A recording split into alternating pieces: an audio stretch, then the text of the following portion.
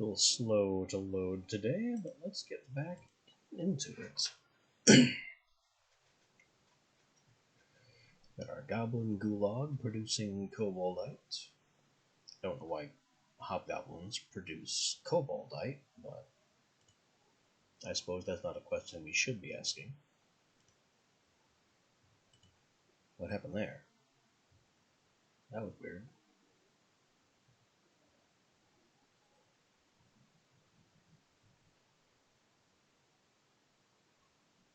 That's more like it. Don't know why it flashed back to the title screen for a second there, but here we are now. Controls are not responding correctly. It seems to be like a Nightingale kind of day.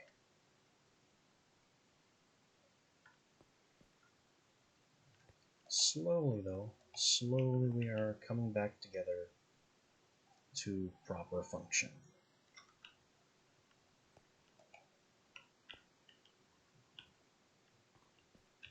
Okay.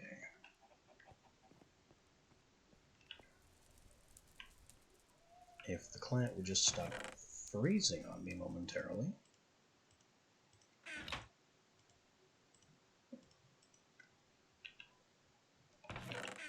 We have some more farming to do.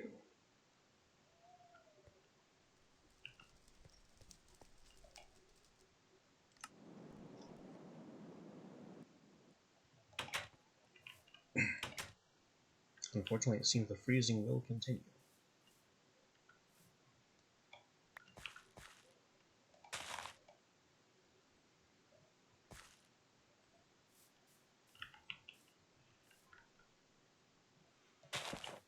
Nitro Wart is ready to split.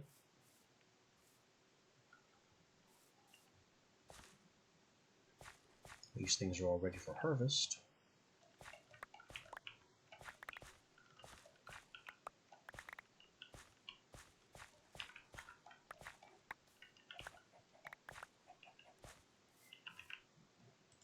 And really, all these things, I don't have to go downstairs to deposit them.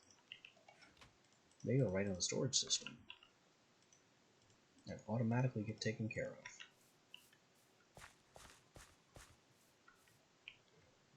Nitro Wart has propagated correctly right away. That's good to see.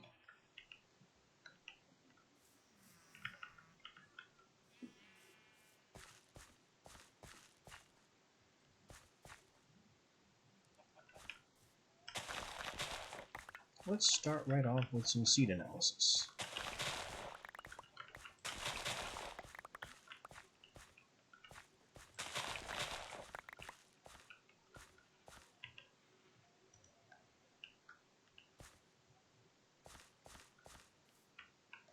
And shifting our bees around.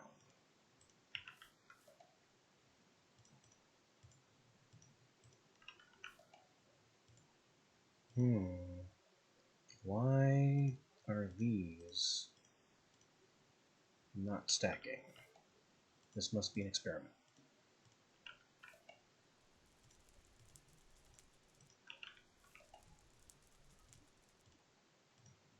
Something else I'm going to have to do is get some power cables up here so I can make some electric beehives.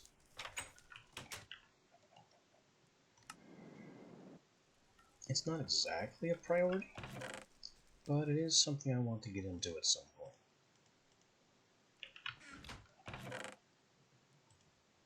Alright, all of these products are extra. So now we scan the seeds.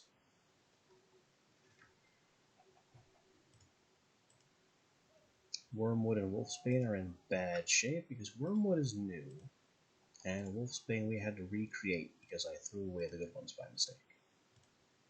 Just like the cactus. We gained a point in Wolfsbane. 443, 543, 454. That's 2 points, as opposed to 1. 8, 9, 10, Alien the World. 8, 10, 10, or 9-9-10. As always, in this case, we will take the 9-9 because it could go 10-10 in single generation. We have 8-10-10 Pink Tulip. Our only options are 9-10-10 or no improvement. We got the 9.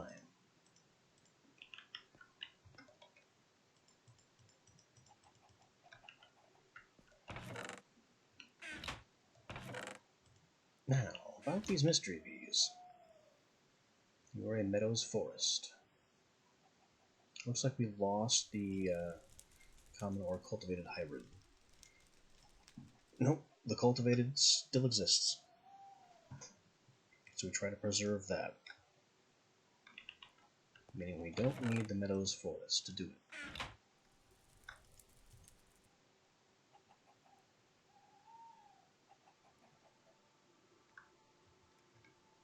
I need to get cultivated back into the princess so I can more easily combine it with my common drone or something. Forestry bees. The whole thing is like this if you don't have mod support.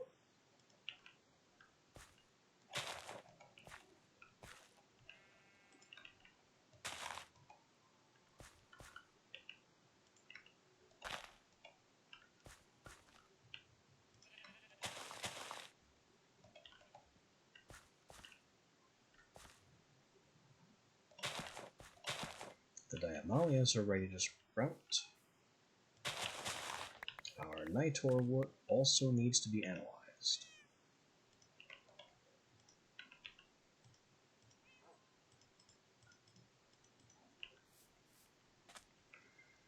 I should be able to do that before the Diamalia gets potentially eaten.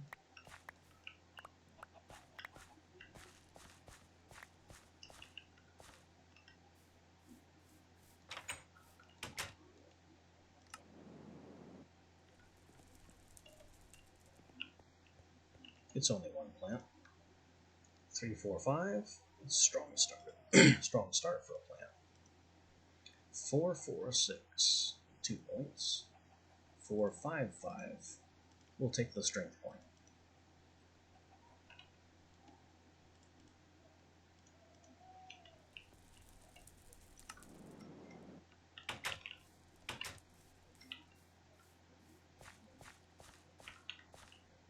Those are weeds.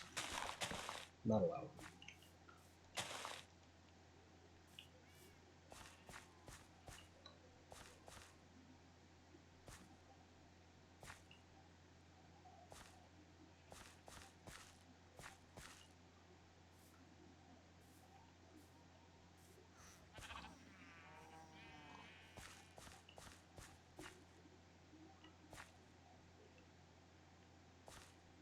I'm just waiting on the Diamalia to sprout.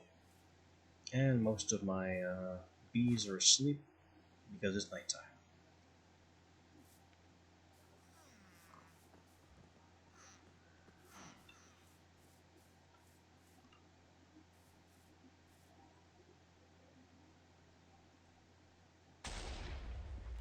Hello, Moonstone. That's a lot of Moonstone.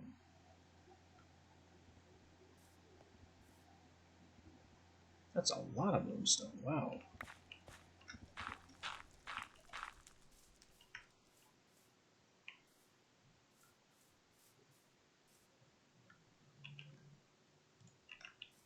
That's enough Moonstone to warrant the luck potion.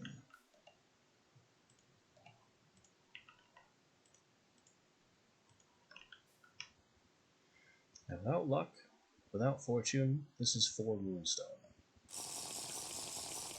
Let's see how many we get with all these buffs.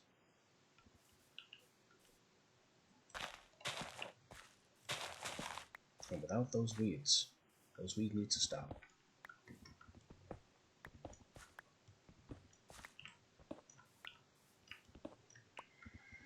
From 4 to 23. That's good math.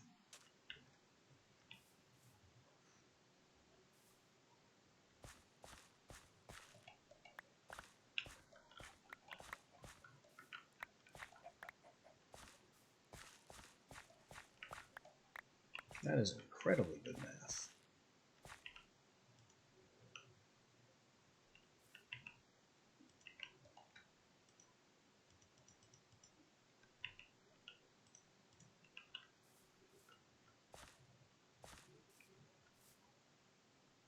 Is that even possible?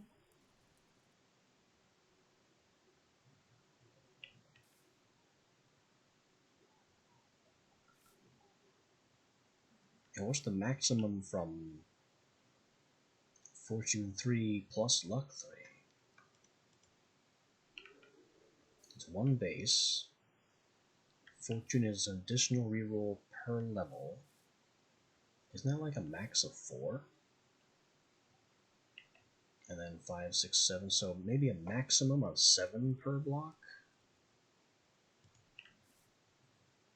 7 times 4 being 28. So we got very nearly the maximum. Like, if I've done all my math right, that's close to the maximum possible for the buffs we have.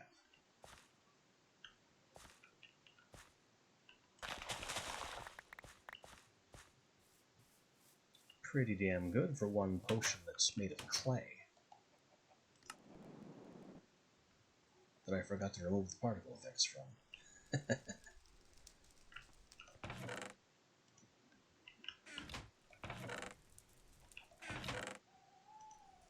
Also, I think this is enough Moonstone to Moonstone cap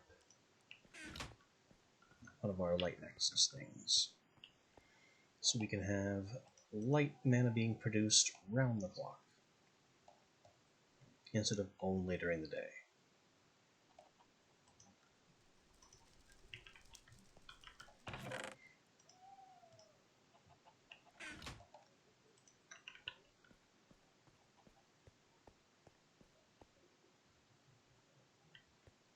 This one.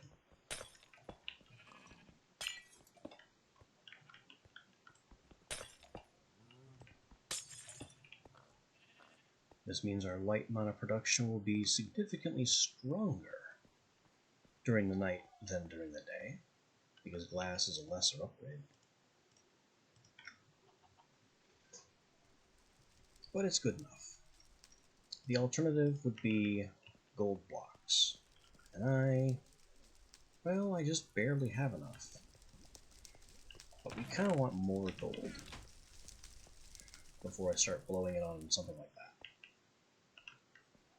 Also, I'm not hearing pistons.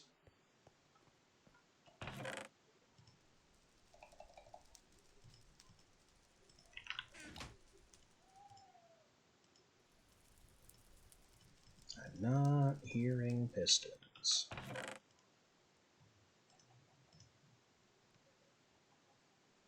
We've got an 8, 9, 10, that's a small increase.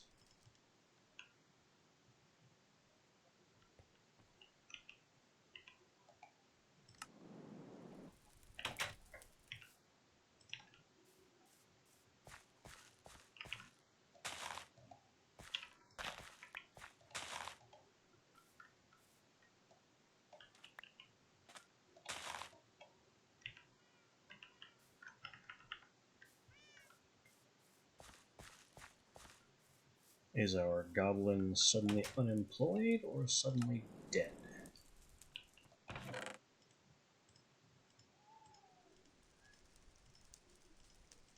Honestly, given the nature of the gulag, either is possible.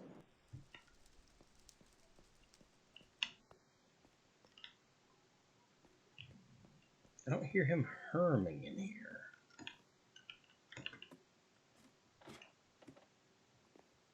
Nope, he's dead.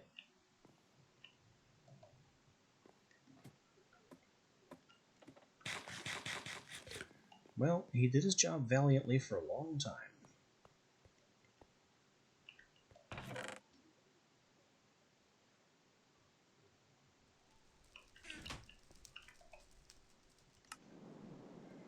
Now we need to recruit some more.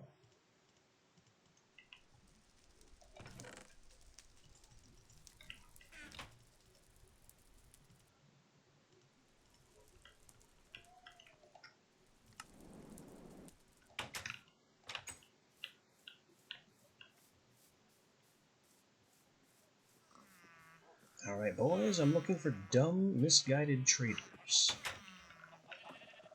What do you got?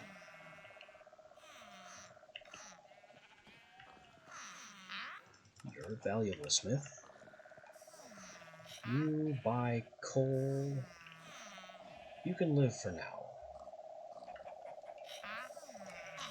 You are a valuable smith. You buy wool. Nope. You are no longer buying pork chops and may never again. Which leaves a gaggle of smiths and this guy who buys coal.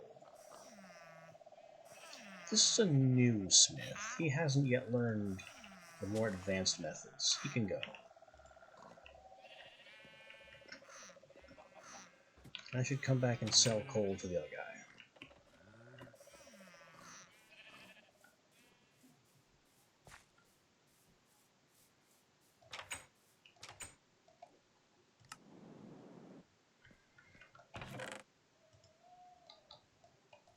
So we have 3 in pocket. They're gonna need picks.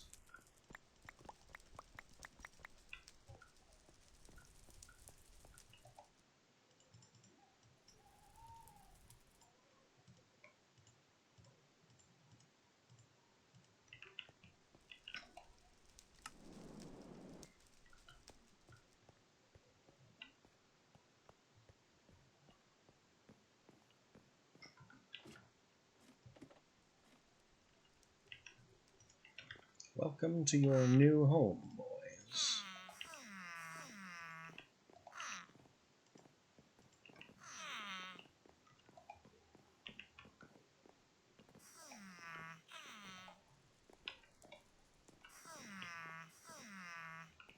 If you stop milling around aimlessly, I can get you strapped in place.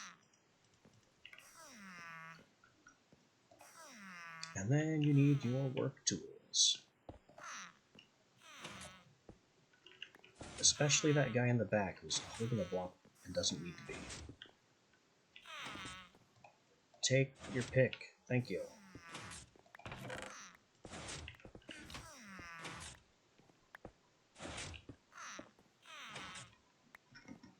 Alright, 3 guys going to work. The Koboldite production resumes.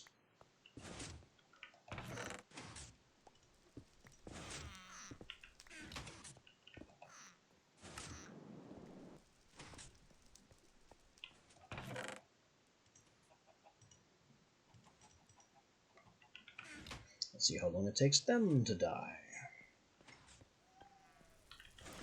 I know that's a bleak way of looking at it, but honestly, it just keeps happening, so how else am I supposed to look at it?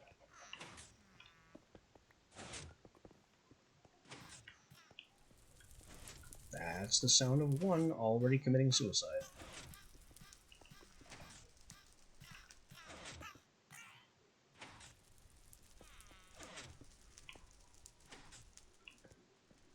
Yep, one is already dead.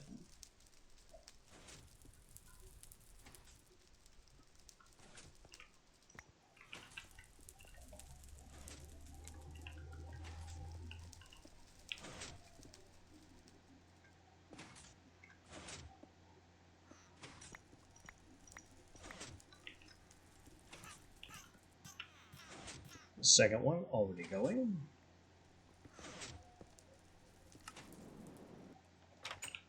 They don't last long, do they?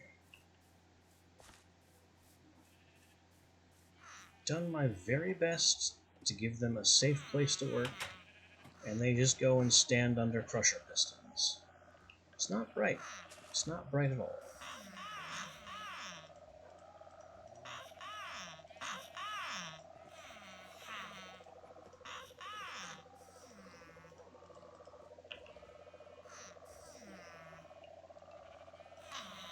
That's all the coal he wants. Now he's selling pork chops, so... That guy's, he's on the chopping block. He's gonna be part of the next load of workers.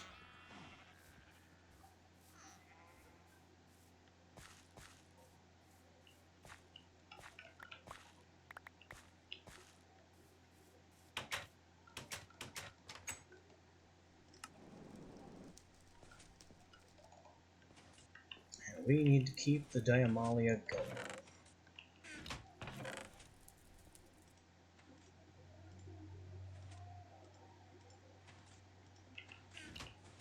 Which means the farming will continue until quality improves.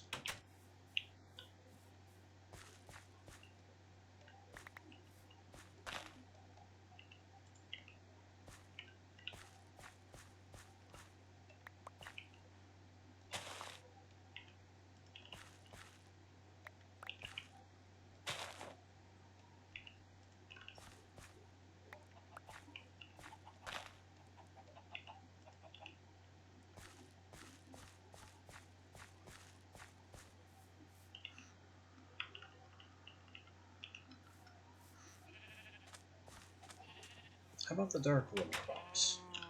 I haven't checked in on these in a little bit. Looks like they are ready to be improved.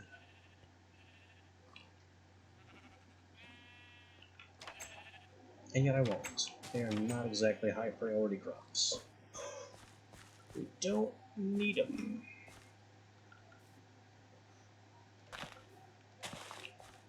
Poppy and pink tulip are close to perfect 10. They might graduate out.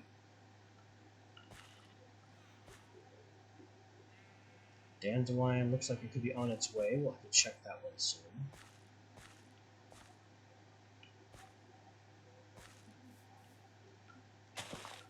Nitrowort's a really fast grower here.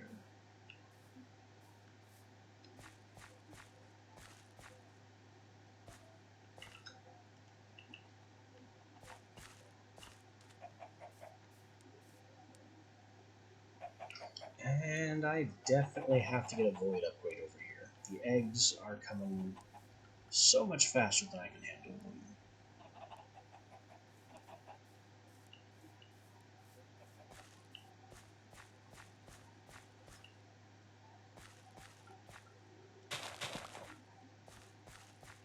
Let's go make a void upgrade. That shouldn't take too long.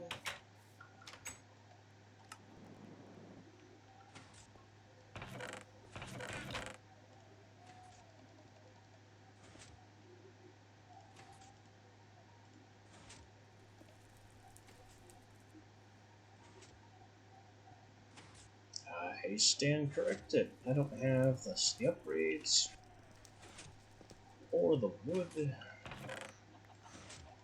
or the chests. How did I drop all that? I only took out one stack.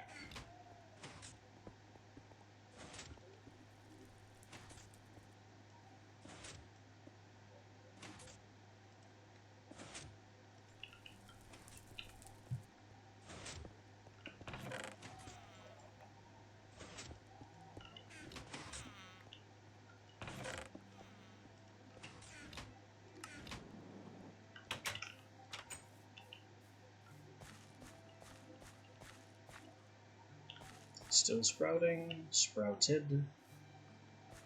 Just waiting on this one. There we go.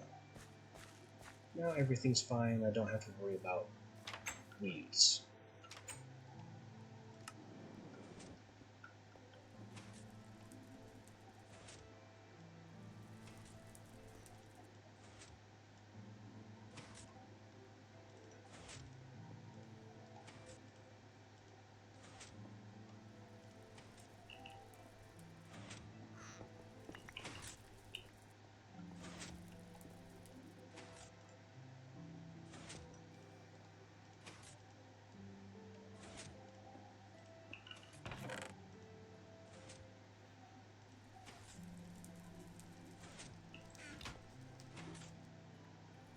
You know what? I have a place for this one.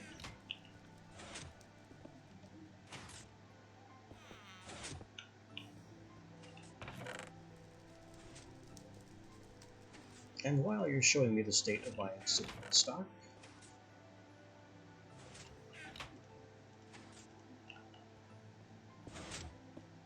let's get some more obsidian stock.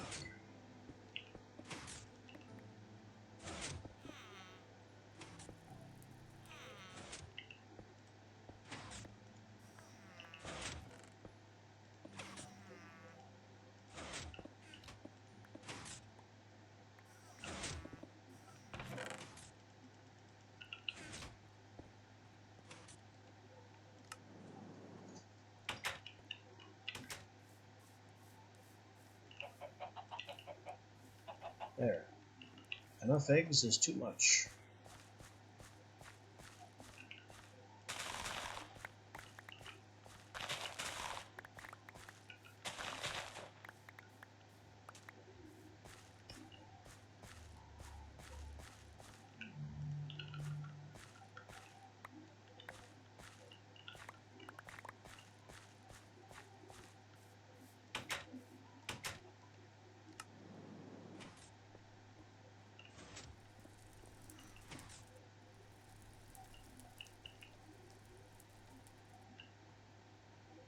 That's strange.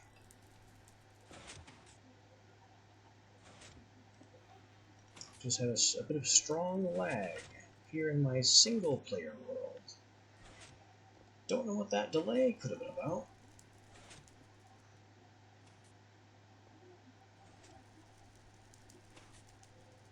Yeah, we have a server warning that is running almost 8 seconds behind, so it had to skip a few ticks. But why?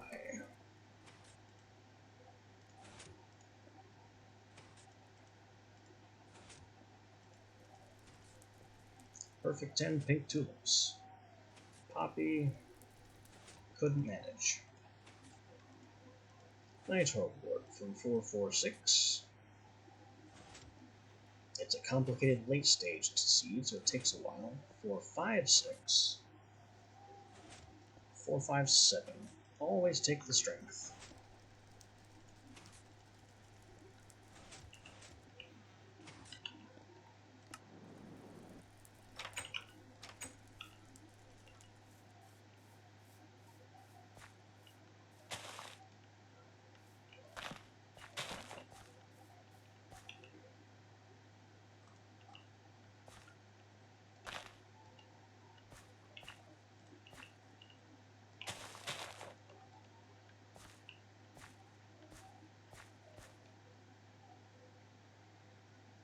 Bees need analysis.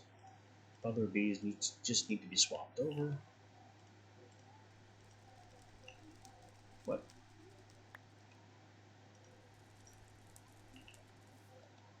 I couldn't get them to stack.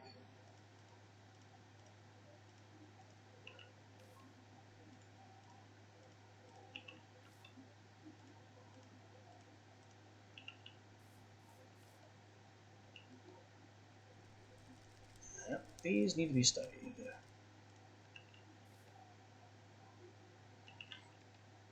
As I continue to grow my common and cultivated collections. Oh, I put sticks in here. It's still stuck.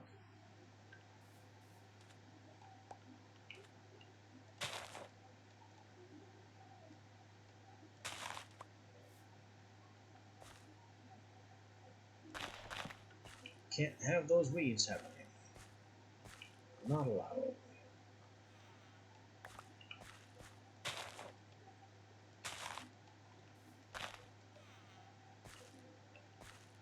That's a Diamolia. Good.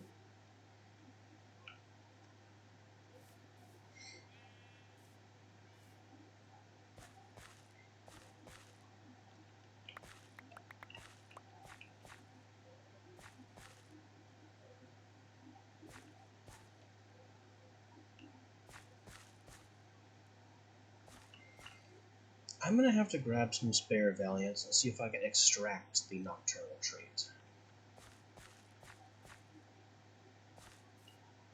Because having my bees running only half the time is a bit of a pain.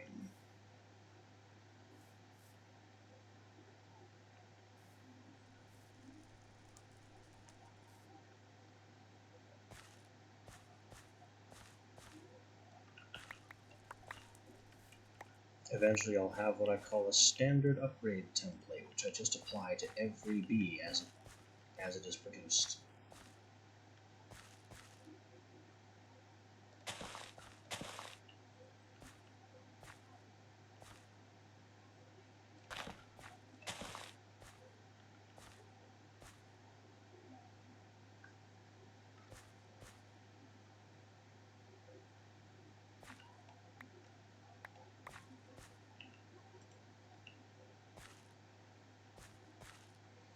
But that requires my being and genetics to be further along than it is.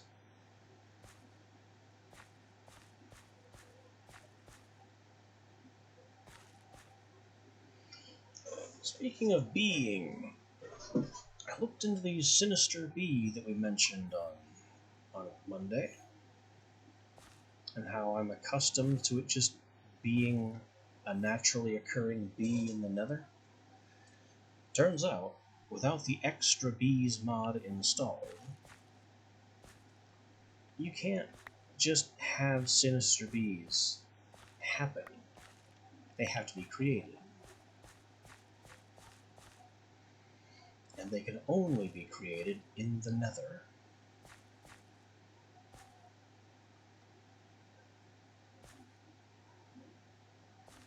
So in order for sinister bees to even exist, we first need their constituent bees that can be crossbred into them. And these bees need to be able to tolerate the climate of the nether. These are both very tall orders.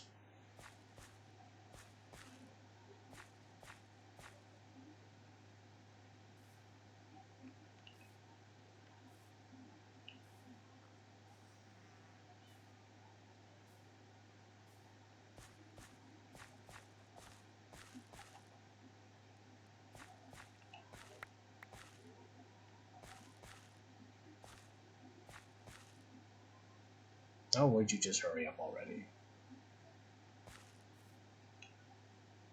I need the Diamolia to sprout, and I need the Nitterwort to grow, so I can split it out.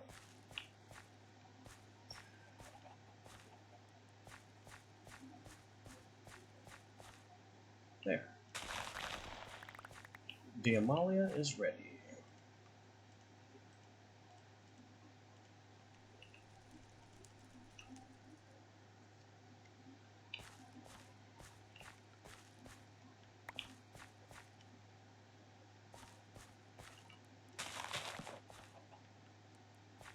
Now, if only Wormwood would do the same, we could leave.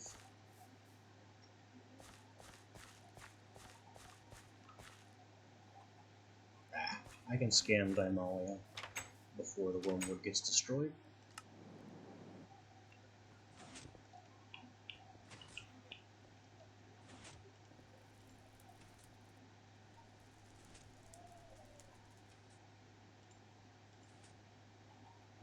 Nine, 9, 10. 9, 10, 10. You can't do better than that in a single generation.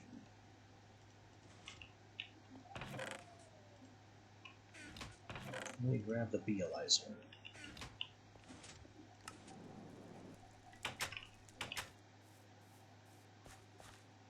Wormwood sprouted. Ready for analysis.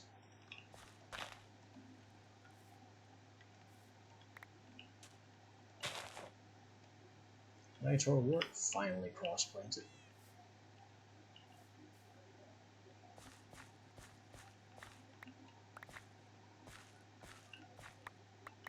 We're still harvesting our gold iron as soon as we can.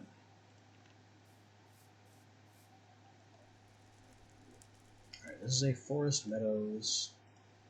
Meadows forest. We've lost the cultivated strain.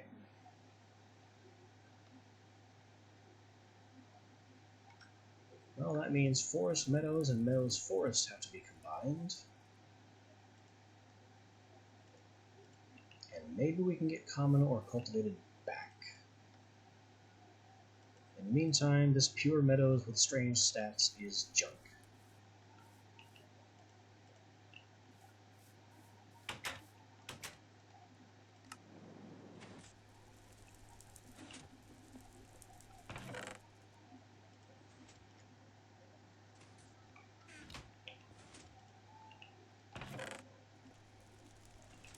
Do we have the diamonds for more gene machines yet?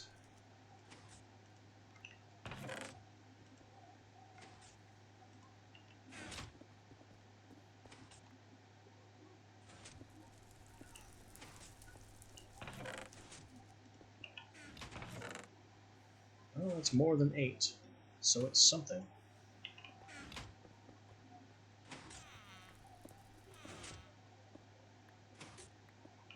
I need this to be an advanced Mutatron, so I can determine what things upgrade into.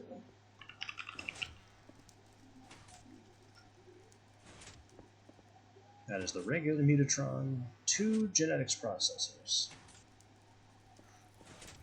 Yeah, nasty price.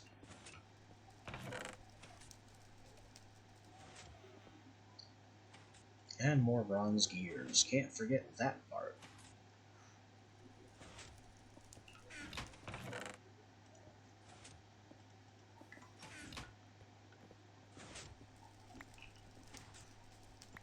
I should probably just bang out a stupid amount of bronze gears again. We'll need them.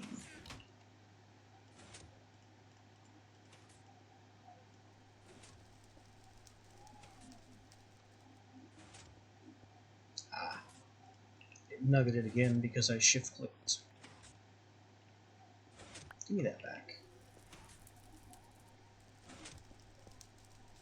What the heck just happened there? I like cheat grabbed an entire stack of Mutatrons, but only for an instant. That wasn't supposed to happen, whatever it was. Now, need a power module and 2 genetics processors.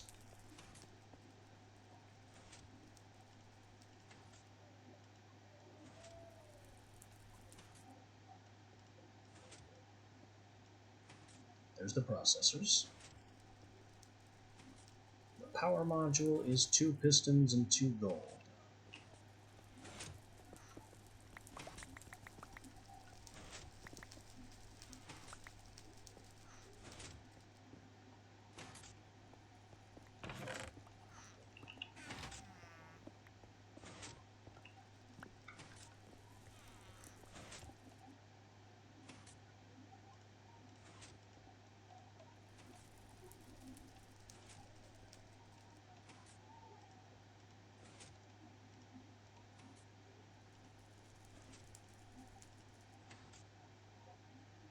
Yeah, I should have that.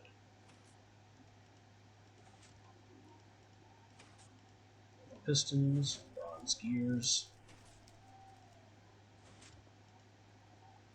And that should be all of our ingredients.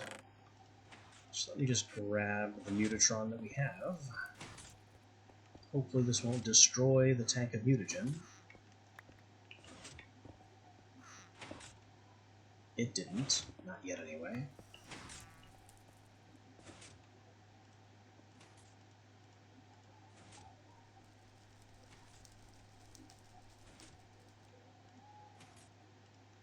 How about now?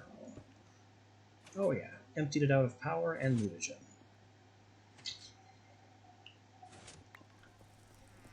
So now, among other things, we have to melt more glowstone from mutagen, which is going to cost us a lot more RF.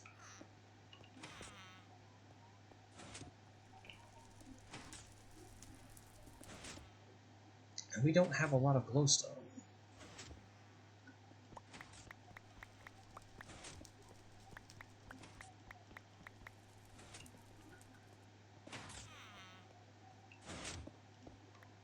Well, get that melting anyway. Which my battery is going to hate.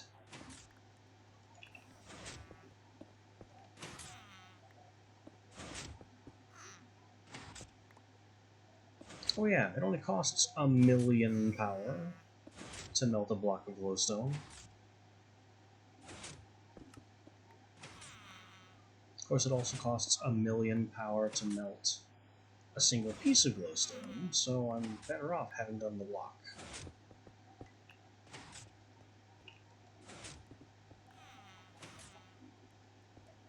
My battery has a cap of 20 million. I've just consigned 15 million to be melted.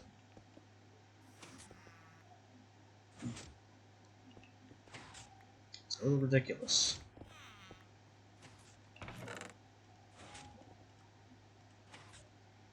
But such apparently is the price of B.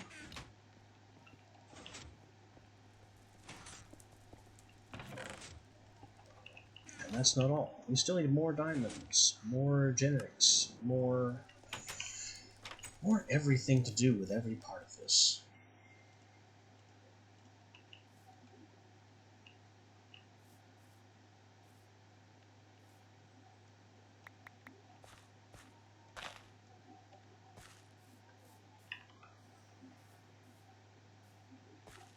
Our pink tulips have reached perfect 10.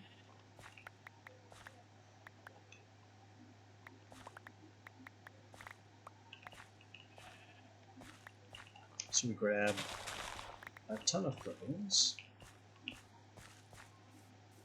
destroy the seeds, and bring the clippings into storage.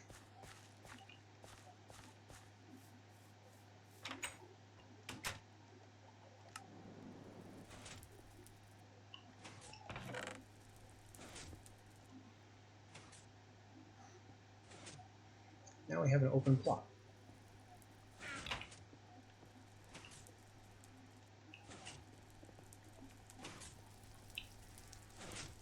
Maybe we could use our open plot to get some nether quartz plants going.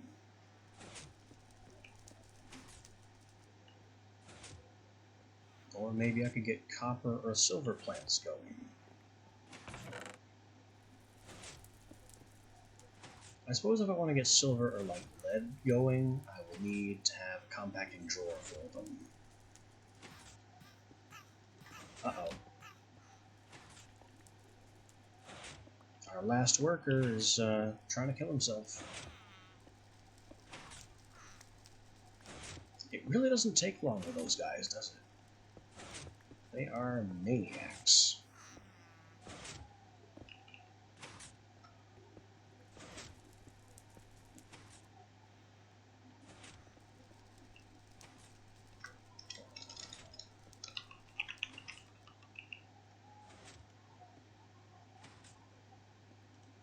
So I still need a sampler and an imprinter and something else besides.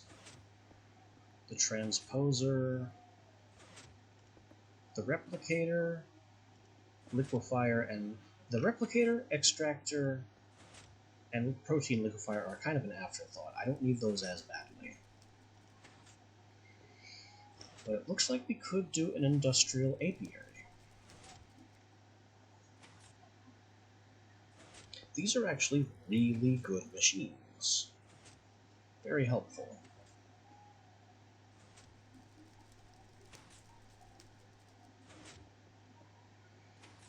All it takes is stuff I already have, the bee receptacle and a piston.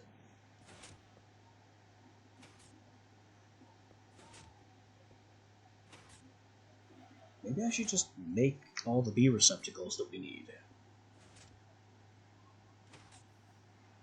There's one for the apiary, and I'm only making one for the apiary for now. 2, 3 for the imprinter. 4 for the sampler.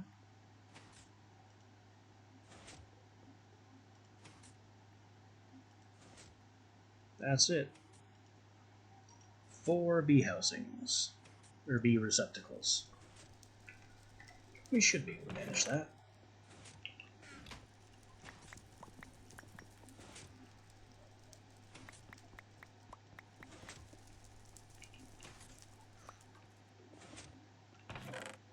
If we have the bronze.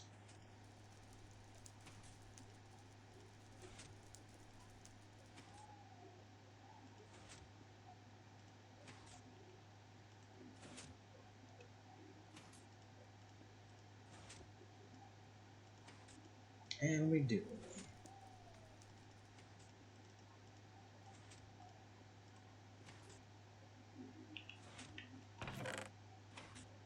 So 3 of these will go here. I got that backwards. The apiary, it's 2 gears and a casing.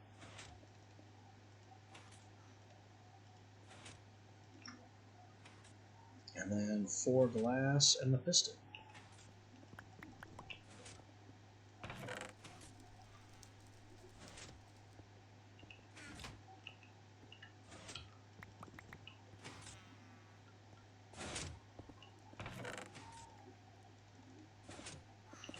might want to consider keeping a stock of pistons on hand,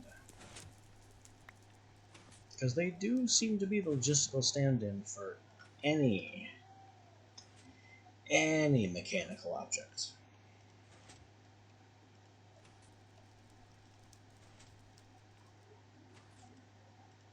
Apparently anything that needs moving parts involves a piston.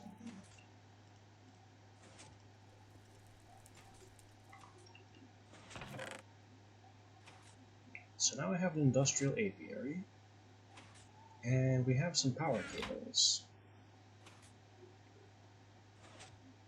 Why aren't those stacked?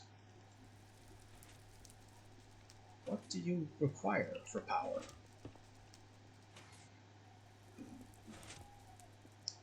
Energy required 20 per tick. And this can change, by the way,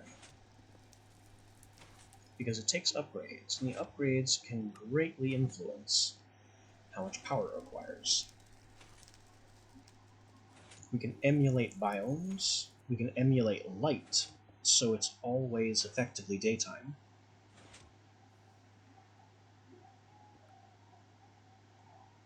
Increase how much it flowers and pollinates, which is something useful for tree breeding.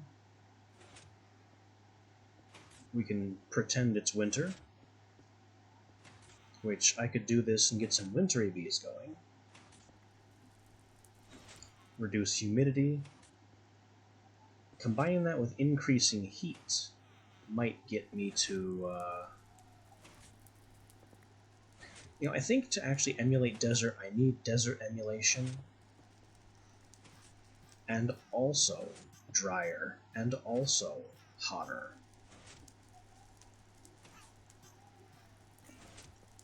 There goes our last worker. Wait. No, there's still one alive.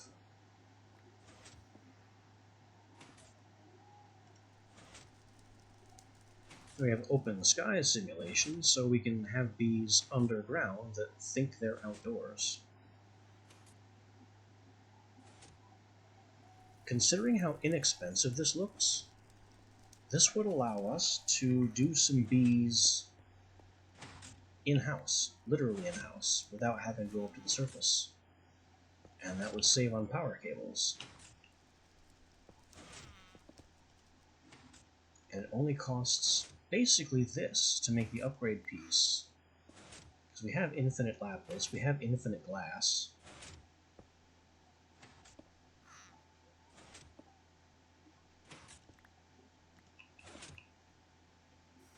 I could just place beehives down here, wherever I want them to be.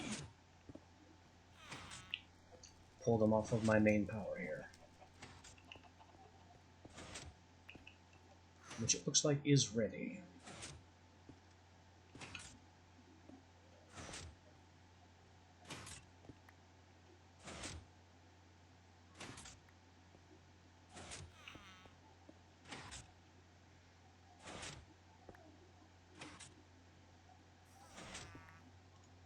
Genetic Stabilizer here is a crazy upgrade. That minus genetic decay, the purpose of that is to make it so ignoble bees don't die. Can't die. That's all it's for. And it doubles power use to accomplish that. Lifespan upgrade reduces their lifespan, which allows breeding to go faster. Then we have things like pollen scrubber, so they don't create flowers. And sieve, so you can collect pollen. Automation upgrade is also a big one. What automation does is it saves us from having to swap our princesses back into the slot and our drones back into the slot to get the bees going again. It does this automatically. So I could just make 2 of these, one for common and one for cultivated, stick them here, and have infinite common and cultivated bees at the cost of a slight power draw.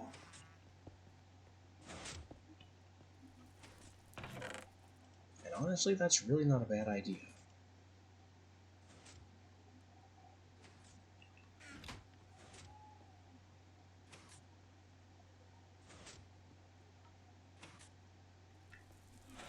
So we get 4 upgrade slots. We do open sky, automation, and then we have 2 more slots. Lifespan is a thought, because that would speed up the production of the bees, because the queens would die faster and they would replicate more drones faster. And because common and cultivated are both basic bees, they don't need any biome emulation. I could upgrade their territory, and that might allow them to reach the flowers on the surface, and I wouldn't have to bring flowers down here. But how much am I willing to pay for the right to not have to place a single flower here? That's silly.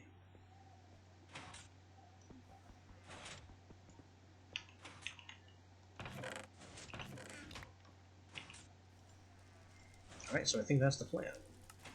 Get a second apiary, which I'm going to make another bee receptacle for.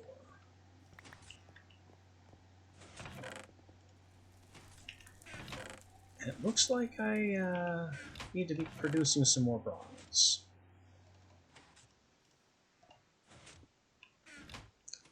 Definitely need to get some more bronze going.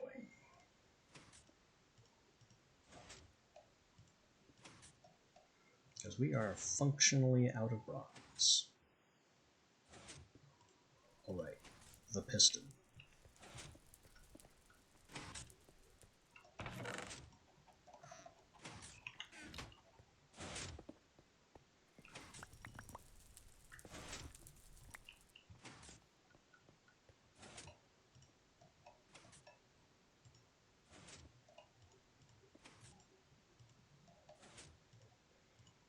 Piston, casing, receptacle, I forgot the glass.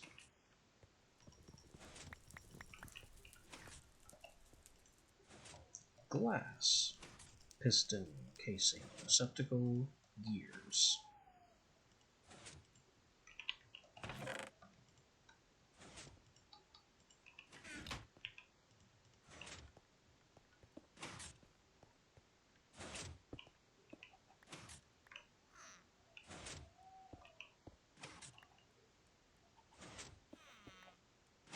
I'm just going to put them right here. That charges them up with power. Now we have to make open sky and automation, which means we're going to need some of... Where are they? No, here. Some of these upgrade frames. Make tin and gold nuggets.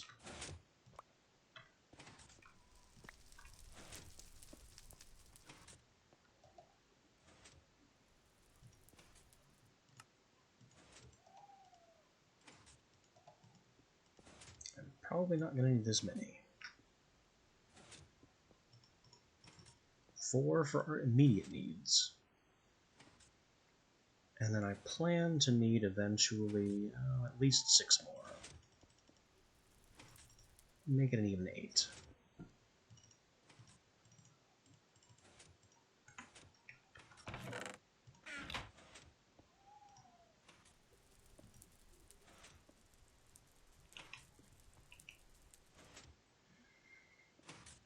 So we need open sky, which is just glass and lapis.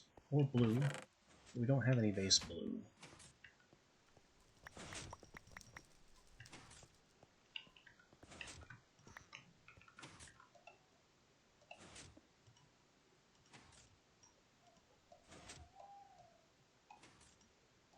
So that's 2 open sky. 2, not lifespan. Automation. Gear, redstone, 2 more pistons. Always with the pistons.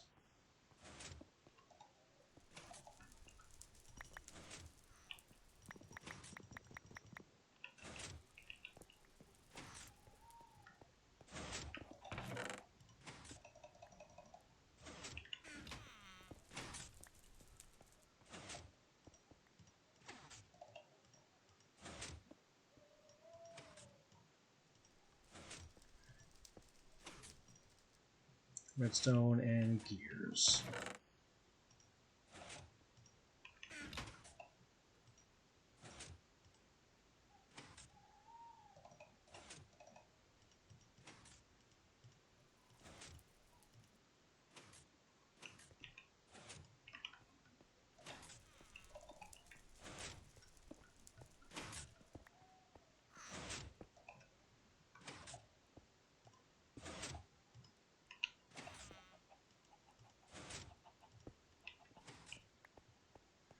And with this, I can take basically a single regular flower, stick it right there, and the next time our bees upstairs need to cycle, I can bring the common and cultivators down here for infinite production.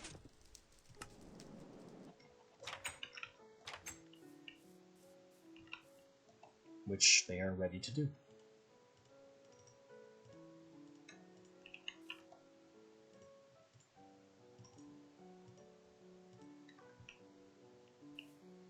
And now we have open slots for 2 more bee experiments.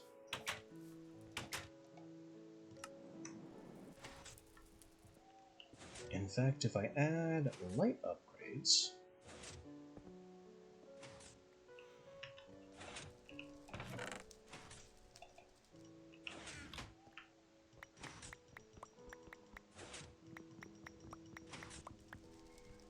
then I can have these running constantly and not dependent on daylight from a sun they can't even see.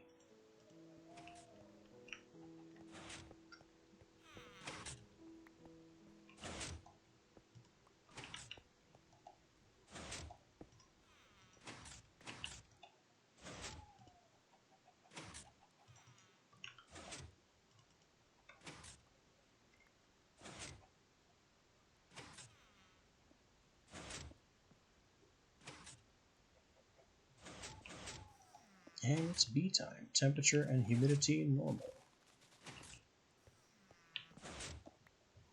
And this will just produce common and cultivateds theoretically forever.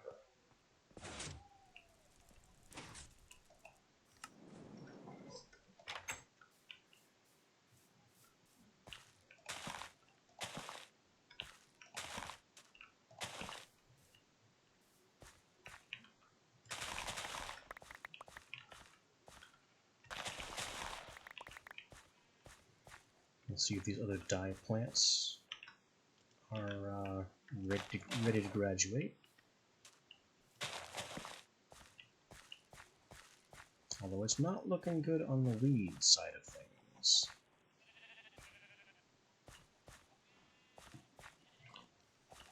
Let me take these two. These are looking to be in very good shape.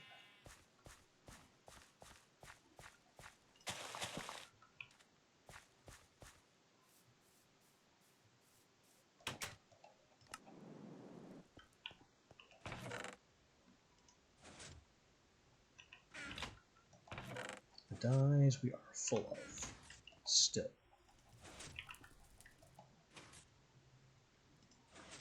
Allium. 9, 9, 10. They have not improved. Poppy. Must have improved because these don't stack. That's not it. That's it. Perfect 10 Poppy. 10, 8, 10 Water Artichoke. These are different, so at least one of them must have improved. 10, 9, 10, you can't do better than that. 10, 8, 10, you fail.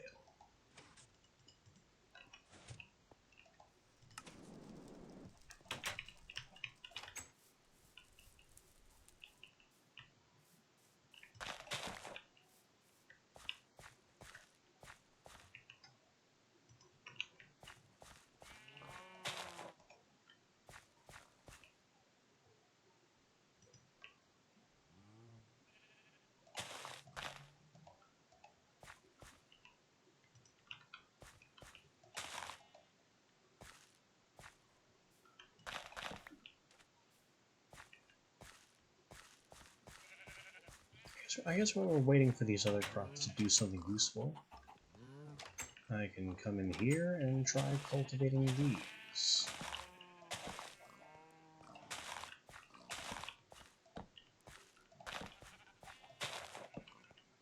It'll be a good use of our time and sticks. Tarma is already correctly sprouted and ready to go. The other's not doing quite as well.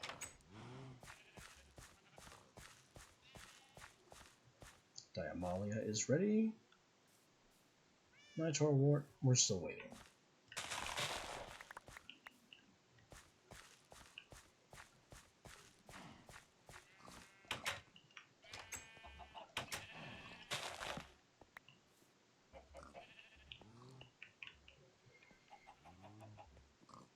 Now, the trouble with working the dark room, as always, is that in our haste to get in here and treat weeds, we are not being very diligent about making sure there aren't any monsters inside.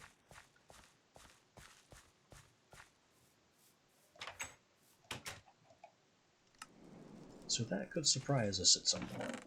I'm not looking forward to the day where I walk in there to do some weeding and a creeper blows half the lab. It just blows half the dark room to Kingdom Come. But these are things that happen. Is this 10? It is. Our Diamalias are ready.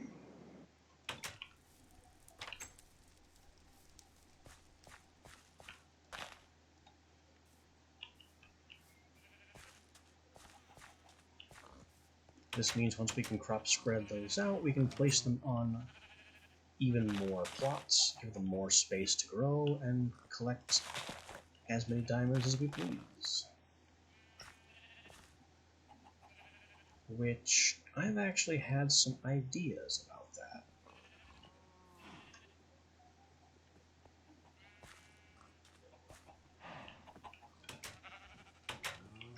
I could get some autonomous activators to eternally right-click on the Diamalia plants, and then have some obsidian pipes to vacuum up the diamond shards. And then we wouldn't have to harvest them manually, we'd just have infinite diamonds. It's a terrible setup.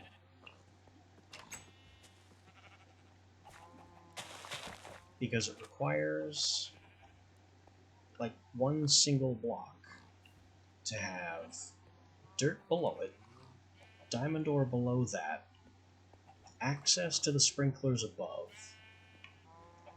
an autonomous activator on one side, and then somewhere else nearby, the obsidian pipe and its engine. It's just far too crowded a single block space to be tileable. Alright, this is ready.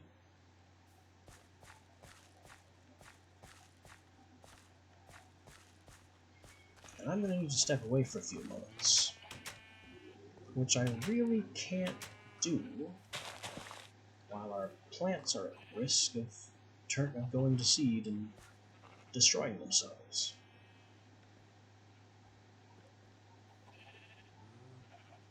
So I may have to hit escape and pause the world entirely. Something I'd rather not do, given how many processes we have that depend on just being allowed to run for time.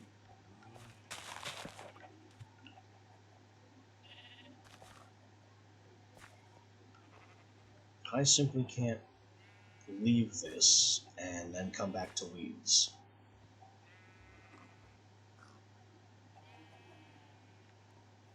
So let's make one more quick trip away. We'll make some more crop sticks, and then I'm going to have to go for a minute or two.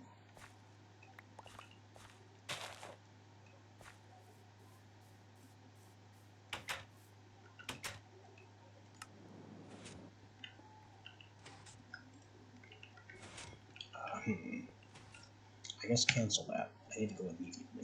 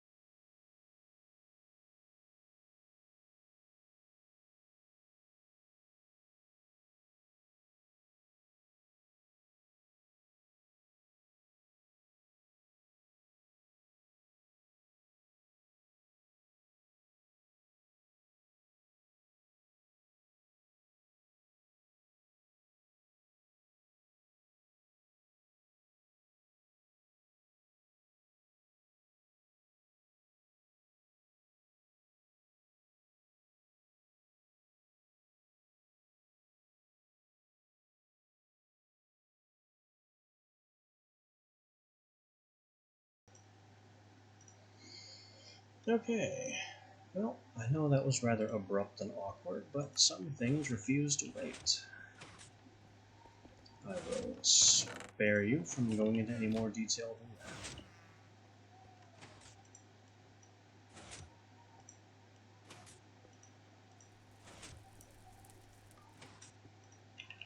Now we have more sticks.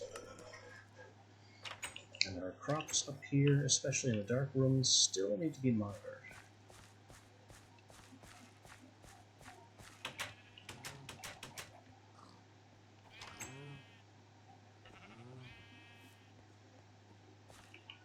Or not. They're fine.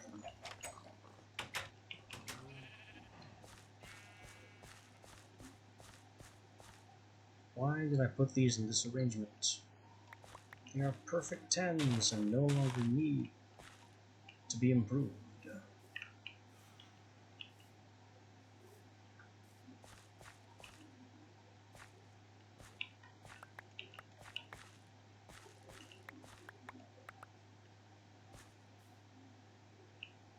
And now that I no longer have to worry about weeds overtaking some important plants, we can go look at our bees and see if there's any other things we can do.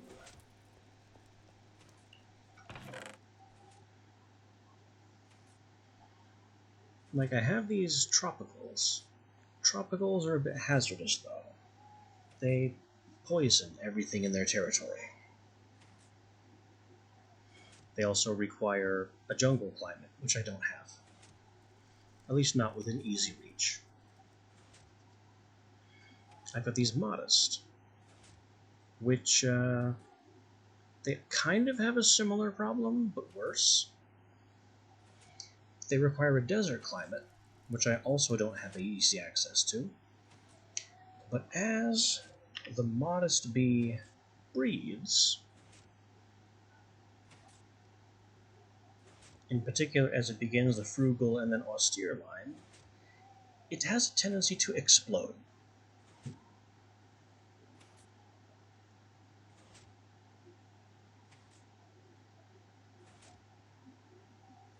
So modest requires fiendish to become frugal. Fiendish is modest and sinister. Sinister is modest and cultivated.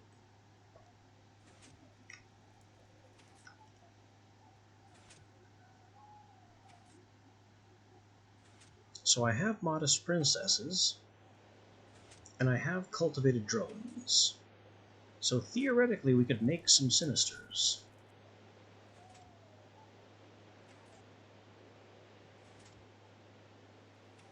Oh no.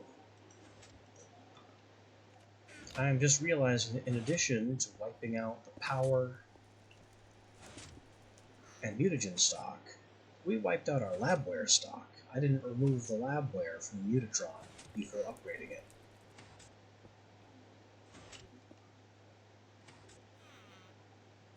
Rain. Well, we could add a seal upgrade so they can work even in the rain, but I'm not willing to go that far for just 2 basic bee breeds.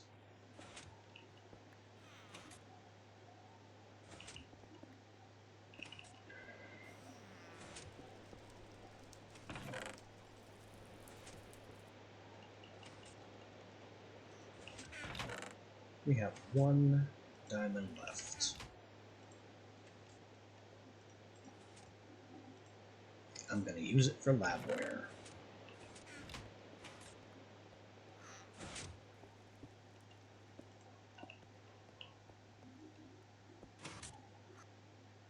Now let's see, it was cultivated, right? Oh, there's a lot you can do with cultivated. But I want cultivated and modest to make a sinister. Let's see if it works in the machine outside of the nether. Modest. Pristine. Pristine has the highest chance of surviving procedures. And replicating, for that matter. Modest, cultivated, it will make sinister, right here.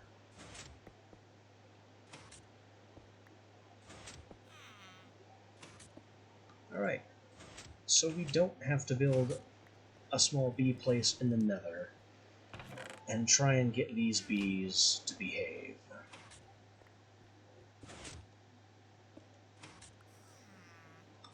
Now I have a perfect sinister, which can become fiendish and eventually frugal. It can become demonic once I make it fiendish. And of course it can become fiendish if I cross it with modest again.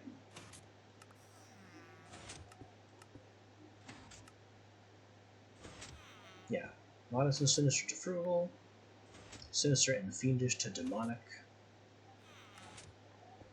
They produce simmering cones, which are good for phosphor and refractory wax. Phosphor apparently squeezes into lava, so that's kind of amazing.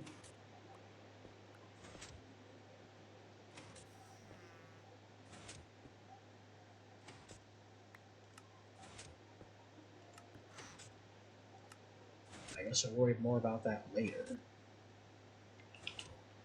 Right now my problem is that I have a very dangerous bee, because these also have a new trait. Aggressive. While these bees are in a hive and working, they deal damage to anything in their territory, meaning players. They also have a flower type of nether, so they have to be near netherwort to run. That's not the problem.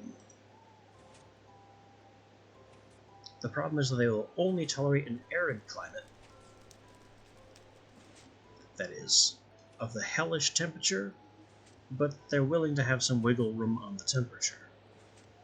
It's the arid climate that's the problem.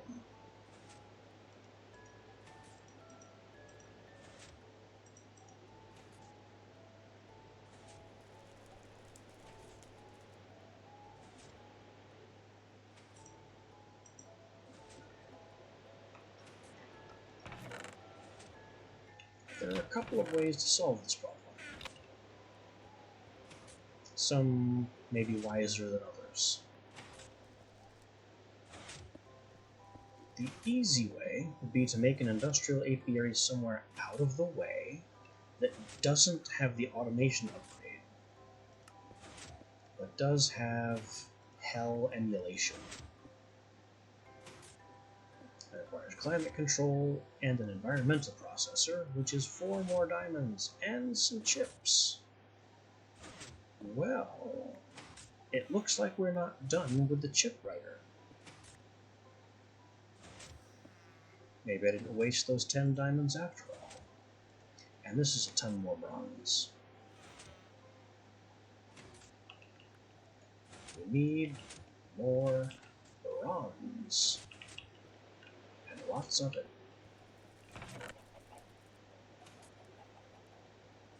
We've got the tin. Copper is going to be the issue here.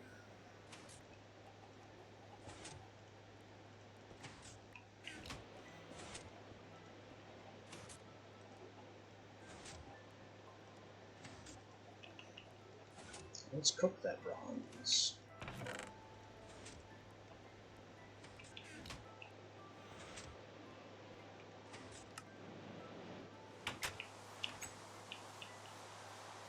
And our lovely diamond plants here need to be clipped.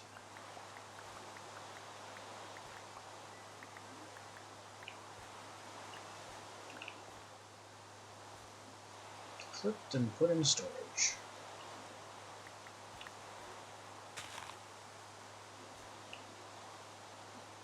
Alright. These have graduated. So these are going to have to be really clipped soon.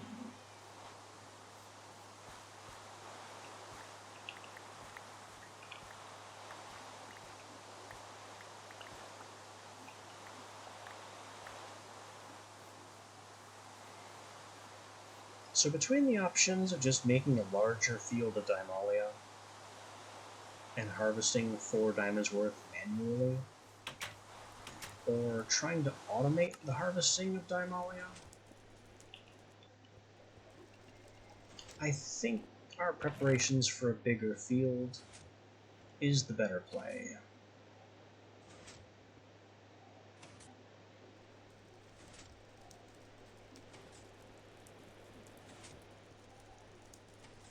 I could also use Shiny. That's Ferranium and Dymalia. The problem with this is we only have 2 shiny ore.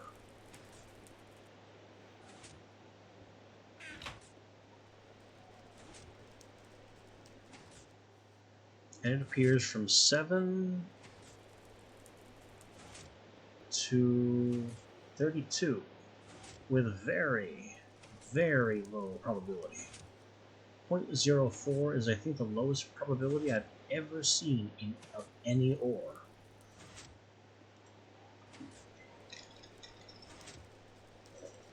Well, we've got 2. Surely there's more out there.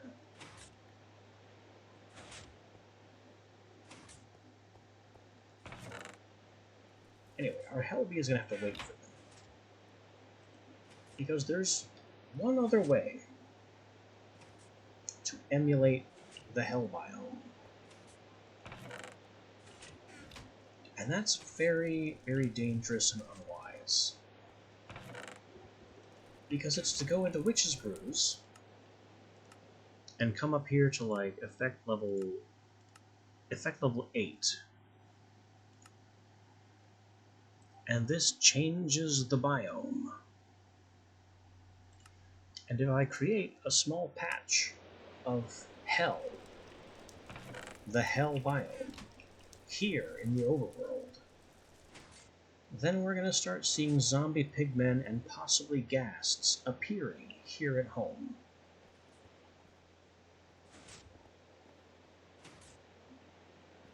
And I don't want to see ghasts darkening my sky, fireballing my farm.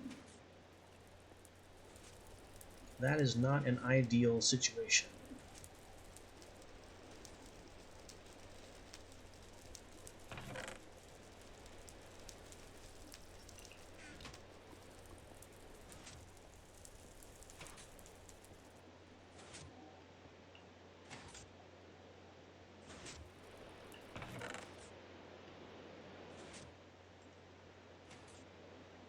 So I'm just not gonna do that.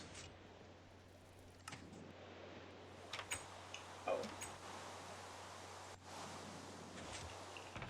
Need this.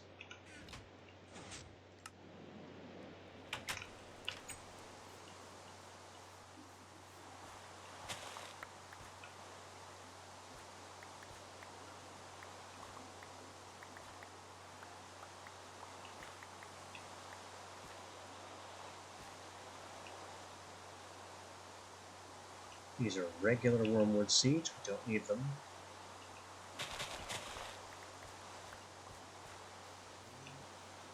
The poppy seeds have graduated, we don't need them. The wormwood is a surplus, we don't need it.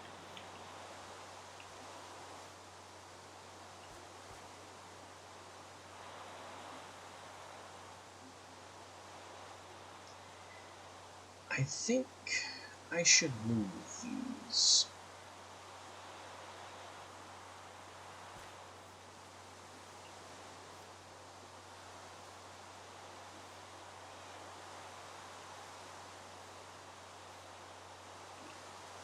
One, two, three is the extent.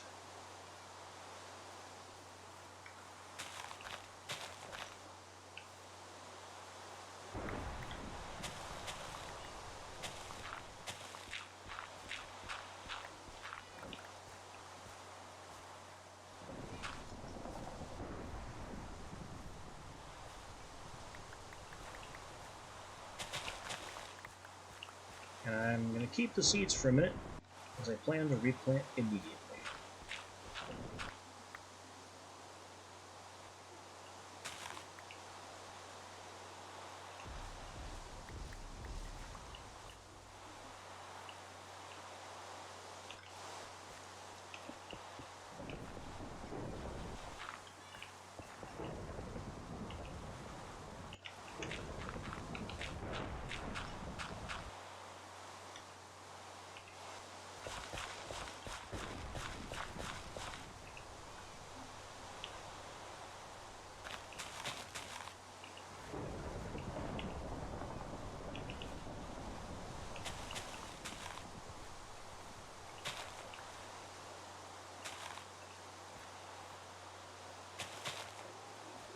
There we go. It is diamond time.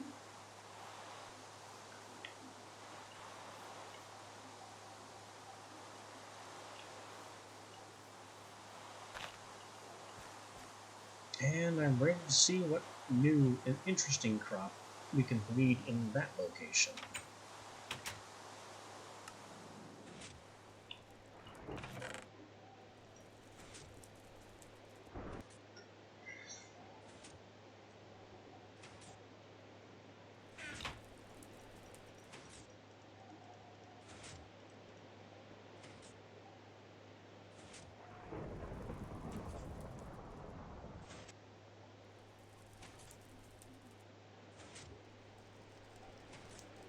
We could also improve the space where the gold is.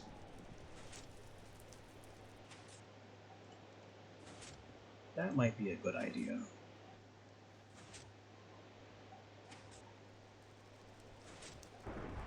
Wait, why don't I have copper here? Did I never consider a copper plant?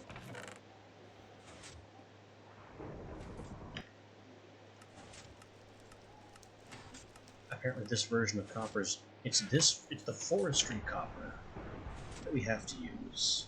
Oh no. I don't have nearly enough of that.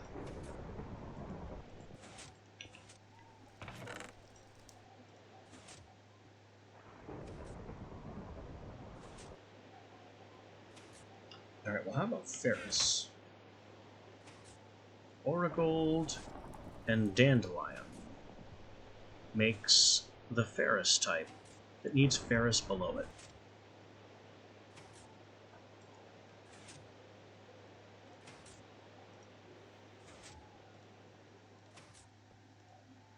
Alright, I think we can work with that. That's pink. I need dandelion, which it looks like isn't ready yet. Interesting.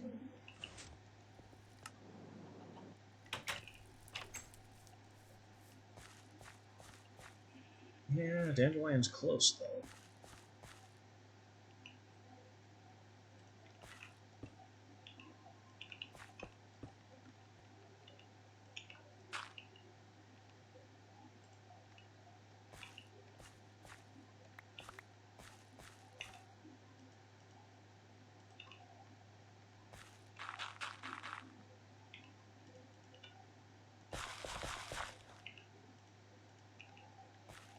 So I need Aurigold.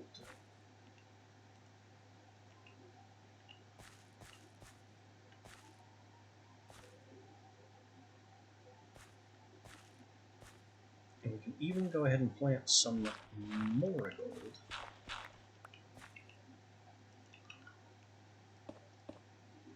I'm fine with it being here because the iron is not going to threaten it.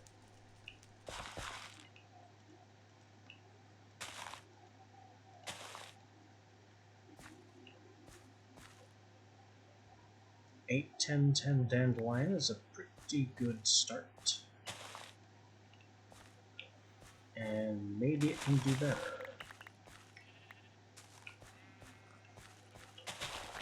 In fact, it looks like a few of these dye plants are about ready to graduate. This is still 3 gain on the red tulip, that's awful. I've been neglecting the cactus a lot.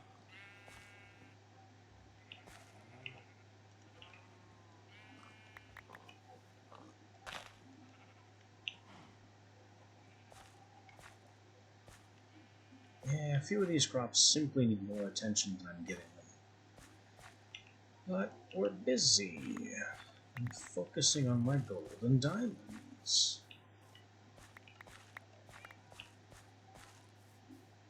So I can improve my whole bee situation.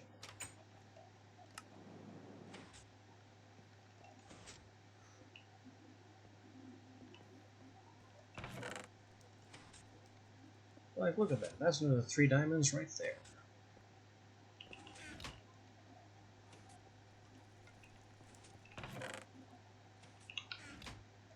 Those 2 dye types are full. Alright, have our seeds improved. No.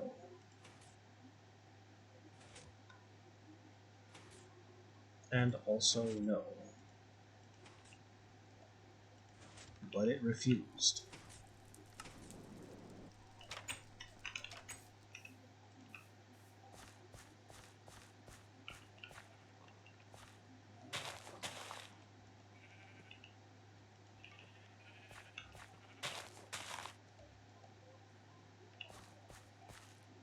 It will apparently be several generations before we finally get perfect, perfect yellow and gray dye.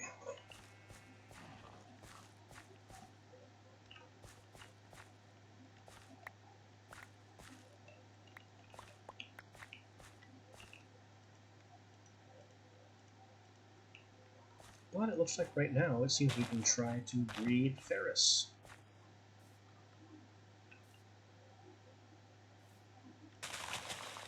And also scan these for improvement. Nothing wrong with having more glowstone.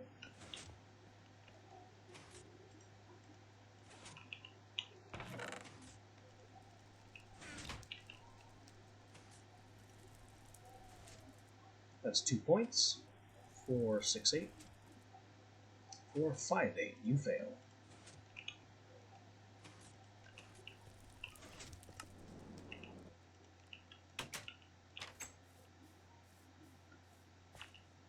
You are Dandelion. You fail.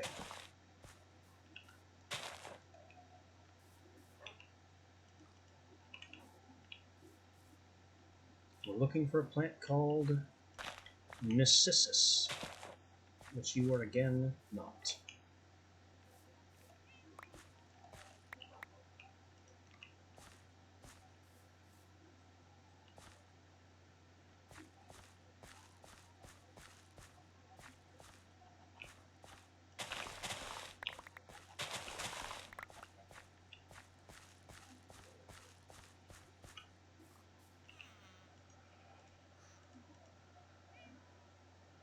That's odd. I should have a 4th Wolfsbane seed.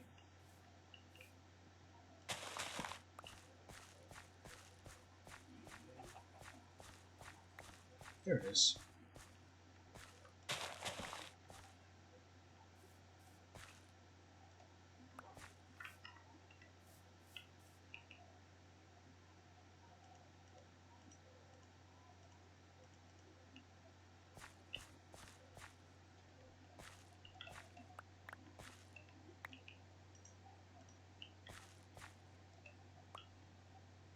Dandelion again. No. You are wrong.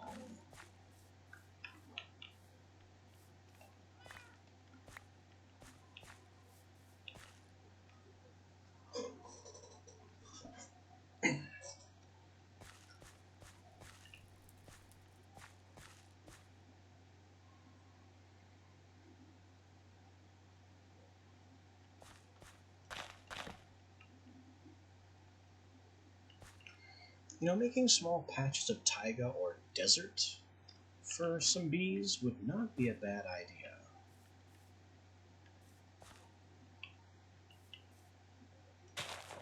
Stop being Dandelion. You are useless. No.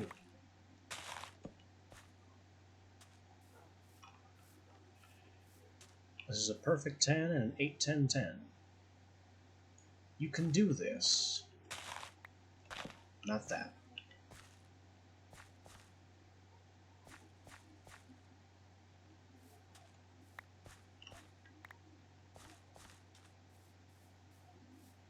Well, let's analyze what we have and come back. It's not a big deal if the experiment gets destroyed by weeds. We have clippings of their parents. We can just do it again. Alright, that's 2 points. That's not 2 points. And then a wormwood at 454.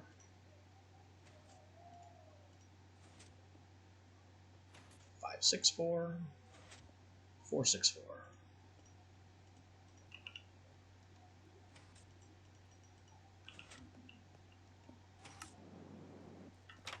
Small improvements. Things are moving along. You are still weeds and dandelion. Useless.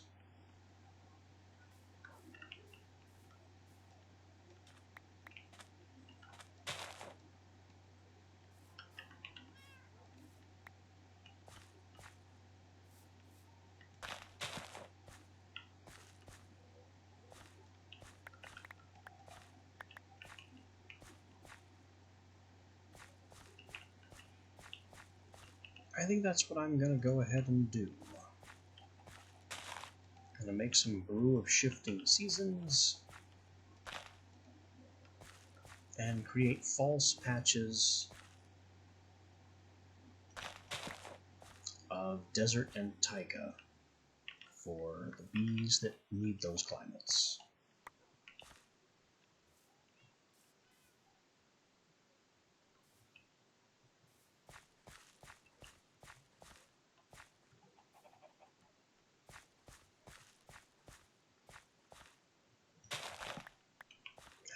As this experiment continues failing. No, not dandelion. Did I do this right? Yeah, Aurigold, dandelion, on soil, with ferrous below. Everything about this is correct. And it's just staunchly refusing.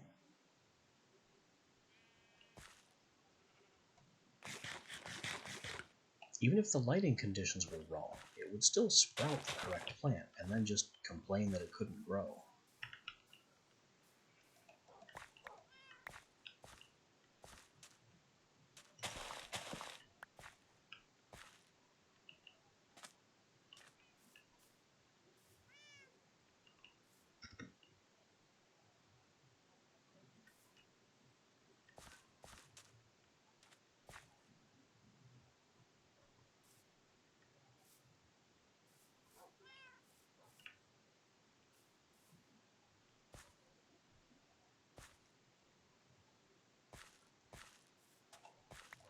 As fun as it is to keep harvesting my diamond nuggets, I can't just stand here all day and wait for these to sprout correctly.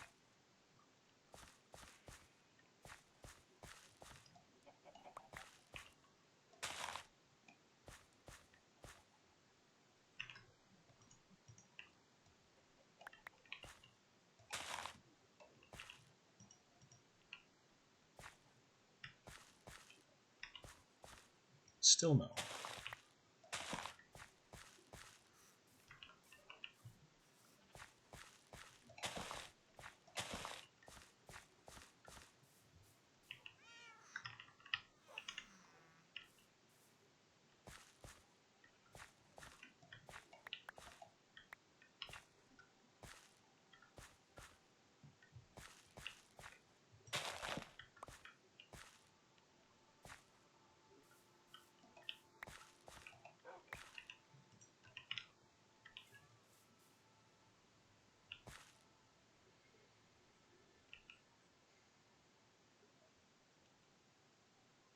Alright, I'm going to make some potions. These things either will survive, or they... Well, there it is.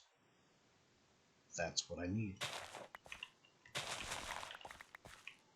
It's about time.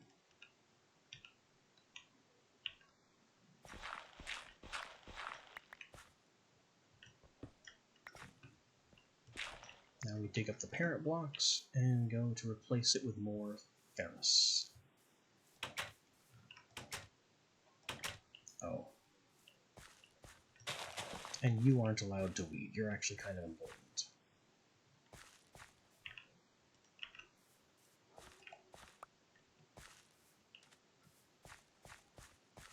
So I can't afford to dawdle because I still have a critical block here that could become weeds.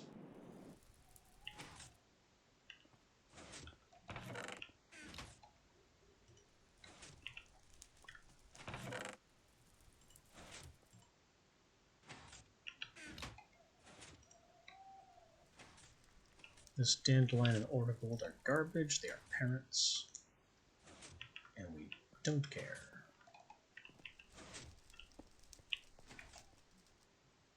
It says this is beginning at 455.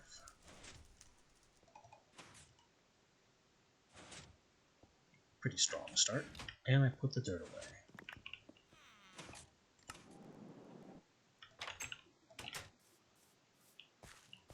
You are still waiting to sprout. What are you waiting for?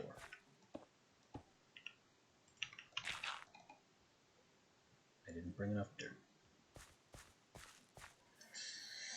I knew I accidentally put away the dirt. I grabbed some more dirt, and I underestimated how much dirt I would need somehow.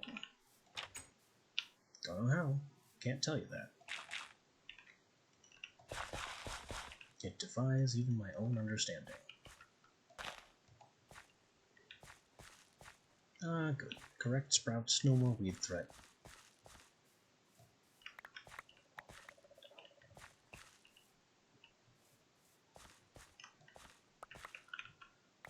Continue snatching all the diamonds and gold.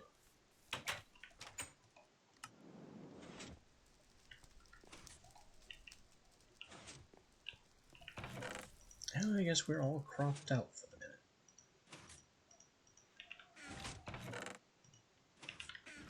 But we have managed 14 diamonds for our troubles. Worth it.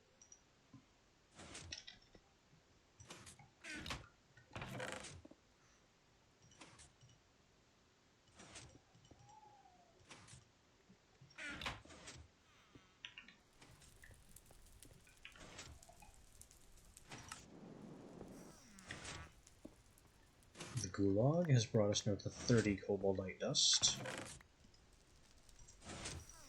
Maybe we can grab some gold and make something happen with that. I said grab some gold and make something happen with that. Also, we have one guy who's on the chopping block, so we will just get his pick ready.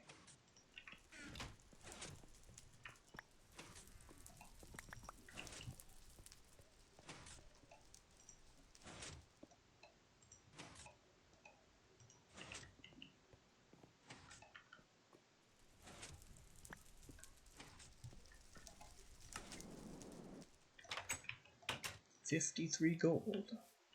The plants are doing rather well. I remember last time I grabbed gold from here was only 22 bars.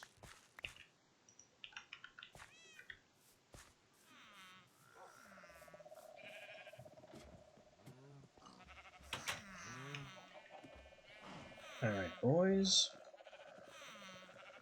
You are selling shears. That makes you another volunteer.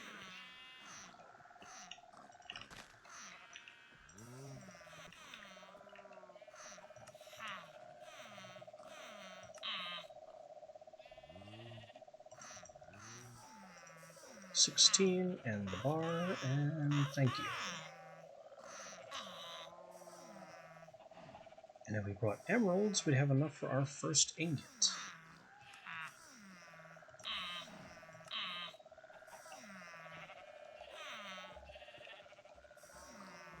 And 2 more smiths. Ah, yes. He canceled the trade, and that made them all angry.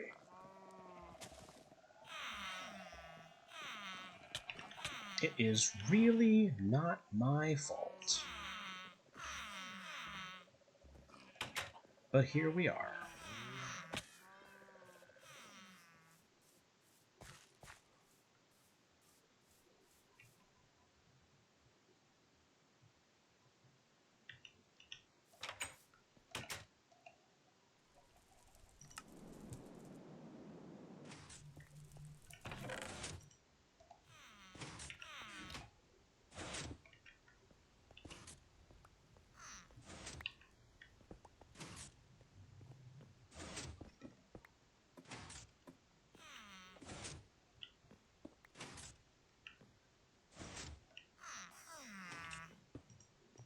Alright, new hob.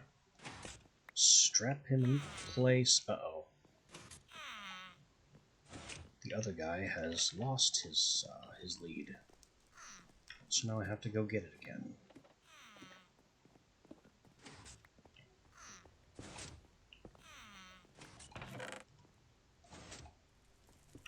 I just keep a surplus of leads in case that happens.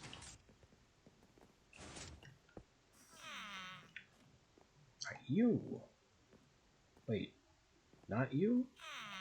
Oh, yes, you. What are you digging? What? What are you digging?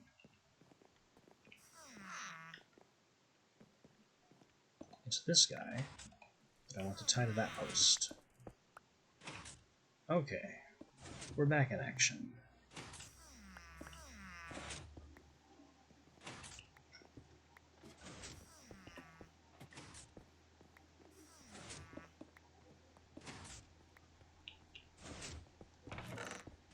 Back in action, and the stone is flying.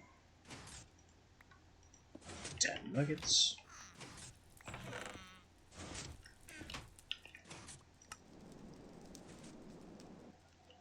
I did not mean to go to the surface, but apparently here we are. Main level. Uh-oh. Sounds like the new guy is having some suicidal ideation.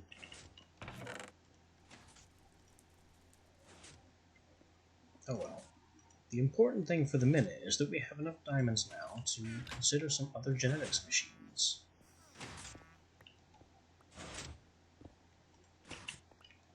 Also, the eternal nature of these two breeds is giving us lots of normal honeycombs, which will keep our bee analyzer fed in perpetuity.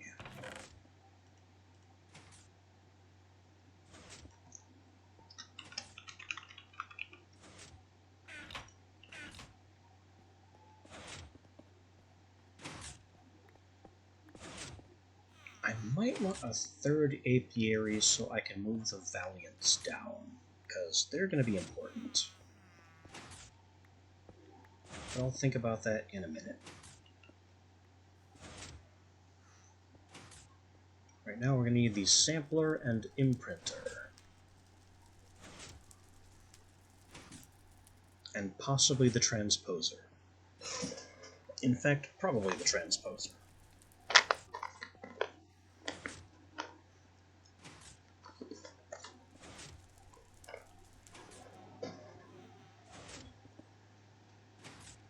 But the sampler and imprinter are first.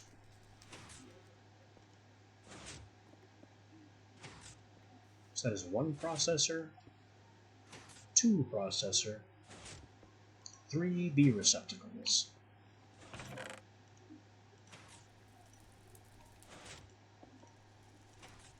And a ton more bronze. Fortunately, a ton more bronze happens to be what we have. Also, look at all this iron. Let's make some of this iron happen.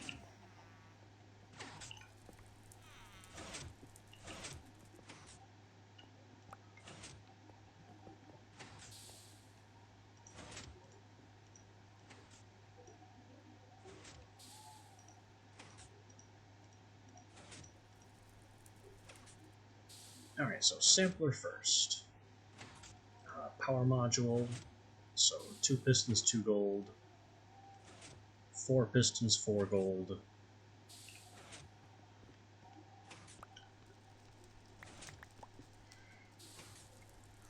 Somehow it managed to be more expensive than even thermal expansion with its golden coils.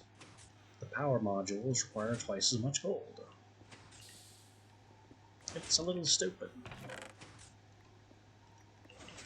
It's a little stupid. And it was stupid when thermal expansion did it originally.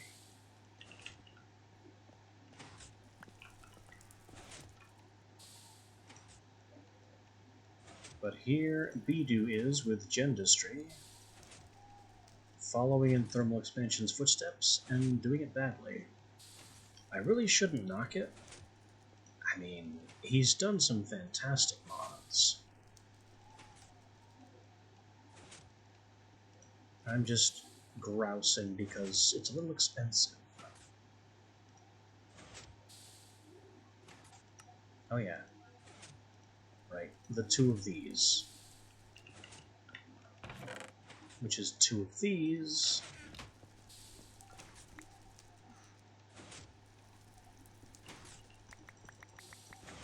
And 8 of these.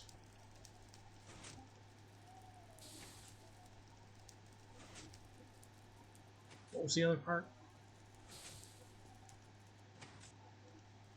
The diamonds. Duh. The reason I have such a problem with these things. Alright, diamond casings, 4 of those. Oh, I actually have to make the power modules first.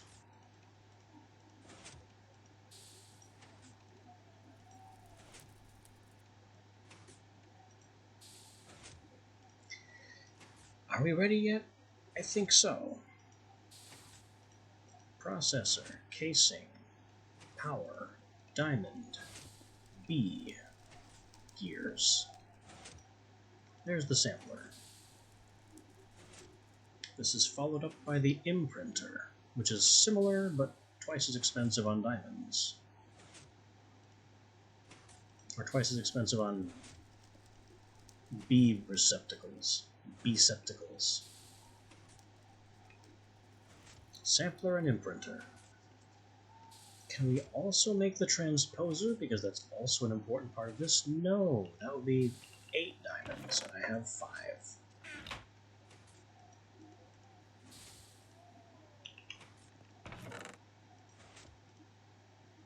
Oh well, better luck next time.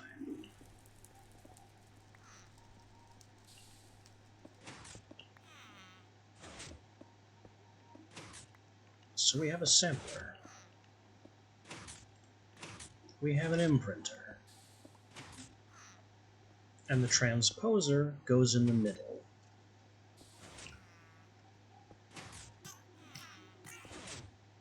And we need more genetics hardware. And we need some of these gene samples made with redstone and tin. Also, I just heard one of our workers die, so we also have that to look forward to.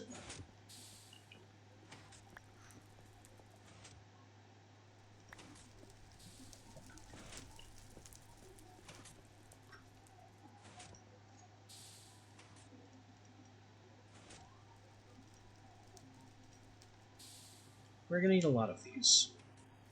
A just ridiculous amount of them.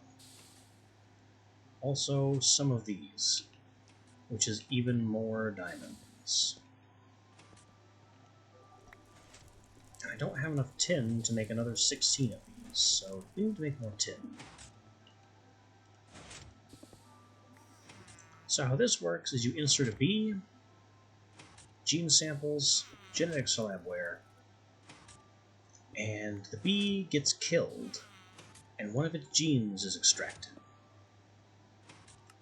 You can get the species, you can get one of its traits.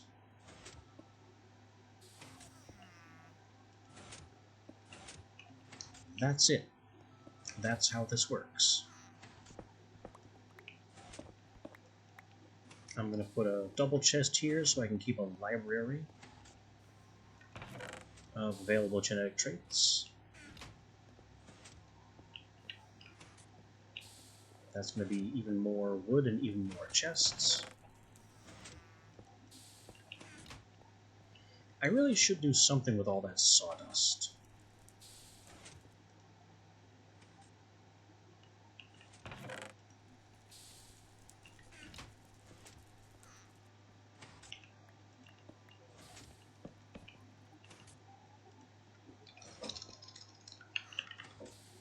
And you know what? Maybe I can.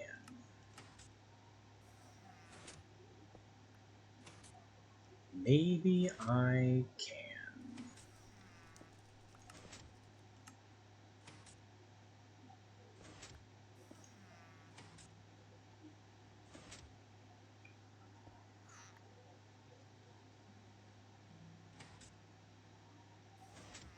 I mean, it's simply better to use pulverized charcoal compared to double sawdust, because that uses less of the rich slag.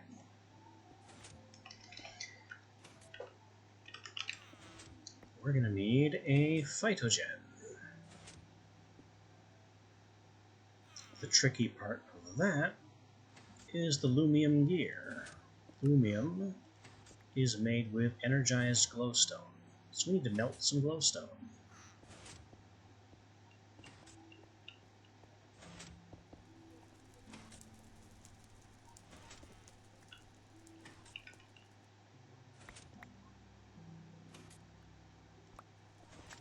We don't have a lot of that.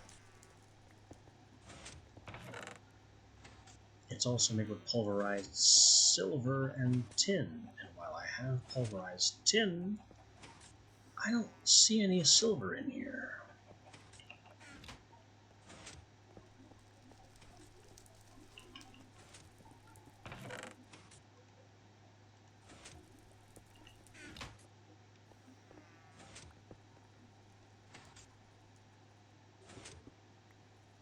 Oh, there's some silver. Okay, we can work with that. So it's 1 silver, 3 tin, and we need the melted glowstone.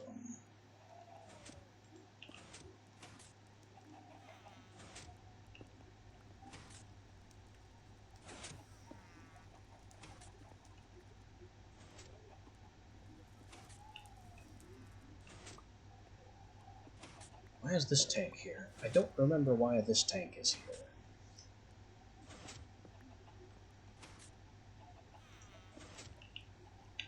Anyway, energized glowstone. There's the glowstone. Flip the lever. Lumium. My bucket.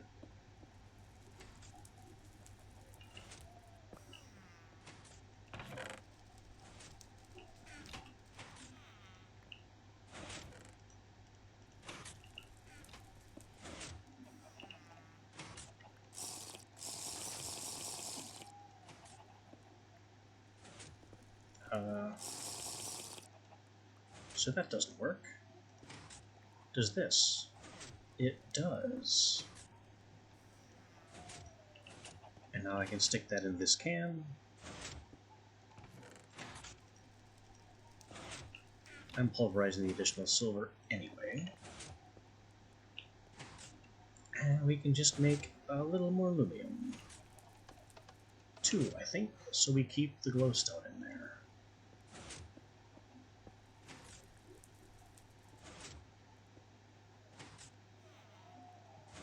This lumium blend. I mean, I could use it to make lamps or hardened glass. Ooh, I get 2 lumium if I smelt it with sand.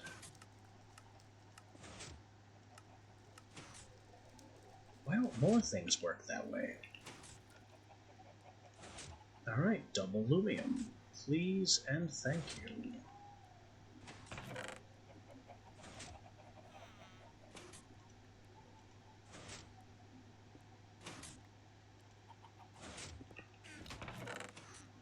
It did not, in fact, double my lumium. I've been lied to.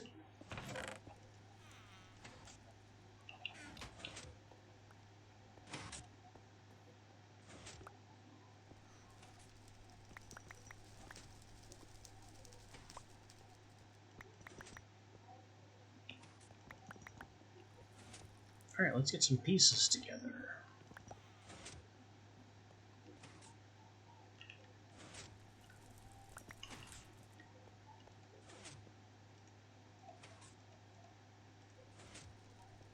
We're going to tin gear, aluminum gear. The tin gear becomes a machine frame. This gold ingot becomes a gold coil. And then it's just 2 copper gears besides, and we're ready.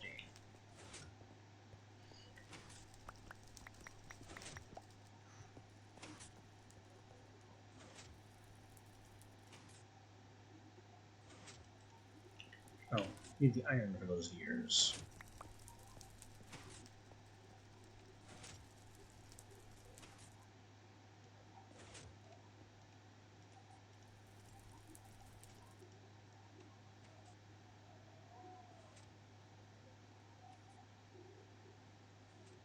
I could improve the phytogen by directly improving the machine frame, but don't feel like it.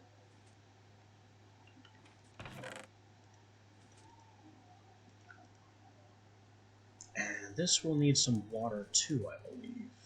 Right? Yeah, needs water in the phytogen. So I should put it near all my water piping.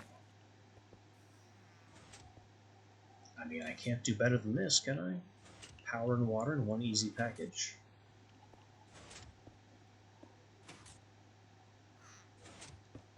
Right up there you go.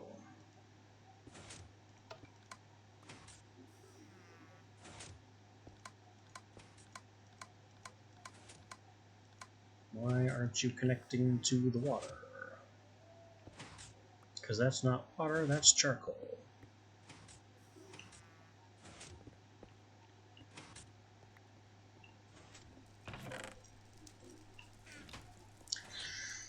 That is the charcoal delivery pipe and not a water pipe at all.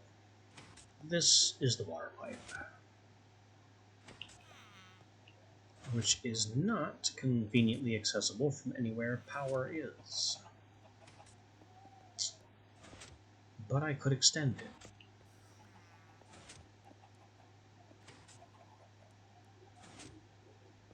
And if I did so, I would also have a nice and convenient place to put a water-based specialized carpenter, like this pain in the neck.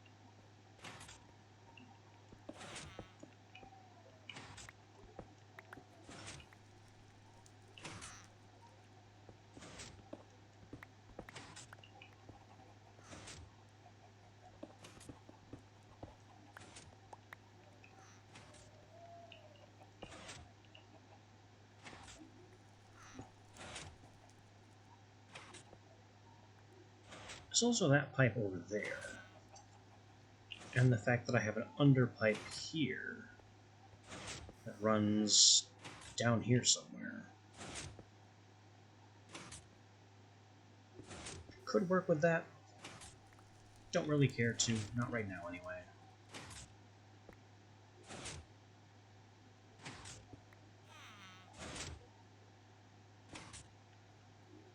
Actually,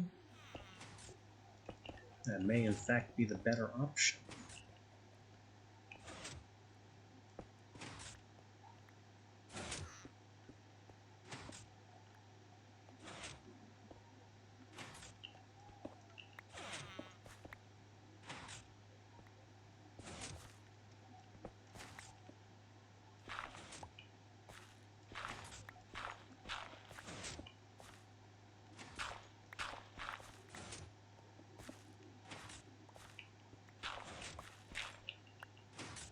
Oh, free iron. Don't mind if I do.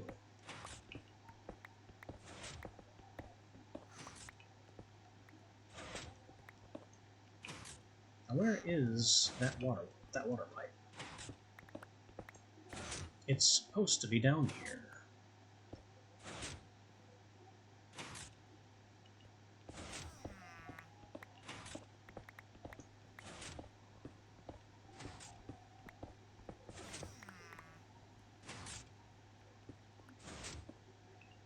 Oh, it's over there. One block further out than I was counting on.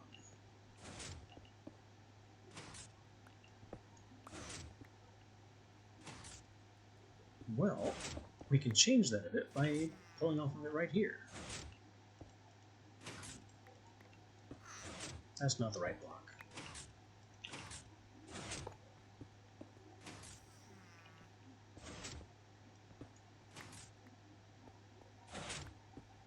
Got coal over here too. I don't really care about that coal.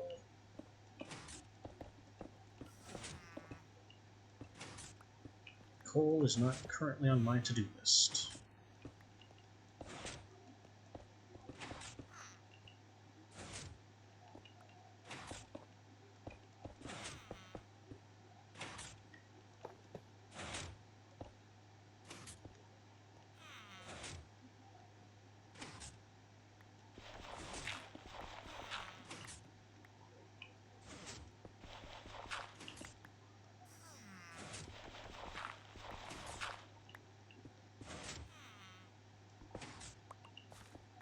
I need slightly more cobblestone because I dug that iron and that made it so I couldn't get myself back out again. Could have used dirt, didn't feel like it.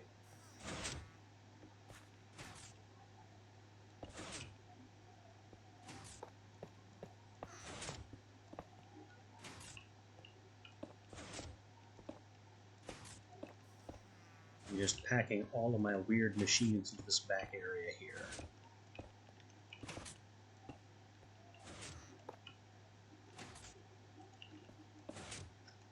Now, we have power and water.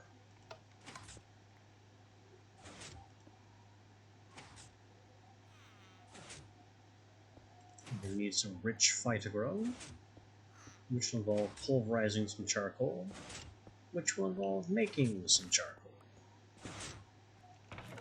Surprisingly, I don't have any.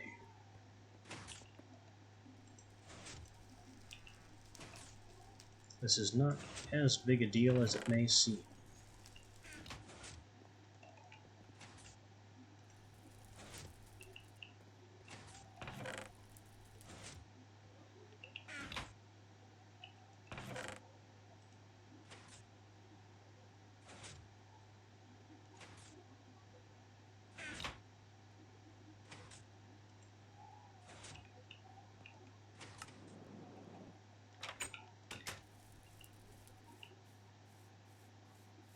Let me clipper the diamonds here.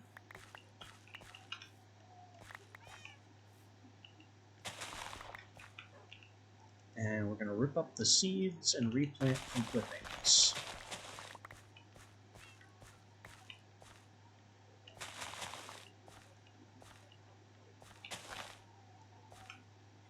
And the reason we are doing this mad thing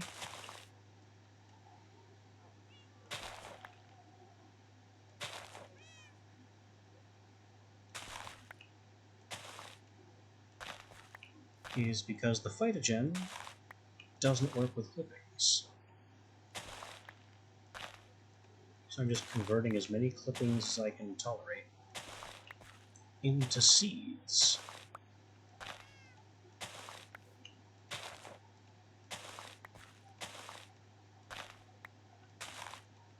There. Narcissus, you look terrible.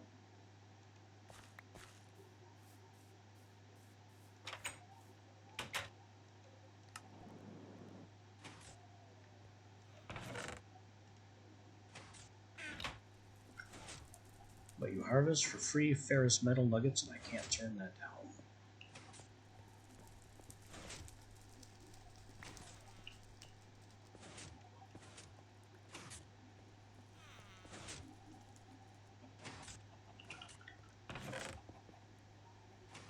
I also need more rich slag. Where am I going to get more rich slag? From lead?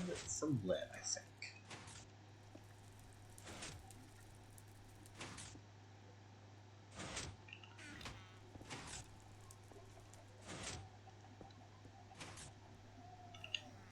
And the last element was niter, which we have a decent amount of, could manufacture more.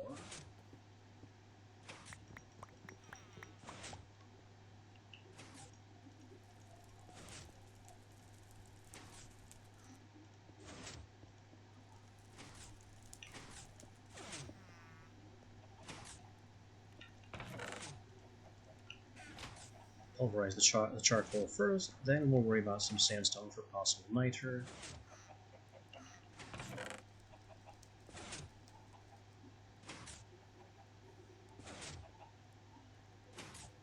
I'm probably making way too much of this stuff.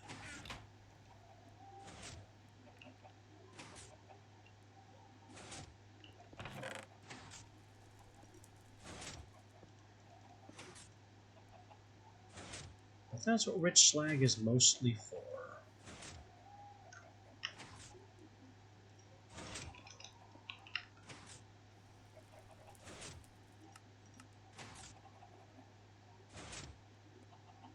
But that's the way of it. If we use regular Fight Grow, we get a single nugget.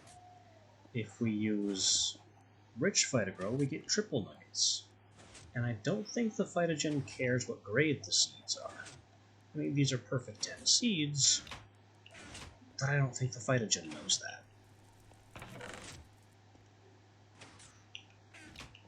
So here we go. Slag, charcoal, niter, Phytogrow. Tons of.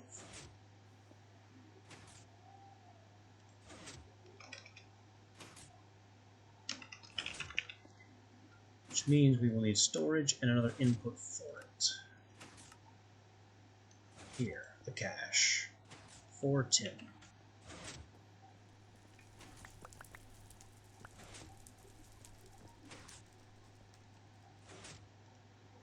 Cheaper than a chest if you have the metal.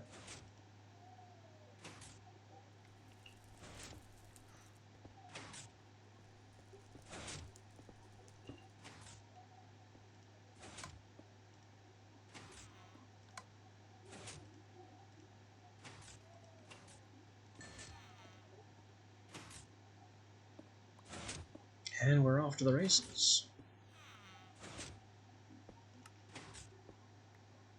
We could upgrade this and make it faster.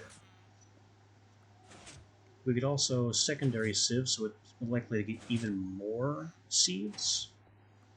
But I don't see the point.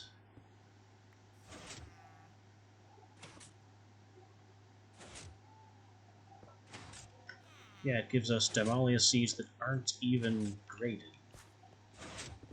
What happens if I run these back through the seed analyzer? Are these just flat ones now? They are. That's terrible.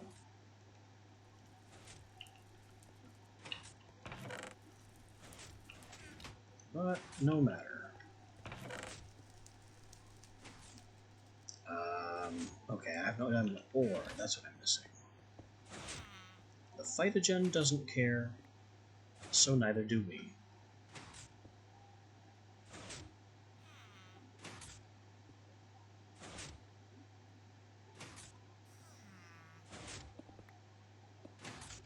I might want a way to automatically extract these outputs. Probably just a chest on the left.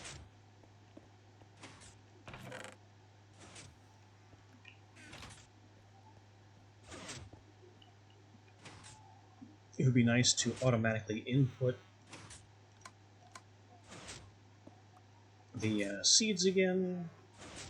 I'm not really going to concern myself with that.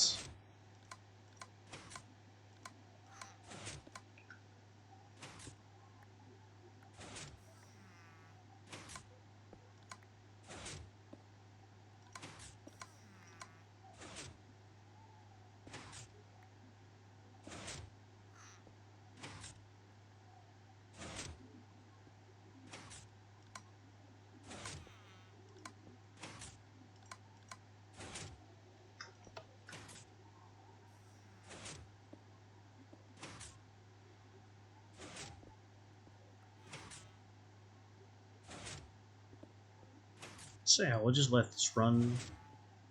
It'll output the diamonds into the chest on the left, and we can manually move the seeds back when the process is finished. And we have plenty of rich Phytogrow. Diamonds automated.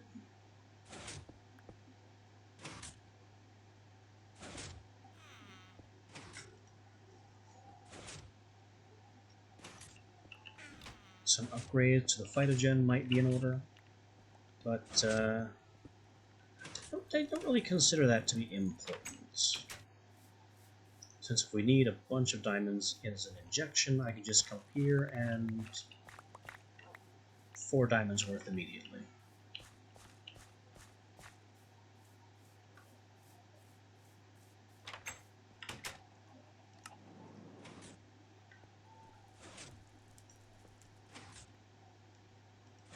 Boom. 4 diamonds, that's another genetics machine immediately. 8 diamonds, that's 2 for something we needed. I think the transposer.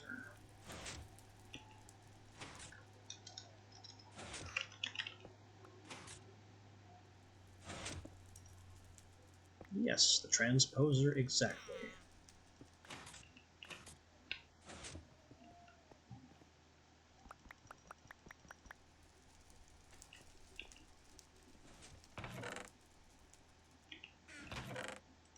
Two more of these chipsets.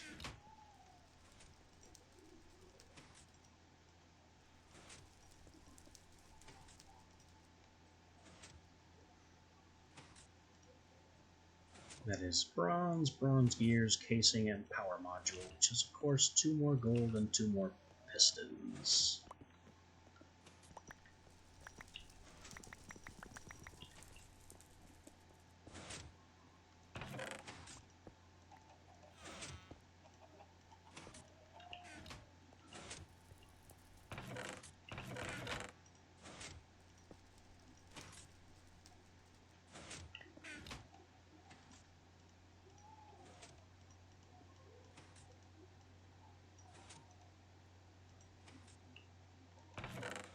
And a ton more of these damn gears.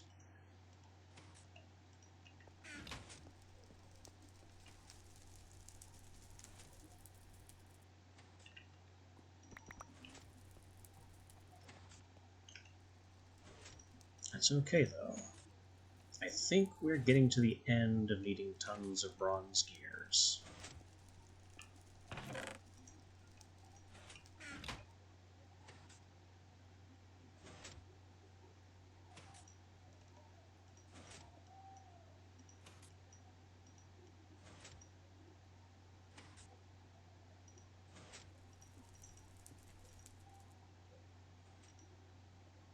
So the transposer, I think we have everything.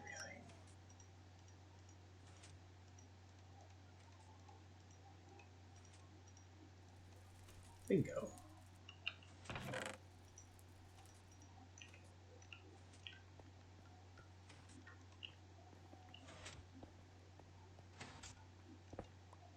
Okay, so these 3 machines represent a 3-part process. The genetic sampler, as I described, takes bees, blank samples, and labware, and creates genetic samples, which need to be stored. The transposer is able to copy genetic samples. That's what it does. It takes a sample as a template, and then copies the sample. And finally, the imprinter takes a template and imprints it on a bee with genetics labware. This is the step where you can end up with genetic waste, because sometimes the bee does not survive the injection. That's unfortunate, but occasionally unavoidable. Ignoble bees are more likely to die than pristine bees. Is it pristine? Am I using the wrong word? Ignoble. Pristine. I was correct.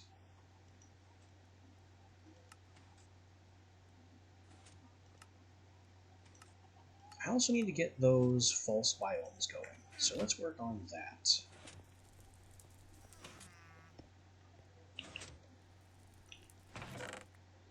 I'm also going to need more of the diamonds.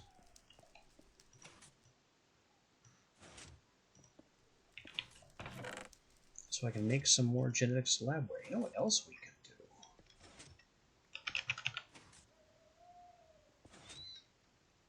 I could make things even easier with a cyclic assembler. So I could use this to automatically turn the diamond fragments into diamonds, and then not have to worry about the diamonds, the diamond fragments.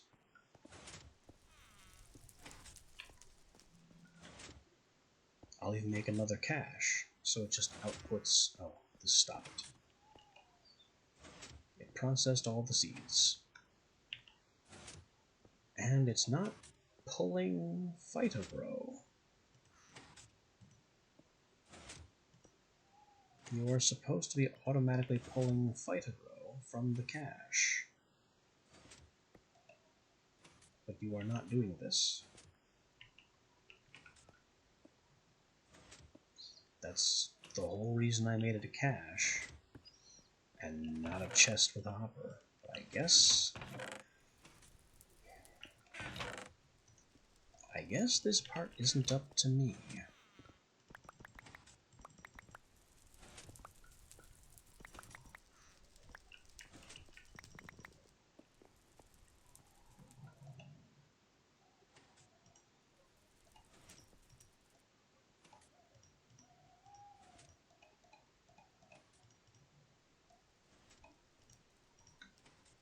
Alright, frame,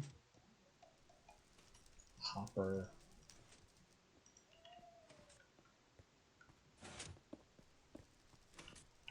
taking down the cache.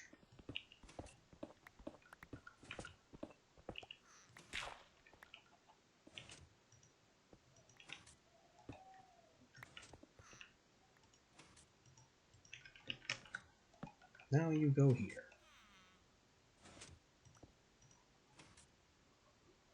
Go back to processing your seeds.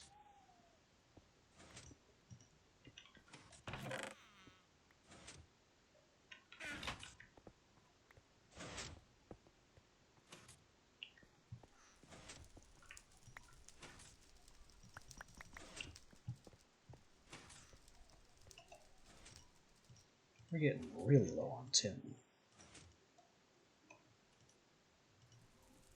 Definitely need to do something about that.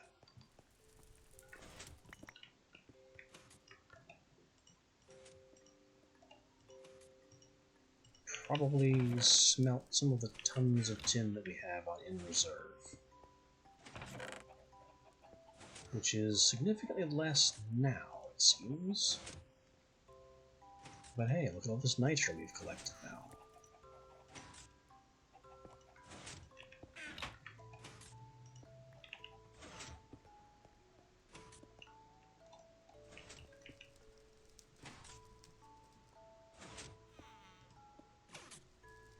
The cyclic is two tin gears, 2 copper gears.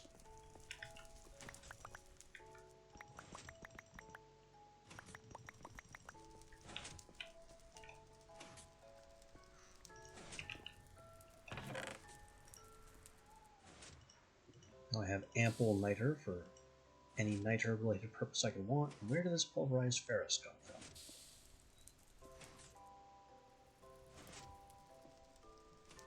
I don't know where I got this ferrous. Oh, I must have assumed it was niter. Not a big deal.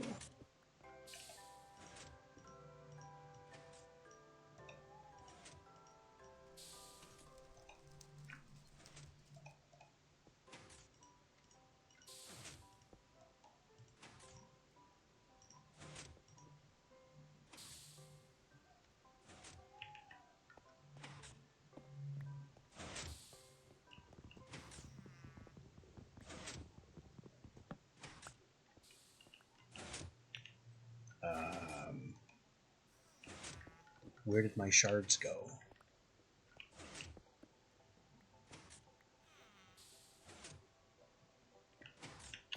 Oh, they're in this corner. Okay, cyclic assembler. Takes input from the right. Needs a blueprint.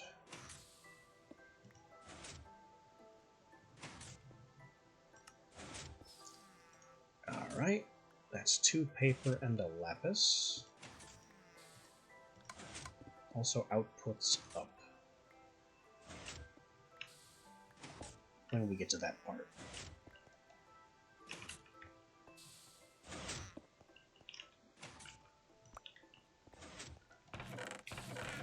It wants the blueprint to literally be blue. I can kind of respect that. how does the schematic work?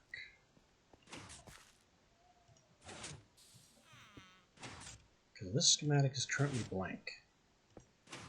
Oh. Well, our schematic is to do that.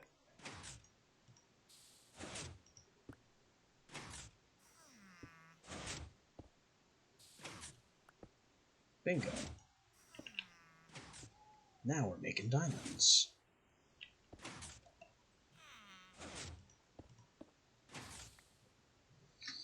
Now, if there was only an augment I could use to just automatically cycle the seeds back into the machine.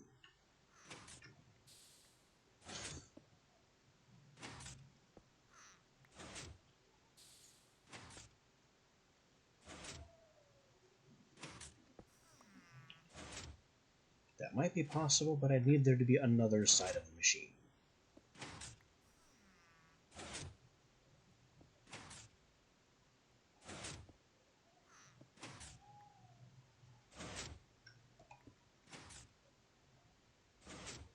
Oh well.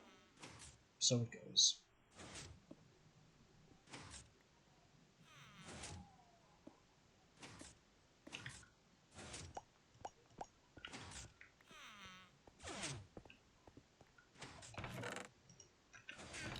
Now we're producing diamonds in multiple different ways.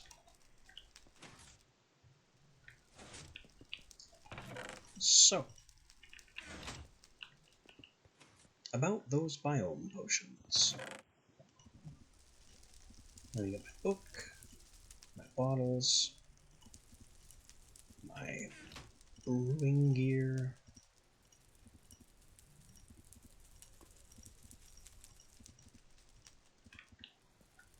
This is tier 8 stuff, and I'm making 2 of them.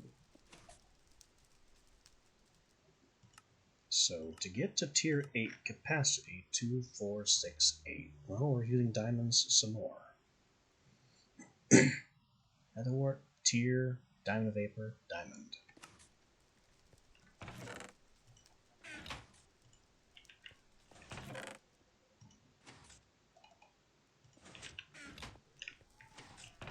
Oh, hang on, let me get these.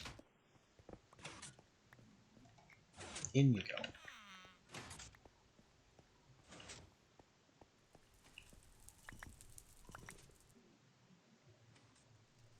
Looks like I gotta make more diamond vapor.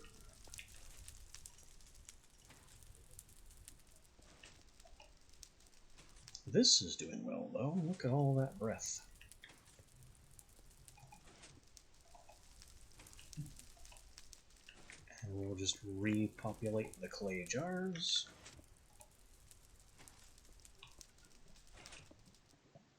Okay. So that's capacity. Effect is shifting seasons. And that is a biome note, which is made with this book and paper, I believe. So I'm going to need desert. Desert is fine. They all have the same basic stats here.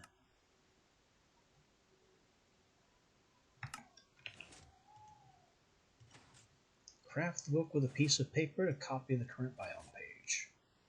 So that's biome desert. Then I get the book back. I'm looking for taiga. There's no regular taiga? I'll take cold taiga just fine. We'll have snow. Unless I can get there with taiga. Taiga is temp 025. Doesn't snow.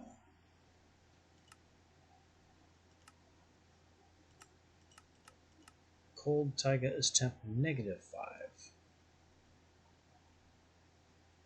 Well, how cold does it need to be? Let's consult the bees. Oh, pristine wintry princess, reveal your secrets.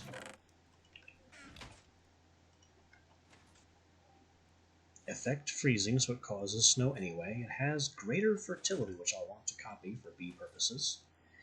Climate icy, but tolerates slightly warmer. So I guess it would be okay in cold, but it would prefer a genuine cold taiga.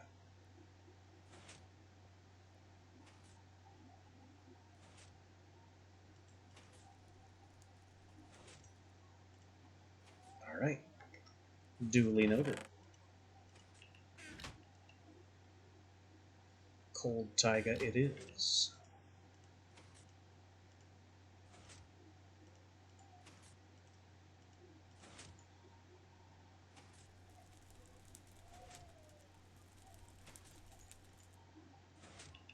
So that's our effect. Do we care about power? I think a very, very little bit.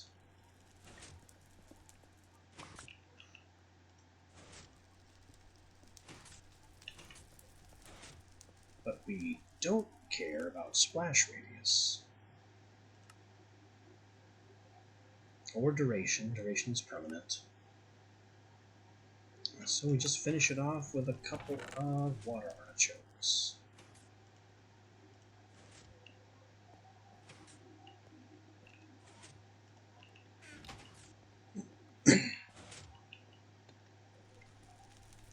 And these should be our bottles of Biovane.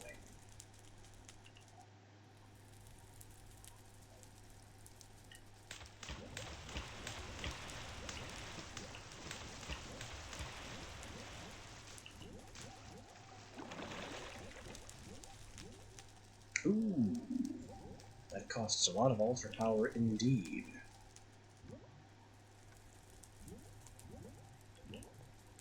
A very lot.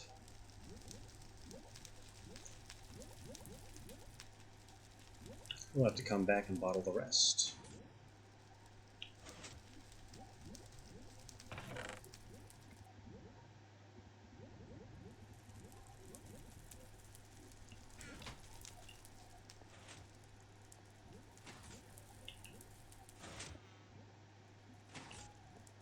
Right now, though, we're doing desert.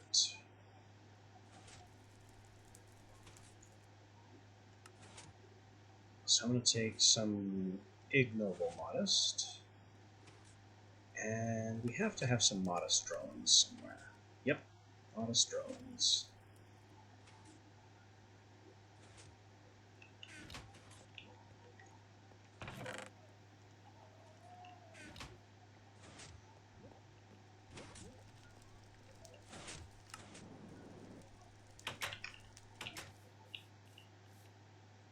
And I'm going to rip up our empty hives.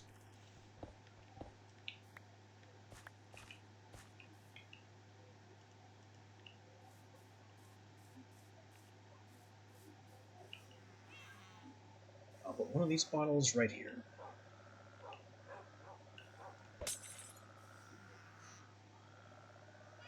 This is now desert. That's all we want. Enjoy your brand new desert.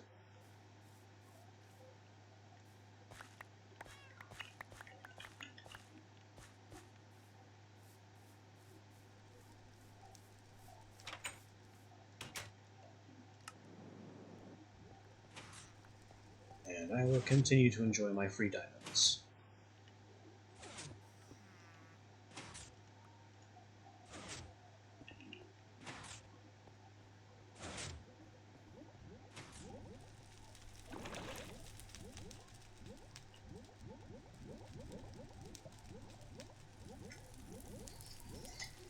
Now I just have to bottle all this. Honestly, maybe I shouldn't have quadrupled it.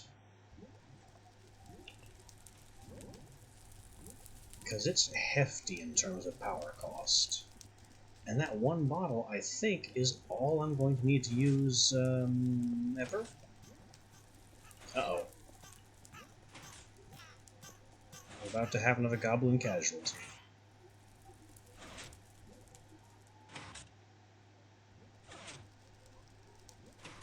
Sounds like at least one is still working, though, or else that would fall silent.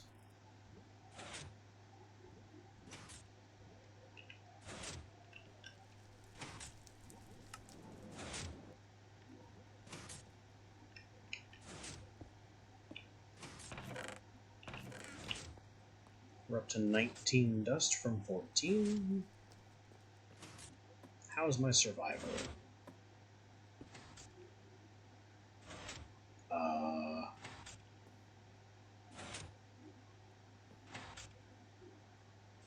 Everyone's dead. Why is a piston running? Okay, it just stopped. Must have been a problem with the stone round robining.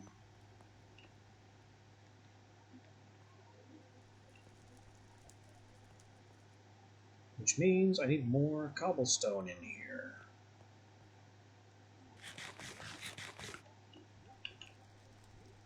Because things aren't working quite the way they're supposed to.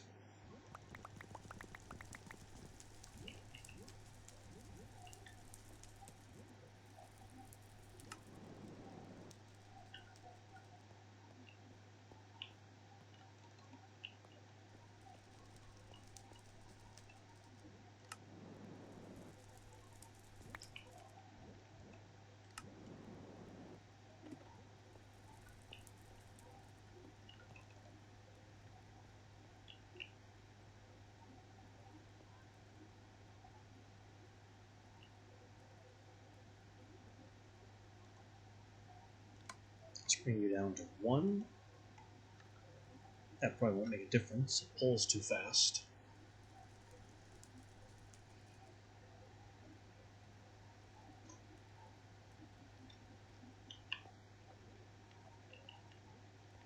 But no matter, our kobolds are again dead. Which means we need new volunteers.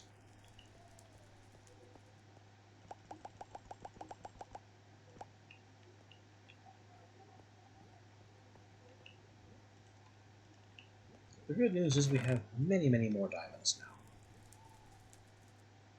So that's all going according to plan.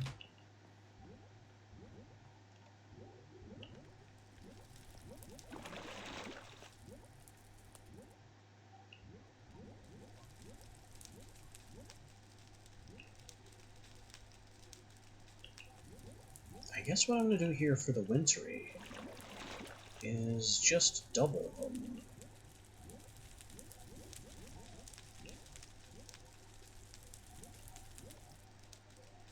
In fact, that is what I'm going to do. What's the ingredient for clear cauldron?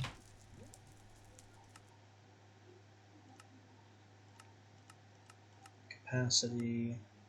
Extinguish fires? No. Effects? 1. I don't think that's it either. No. Crafting? No.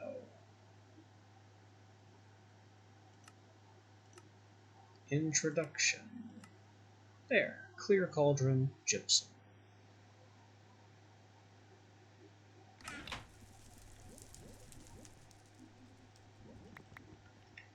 So I'll just grab actually one of these, put it at this boundary, and sacrifice the rest of our desert brews.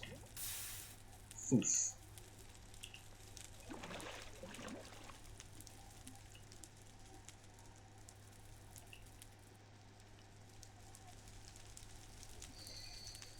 I need to signify that this is the desert brew.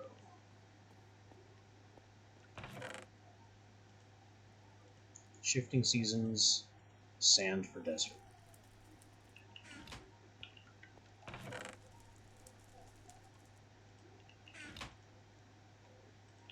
And then we'll make more shifting seasons, noted with a snow block.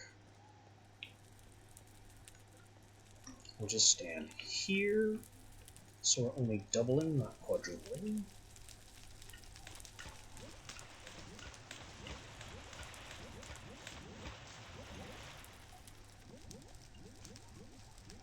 Power is very limited, but we're still going to bottle what we can. That is one dose. Just one.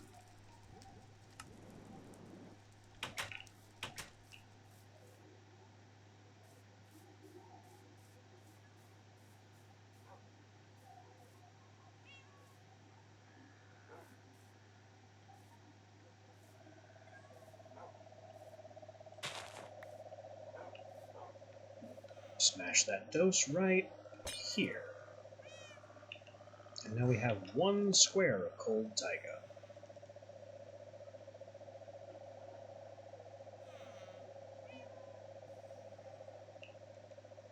With happy winter bees. Perfect.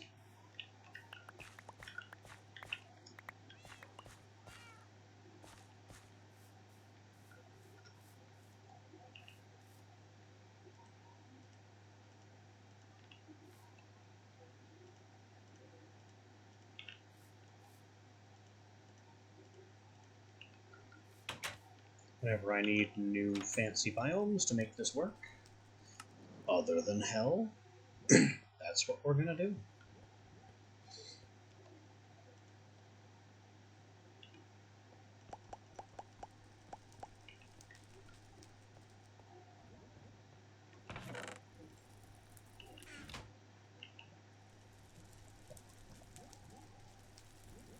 Meanwhile, our diamond stock is going a little wild. Oh, I need to keep those on. We're not done modeling yet.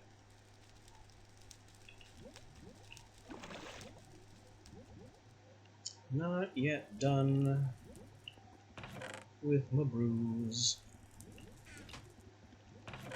We're done with the book, though. And with this axe.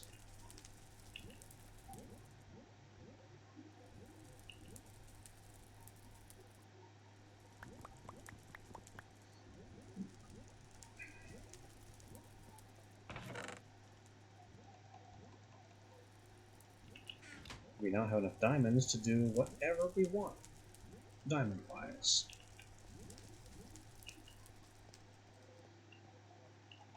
The problem of diamond scarcity has been fully solved.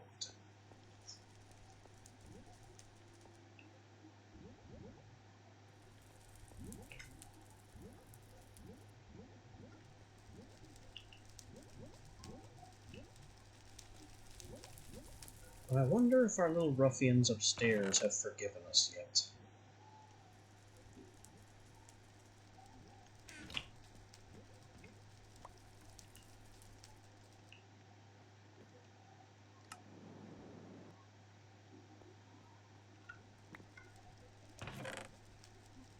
Because I need to harvest some of them.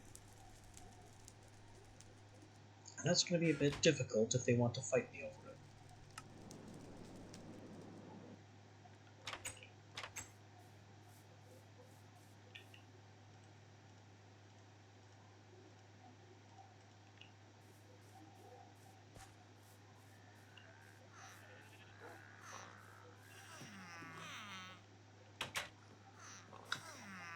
Whoa!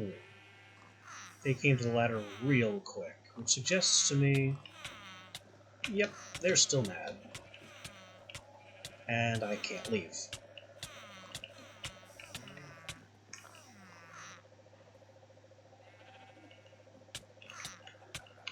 Let me leave.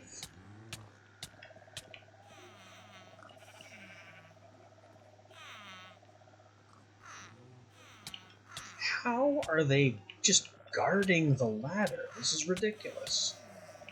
You know what? I'm not putting up with this. Bye.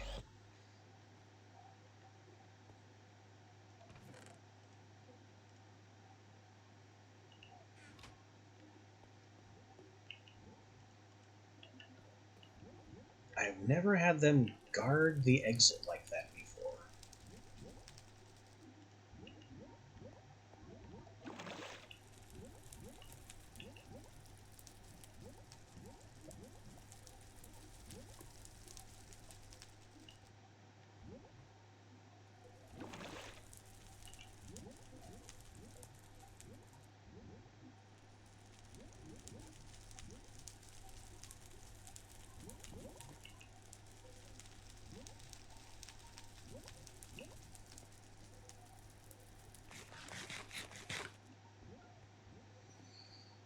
I don't really have any way of making them no longer upset that I know of.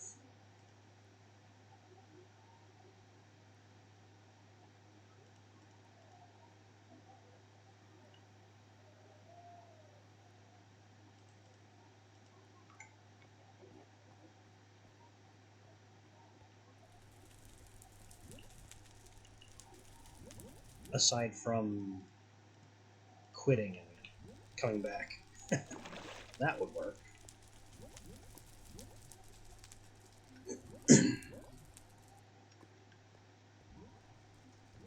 You know what else might work? Replacing some of those blocks with slabs so I can reach them through the wall.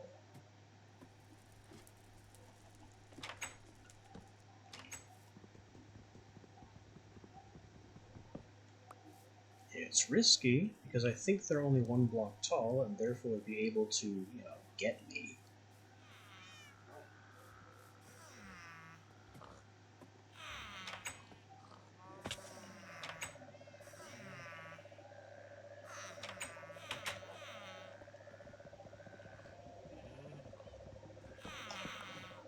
Ha! No escapees.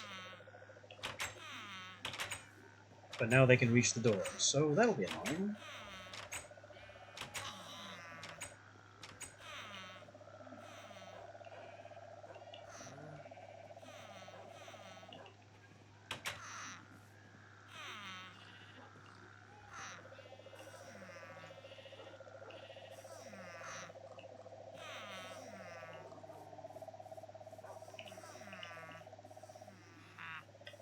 This is one of the good smiths.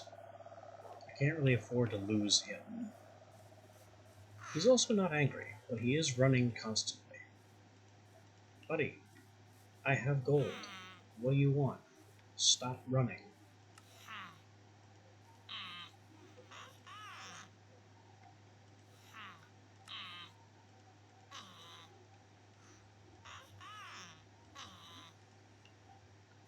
Now, where'd you even go? There you are. He's unlocked another trade, which is he buys gold. Not a fan. You need to go back into the pen.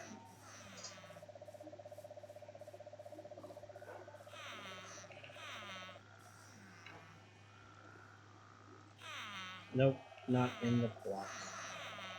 I can only assume that worked. You're a new smith. You can go. Right.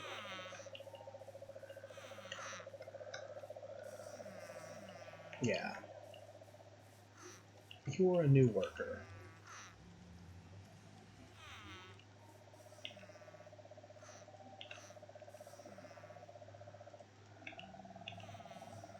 I should probably have my real armor on if I'm risking getting punched by these guys.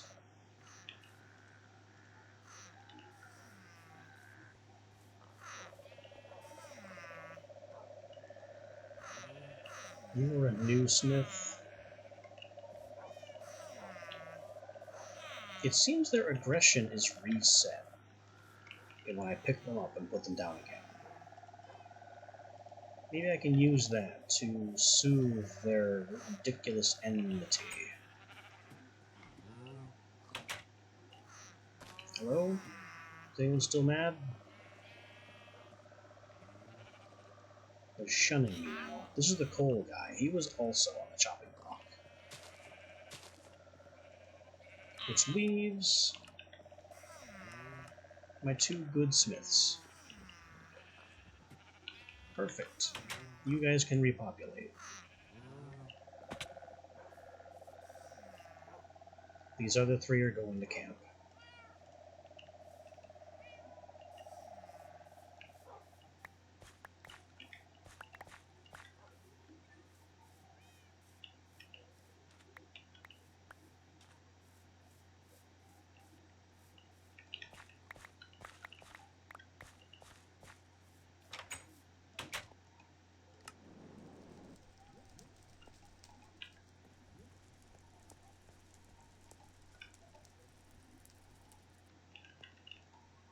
Get diamonds, cycle the seeds, collect my diamonds. Yeah, our diamond problem is pretty much solved now.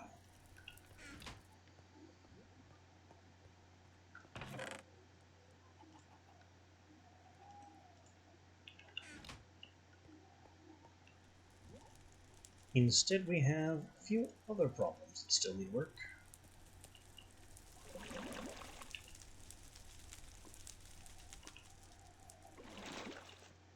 But they are less than immediate.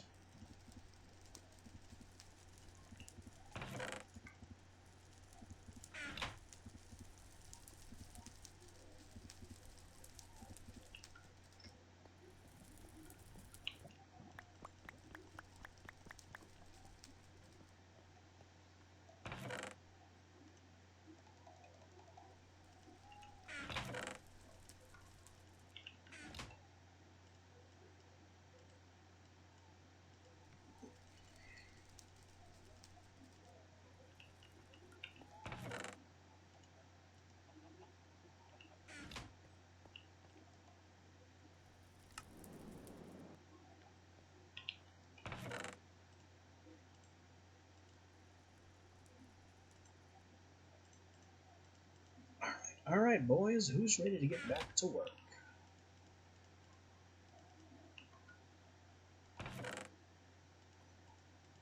I'm gonna guess nobody.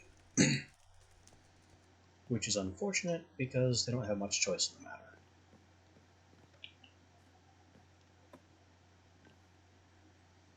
One kobold, two kobold, three kobold. Goblin. Thing.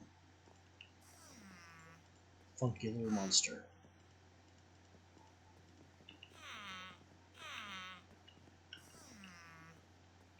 One lead, two lead, three lead. Can I get a third lead on you? No, it's just gonna get vacuumed up. Quit hiding in the corner there. Tied up. Now you just need your work tools. 1 and 2 and 3.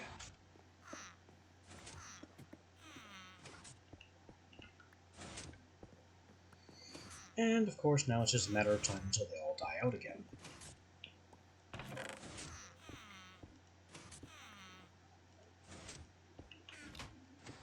But I did my best keeping these dumb bastards alive.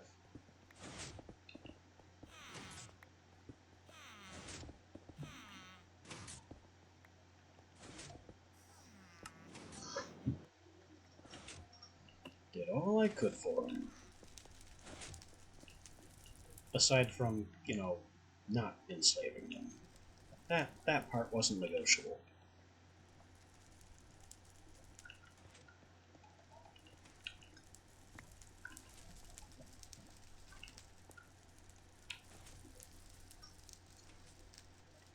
I could get some exhale. We have plenty of oak. Let's only do half a stack of oak. How much exhale of the horned one could I really need?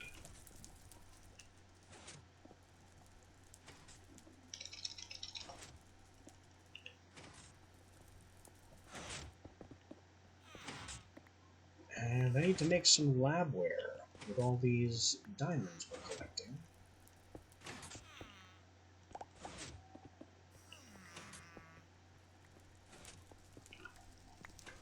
So let's get to work on that.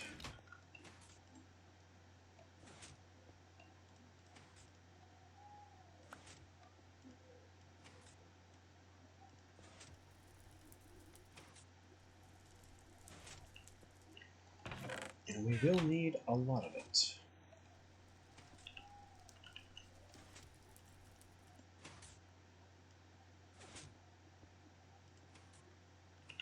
Two stacks is a start.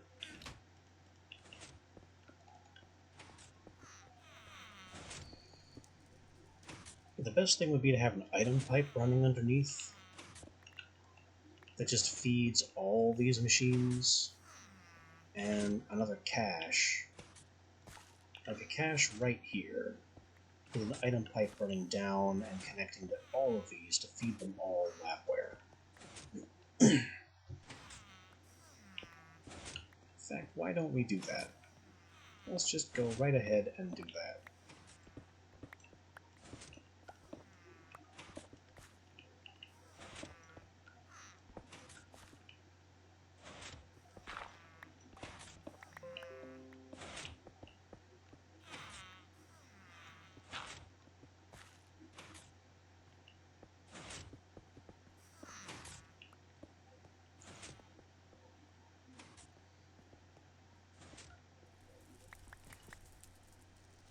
I'm down to 7 tin ingots in that storage. Just 7 ingots of tin. My tin situation has gone from limited to dire.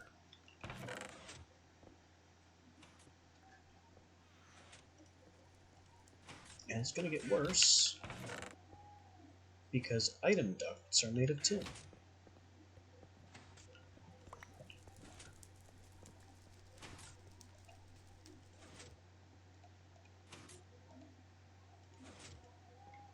Is 7 going to be enough? I don't think so.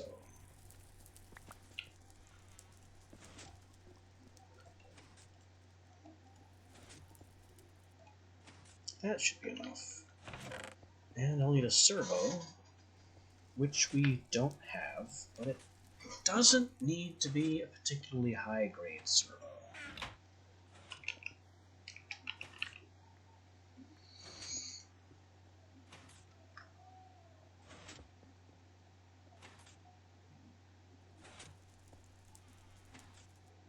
Yeah, we don't need super high stack size, we don't need multiple filtering types. All we really need is the ability to control round robin and so forth. So a hardened will be fine.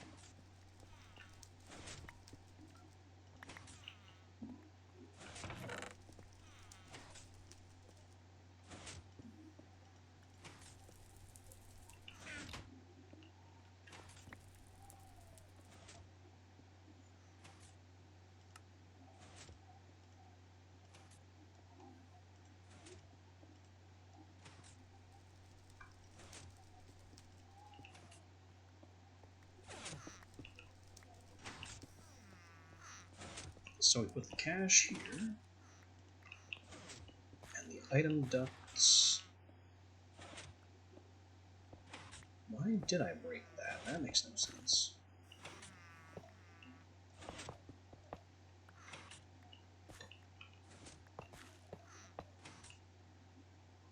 Good. And we don't have access to round robining. It has to be at least reinforced.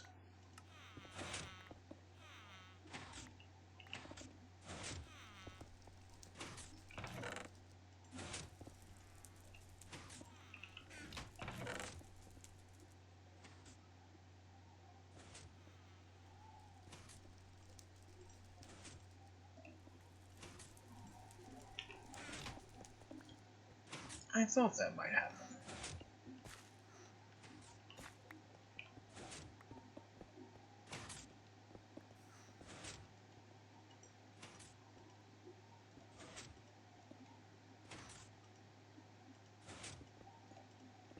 Alright, next level servo. Is this one enough? Yes, we can round robin with a stack size of... We'll make it 4. Switch it on. We will whitelist labware. Already have casualties happening down below. Oh well, see you guys.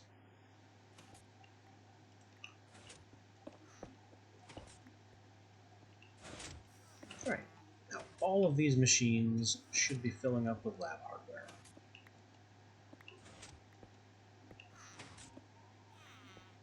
It won't be very fast, but it'll happen.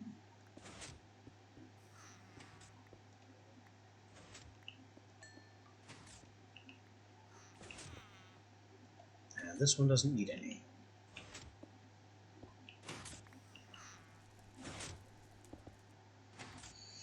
I also still have 3 spaces for the last few Genelix machines, so that is well arranged for us.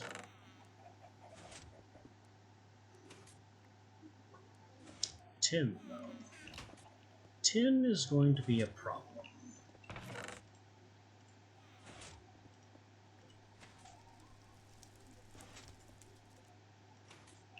Alright, how do tin flowers go?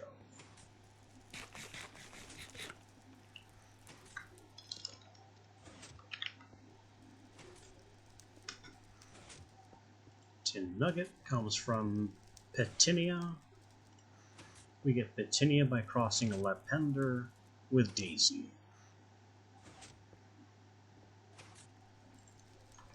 I should be able to do that.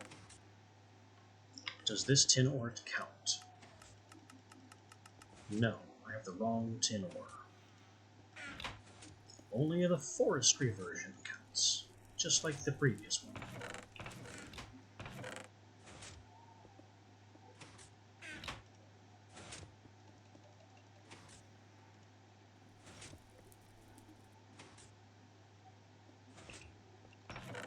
So that's Lapender. We're making that. And I need Daisy. Which it doesn't look like daisies are done yet.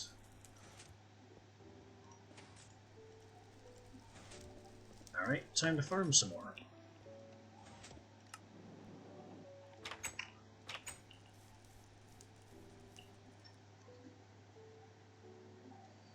Including, finally, clip spreading this. Hey, don't you dare, weed.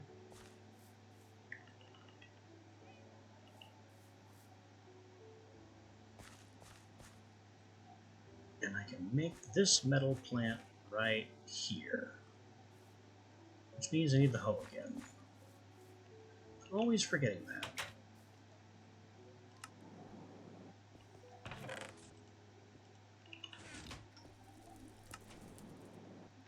At least I installed the viaduct, so getting up and down is no time at all.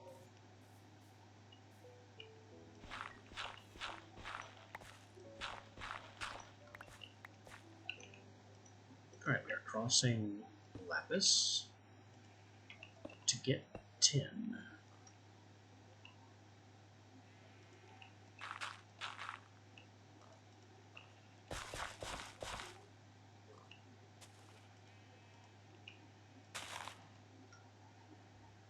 And the other component is... hang on. Do I even have daisies?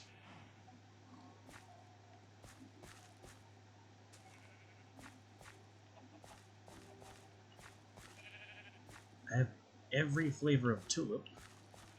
Dandelion, poppy. There was something downstairs that I retired.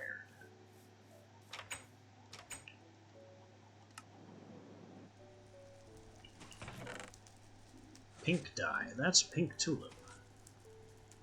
Pumpkin, bella, potato, melon, carrot, rose red.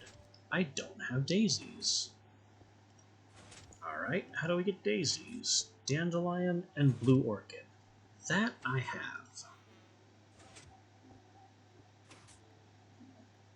Neither of which are perfect.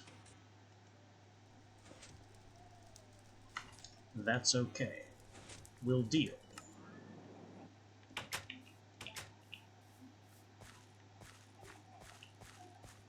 So I need to use this plot to cross Dandelion with blue orchid, and blue orchid is in rough shape. We have not done much with that.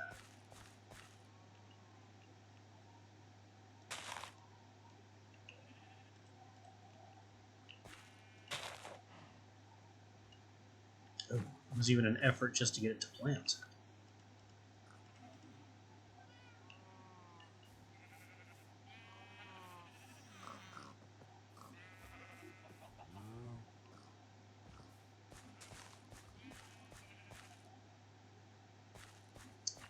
So, okay then. We've got some work to do. More gardening things need to happen.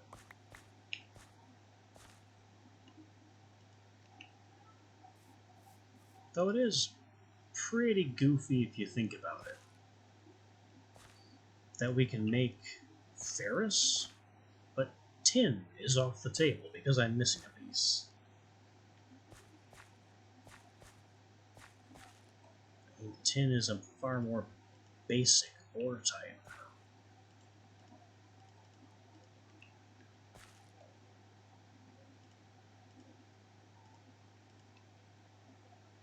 Oh, it made sugar. Just some sugar. And these guys are, again, being weird. I'm about ready to retire these bees. This is just frustrating. Uh-oh. No weeds allowed.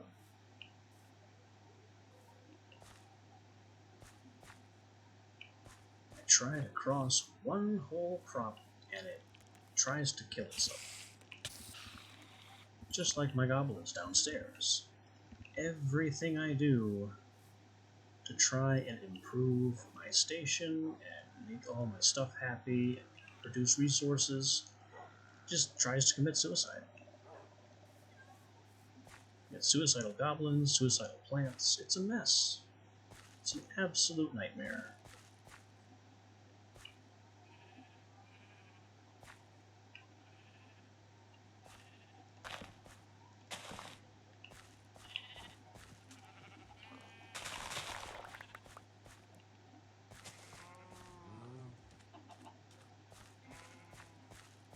Alright, let's see about these dandelions and blue orchids.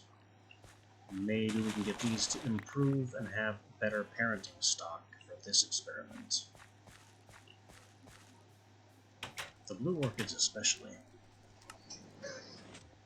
I've been ignoring them for a long time because I just didn't think they were important. It even shows. I don't have that dye maxed out.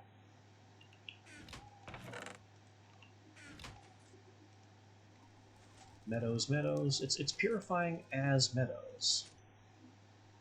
We now just have meadows and meadows forest hybrids. What absolute garbage.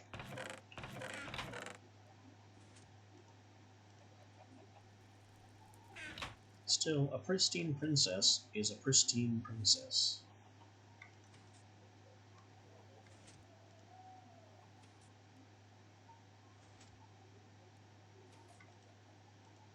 And let me take all these garbage bees, because I'm about to make a point.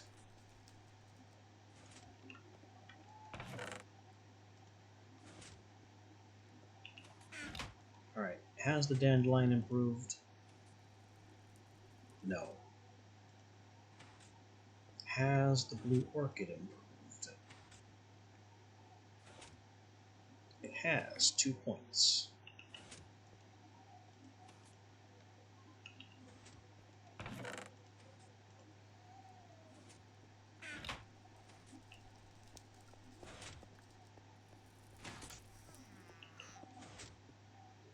Spin some more combs, make some more diamonds. These bees, we're gonna melt them.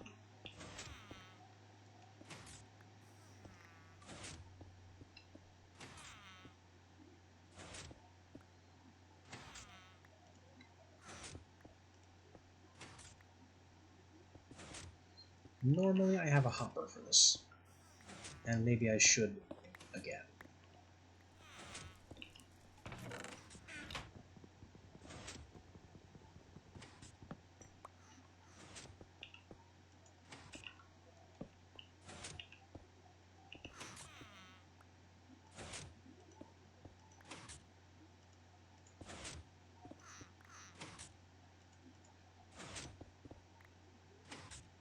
Now, no matter what the actual genes sell here, they don't stack.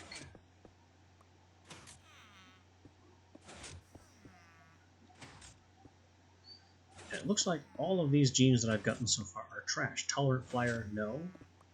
Cave dwelling, no. Humidity tolerance, none. and ignores day-night false. All we have here are bad genes that all bees have that tell them that they are not special and can't do anything interesting. What absolute trash.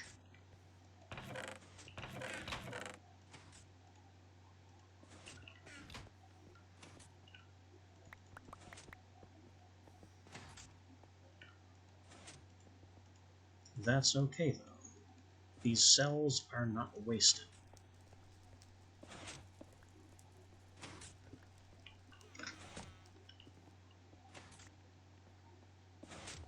What we can do is we can come over here to this furnace, throw them all in, and it will cook the genetic data straight out of them and return them to blanks.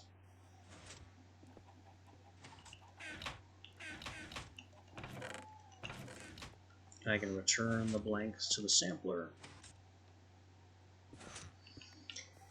and try some more.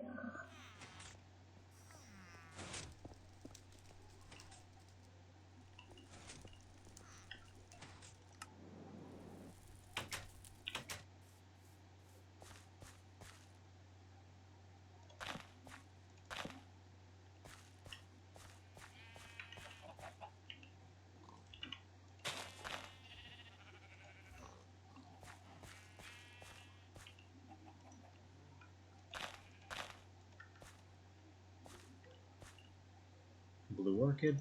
No. You fail.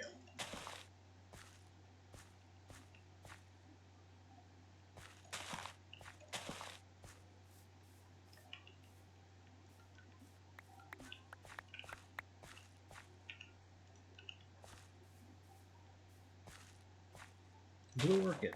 No. You fail. Bees? Well, it's night, so they're not working.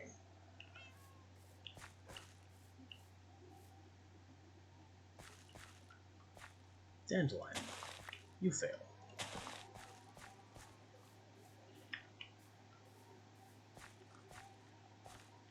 Weeds? You definitely fail. More dandelion. This part of the process continues to be needlessly annoying.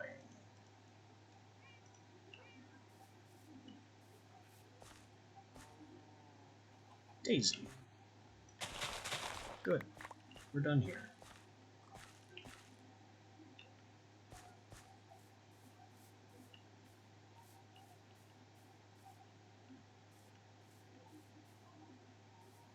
We will scan the daisy, identify its features, and then get this crop moving along.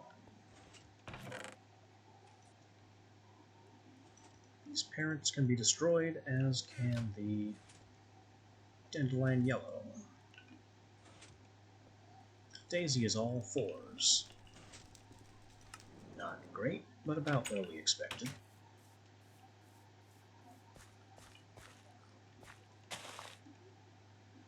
Daisy needs to grow so it can be developed, so it can also be crossbred with Lepenther.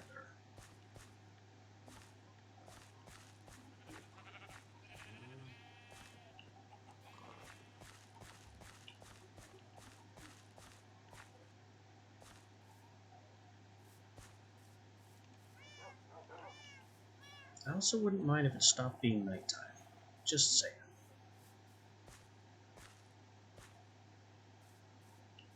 Surely this will not become weeds and destroy our Narcissus if we just take a quick nap.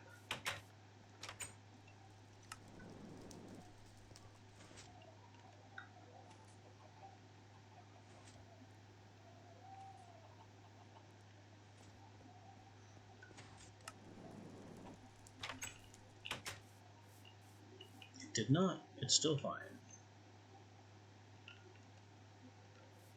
All these bees are still being. This needs to sprout. This needs to keep growing. Grow faster. Give me more clippings.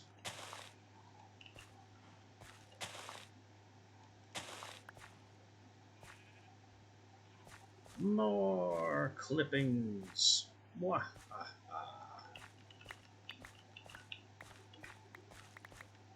I've gone mad with botany.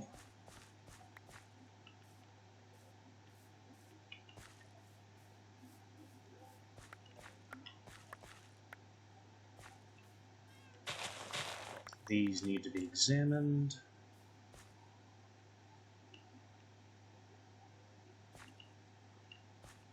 Aha! Those sprouted, so everything's fine. I can leave.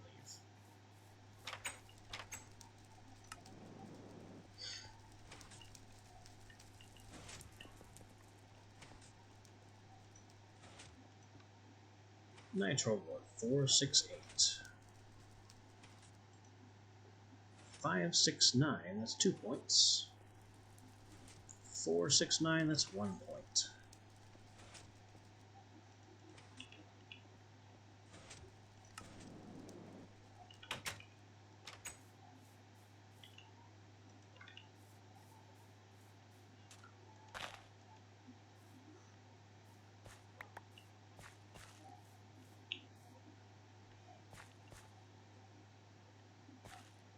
I can also examine the Narcissus.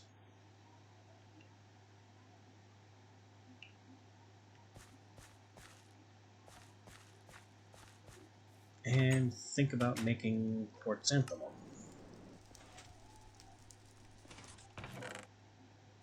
Ferrous nuggets are going to be a little weird, though, because I don't have one of these for ferrous. Probably put it to the left here.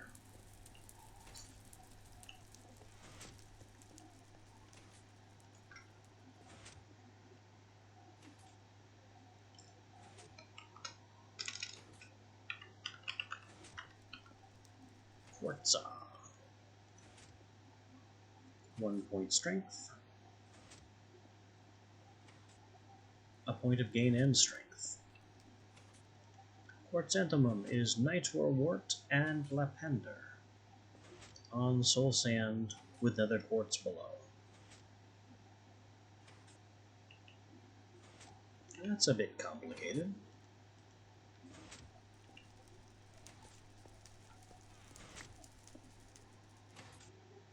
Oh. It's more complicated because I don't have any nether quartz ore. I've collected none.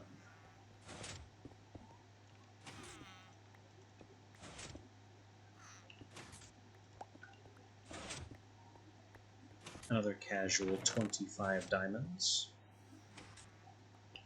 Just from hanging around, letting all these machines do their business.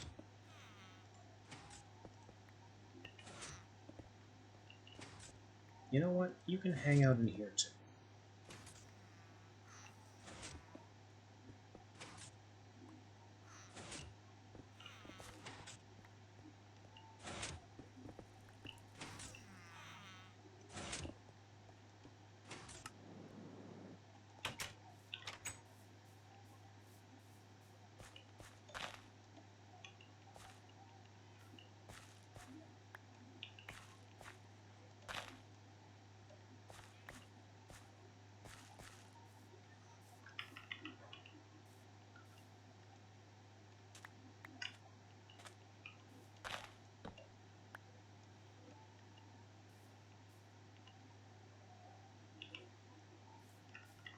Nitorwort has to improve a bit before I try crossing it with Lapender to get this, and also we need the nether quartz ore, so there's that too.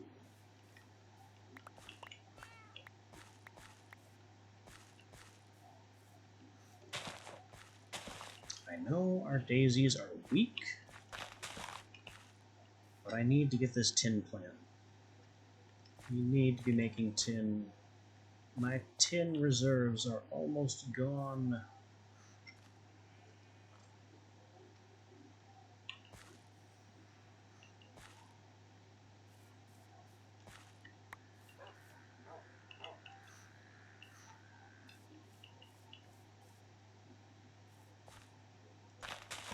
You are not a plant. You are again not a plant. I didn't need Daisy. Nope.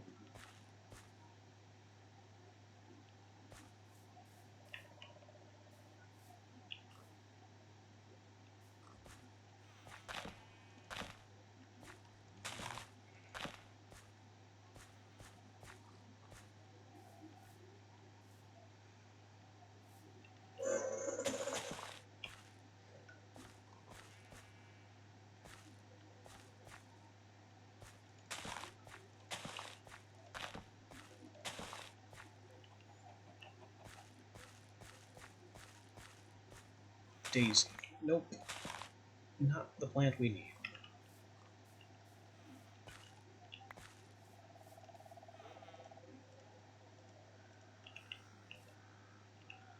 Of course, the longer this goes on, the more diamonds I can just casually harvest.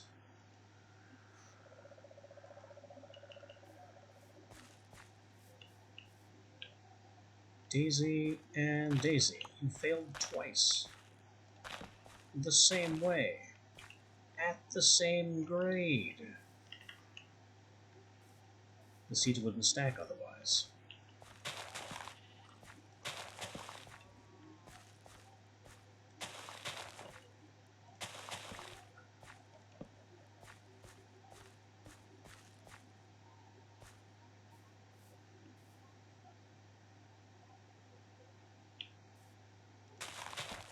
Daisy again.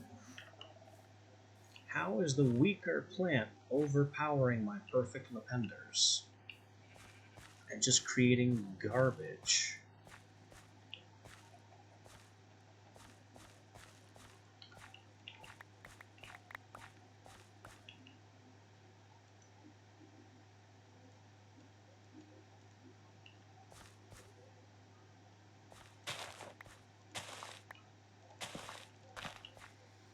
You fail.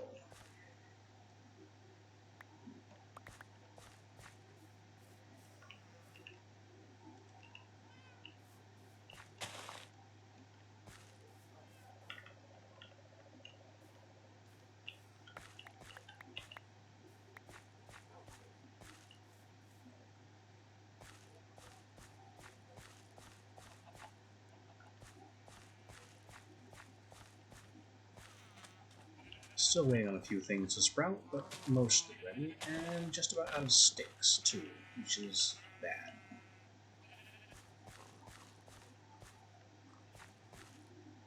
Daisy. No. Stop pushing up daisies and weeds. You are wasting my wood.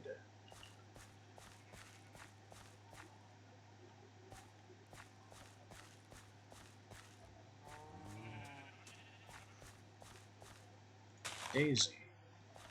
No.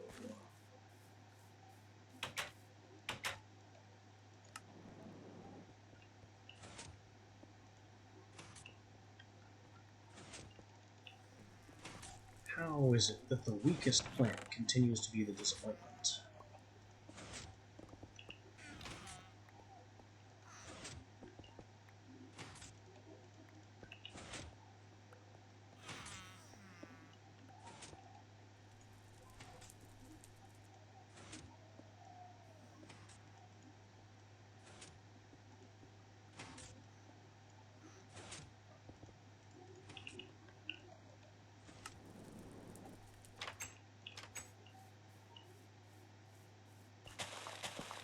Weeds.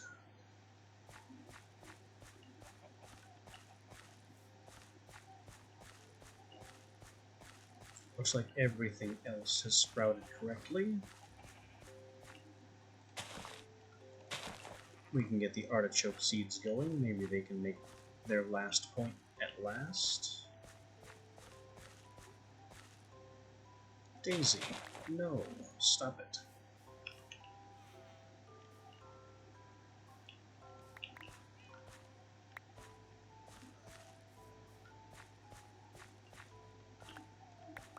I may need the daisies to be stronger before this works.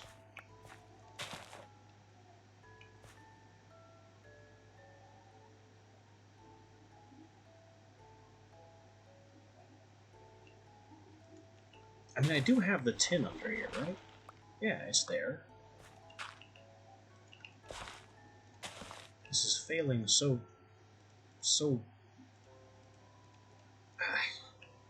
I don't even have the word anymore. It's failing so consistently that it's making me question whether I'm the one that made the mistake.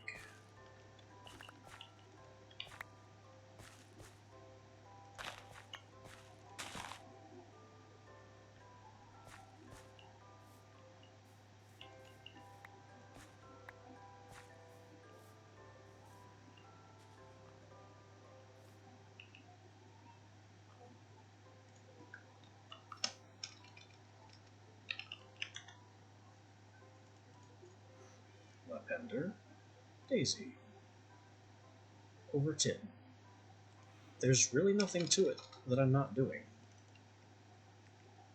It's just a matter of the RNG not being on my side.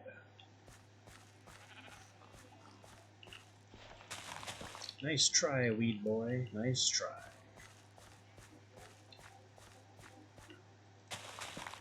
More Daisy. And they're all stacking. They're all failing exactly as badly.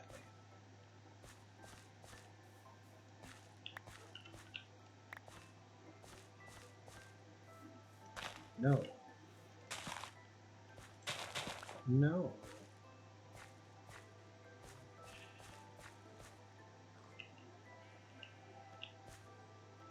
Denied.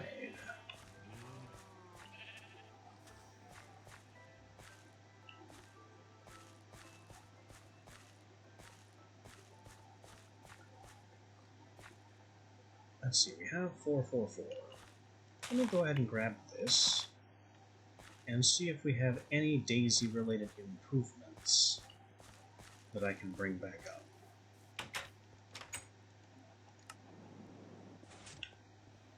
Because it's just a fact that the Daisies we're working with are terrible. 222. The Daisies that are growing in the place of the plant that we want are even weaker.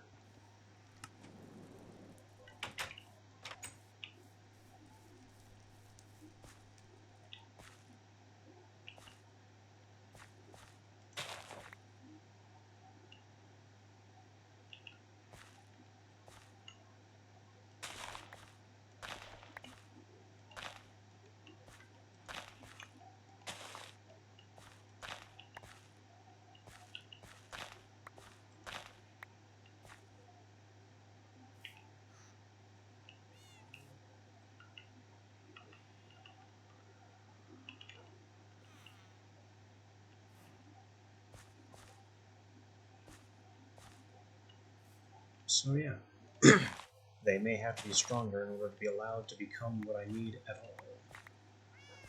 So we need to breed up the Daisies.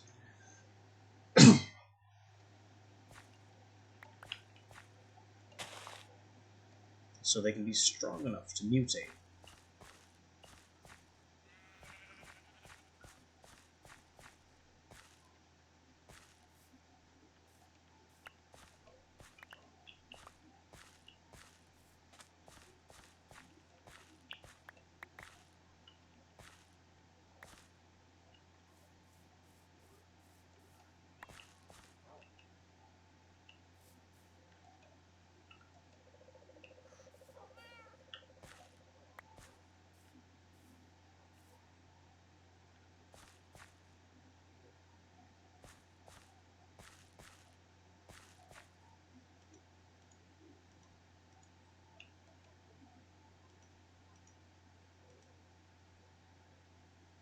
What I need to do is try and isolate some of these Valiants.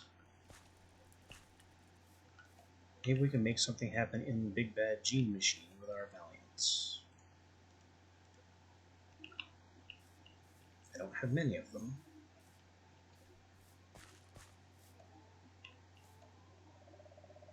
But surely we can isolate something useful.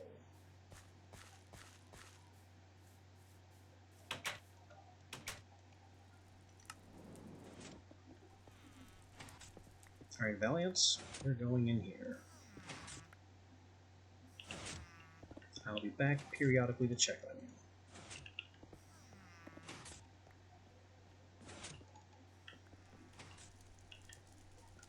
The cocoons can be spun.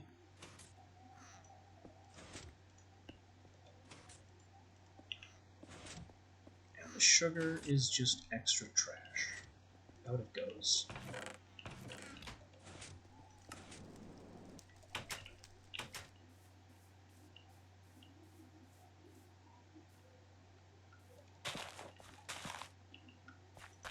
Instantly.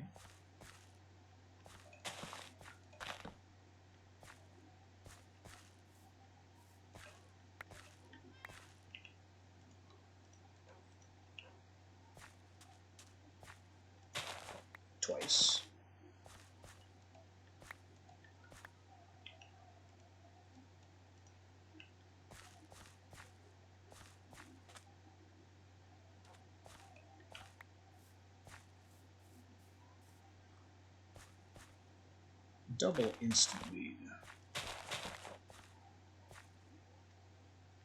Can't have that.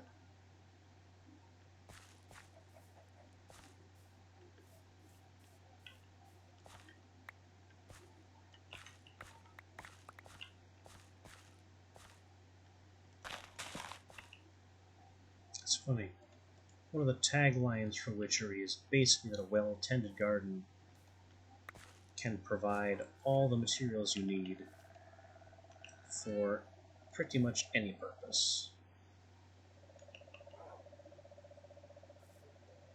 I don't think this is what it intended.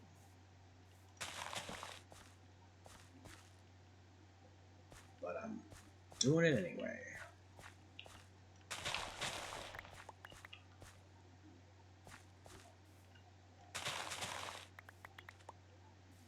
Being able to grow glowstone just means my potions have a free level of power.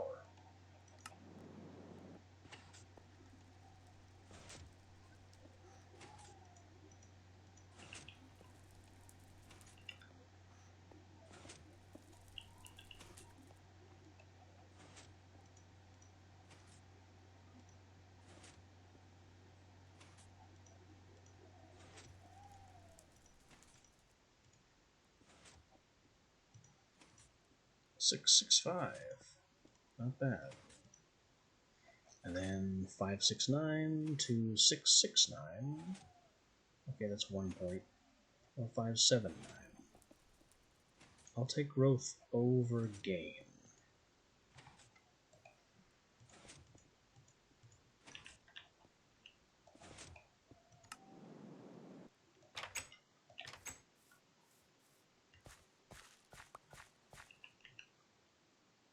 What did I just pick up?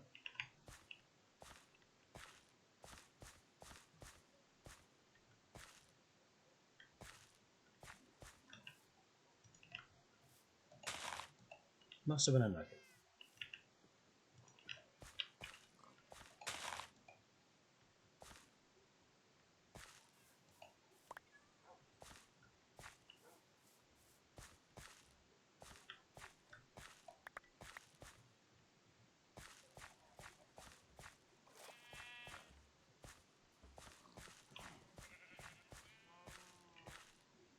Come on, daisies. Strengthen up so you can actually do what I need you to do. These things. You too can be improved.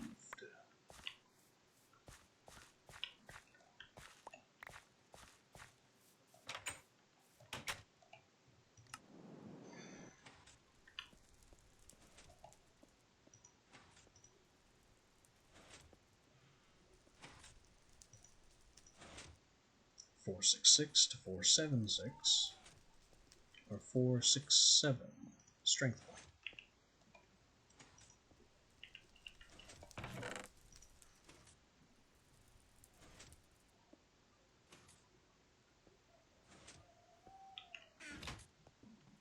I definitely need another compacting.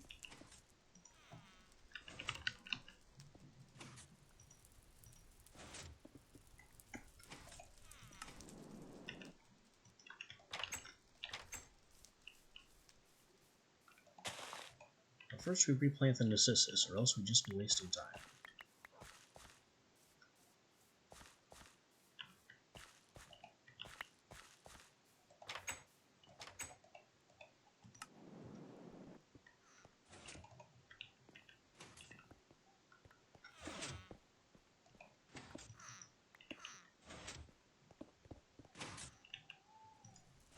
Compacting, made from 2 pistons and a drawer. We have the drawer. We need, of course, more pistons.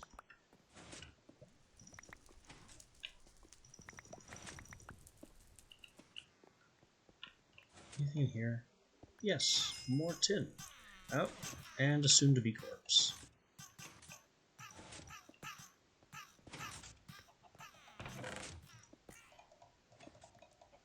I wish they would stop being stupid down there.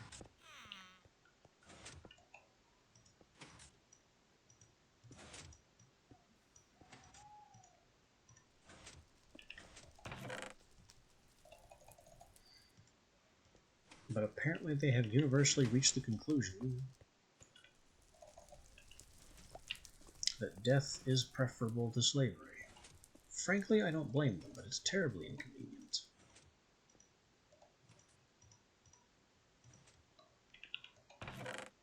Give me the key, give me the Ferris.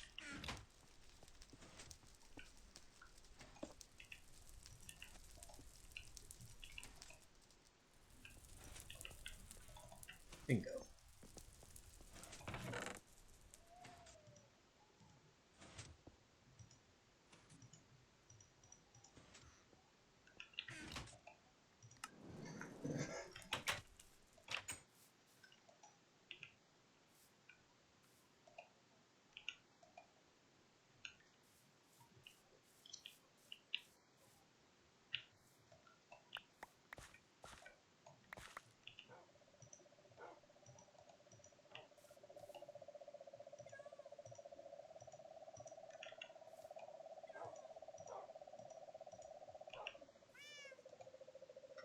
How did Modest go again? This is not what I want to see. Modest and frugal to austere. Modest and cultivated to sinister. Modest and sinister to fiendish. Modest and fiendish to frugal. I think we already saw that. And it's one of the things they can make cultivateds. Which, oh, modest and diligent makes yellow. I think yellow is just a dye bee, probably provided by Gendustry itself.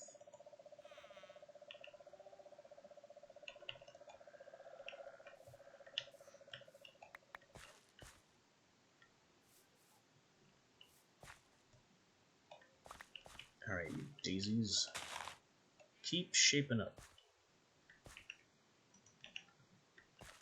This is now Daisy Boot Camp.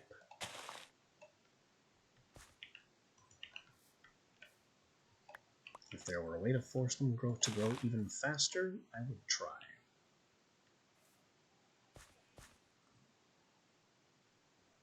One of those answers should be bees. That's not really working.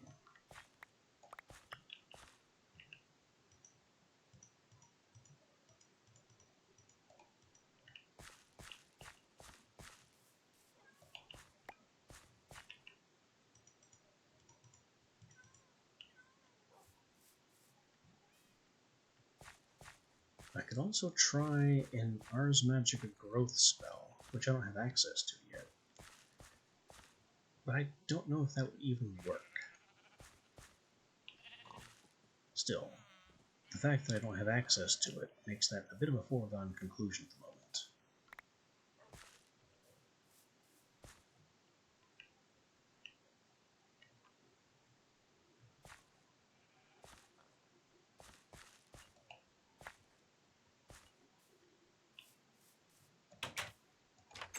How is our bee gene extraction going?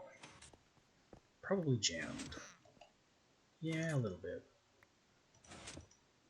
I can take fertility too. Flowers. Actually a good one to keep. Because this means if a bee requires any weird or exotic flower types, I can force it to accept normal flowers. Species Valiant, that's also really good.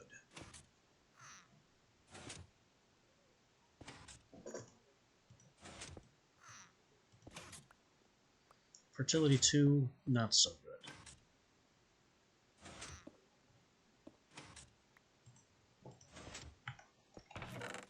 Alright, so I'm going to keep a few copies of Flowers. And we have Species Valiant. Speed, slow, fertility 2, temperature tolerance none. These are all bad genes that I will be happy to destroy. Cave Dwelling, true. We keep this one too. And more than that, we use the genetic transposer to copy it.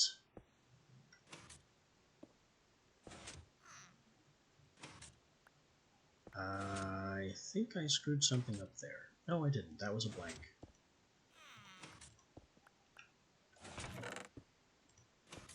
So now I have 2 copies of Cave Dwelling True, which is a convenience gene. These are just convenience genes. These 3 we burn.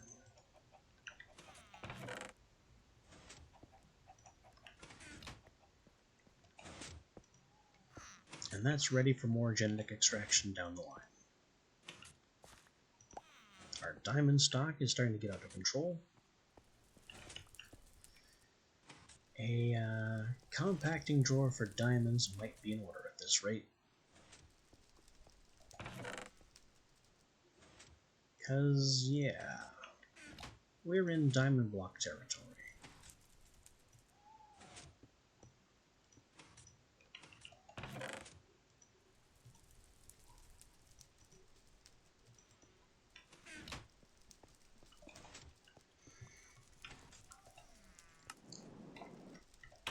But hey, we had a material problem, and we solved it.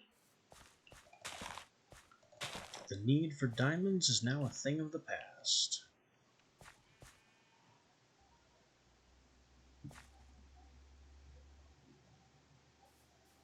Now, if I could just do the same thing for my tin problem,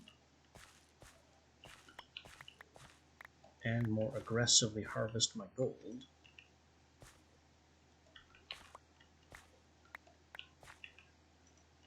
we could have far fewer issues, and just keep on crafting.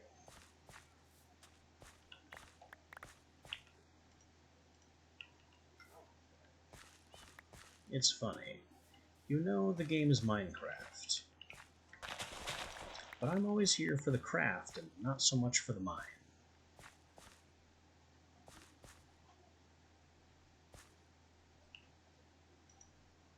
I'm far more interested in building all the new machines and toys than I am in toiling away for all the materials required to build them.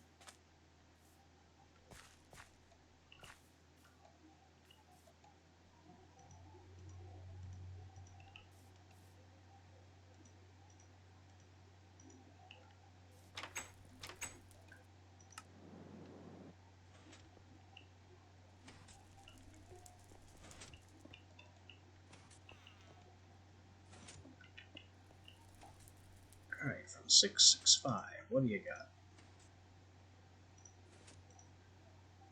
No improvement. 2 points. It's something.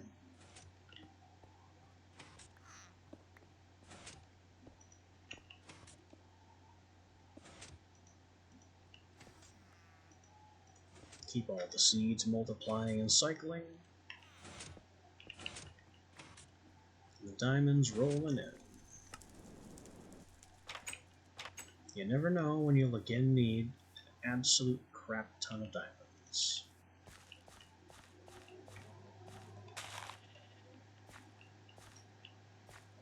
Such as, 10 to make a brace of 5 laser chip etching devices, or 4 each to make component chips for genetics machines. Whenever a mod wants to make something expensive, it just goes, you know what, 20 diamonds. You know what, 12 diamonds.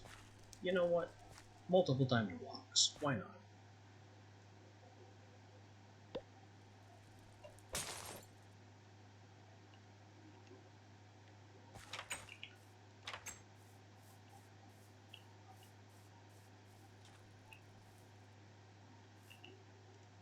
I mean, look at Witchery and the Diamond Vapor.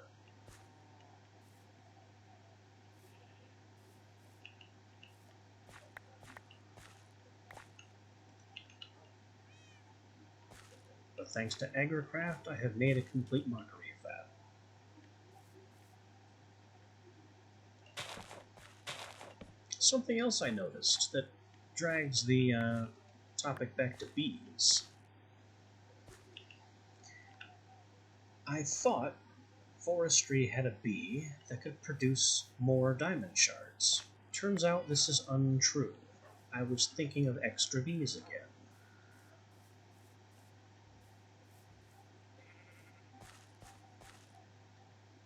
Add-ons for forestry, including add-ons that give additional bee species, is the source of the rocky bee, which I've already bemoaned not having. But the rocky bee itself also leads to things like the lapis bee and the diamond bee. The diamond bee being a frustrating species on purpose. Not only is the diamond bee difficult to create, it's also a really, really recessive species. And even if it has no lapis bee in its genome, it will aggressively attempt to revert to a lapis bee constantly. So even if you manage to get a diamond bee, you can't automate them.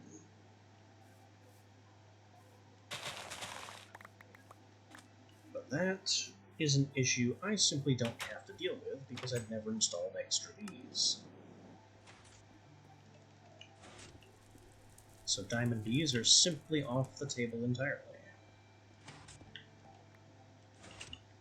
And frankly, given how well AgriCraft is doing for us, good riddance to them.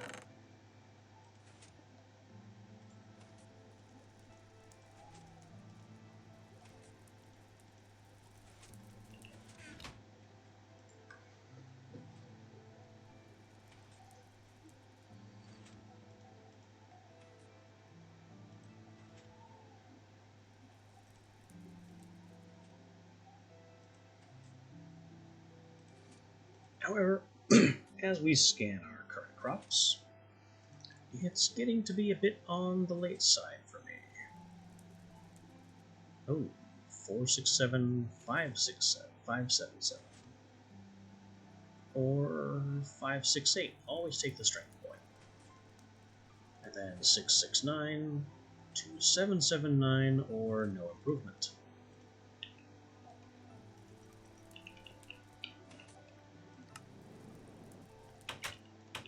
As much as I wouldn't mind grinding out these daisies some more, I think it's getting to be time we closed it down.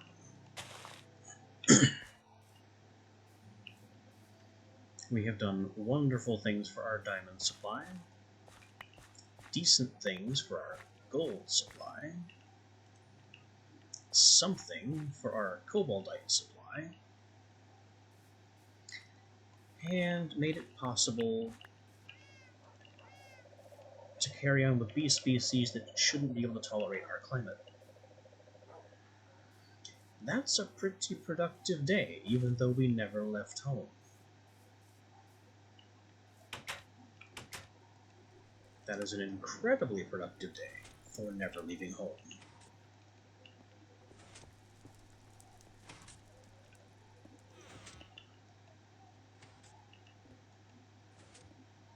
And the diamonds don't stop coming, just keep coming. Look at all this. Even more fun for us. Entire stacks of honeycomb that need to be spun. I did say that there would come a time where we would need something like 6 centrifuges and it wouldn't be enough. I did say that. The time is nigh, and it's mostly because we've automated this, to be honest. I didn't even increase their yield, they're just like this. Maybe we do something with these chips.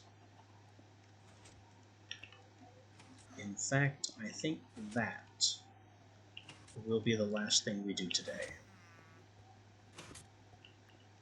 It'll be a little bit involved, but not overly so. So we'll put away the gardening tools. here's how this is going to work. We need the thermionic. Casing, chest.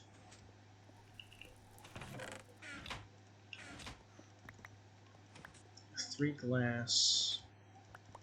4 gold. Whoa, got a little spun around there. That everything? That's everything.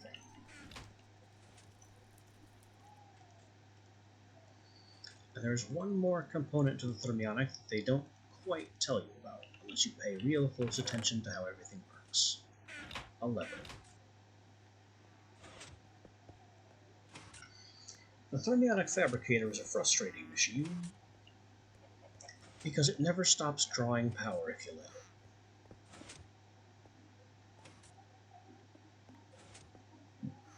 I'm going to stick it here. Bit of a weird spot, but it needs to be somewhere where I can stick a lever right on the blasted thing.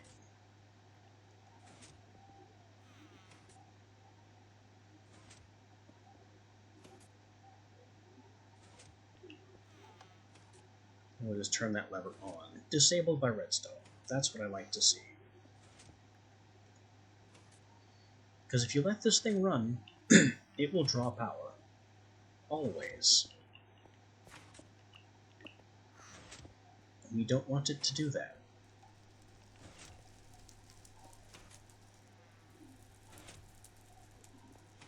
Now, what is the thermionic for? A couple of things. We're going to need this soldering iron, which is made in the carpenter. Bronze and 3 iron.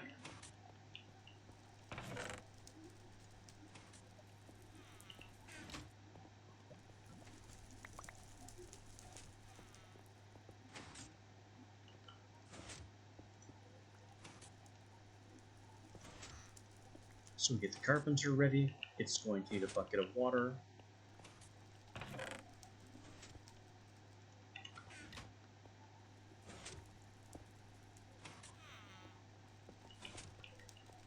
Water. In the carpenter.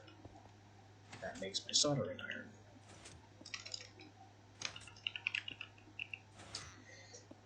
We also need circuit boards. They come in basic, enhanced, refined, and intricate. Each level of circuit board can accept a different number of tubes. Aside from the expense of the board itself, there's kind of no reason not to use the highest level, because you can't undo. If you made a circuit board and you don't have the room to put as many tubes as you want, there's no undoing that. And so basic is 1 slot, enhanced 2 slot, refined 3 slot, intricate 4 slot. Each, again, made with a bucket of water and a series of ingredients. There's my iron. So let's just get 2 buckets of water in here preemptively.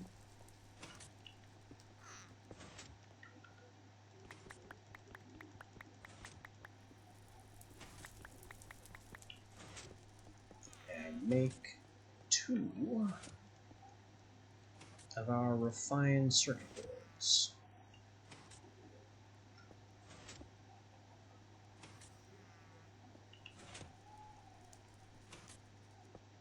The next step. In order for these circuit boards to be useful, they have to be installed with tubes. We don't care about the tubes that affect farm management. We're looking for machine efficiency and speed boost. So that's just blazing electron and golden.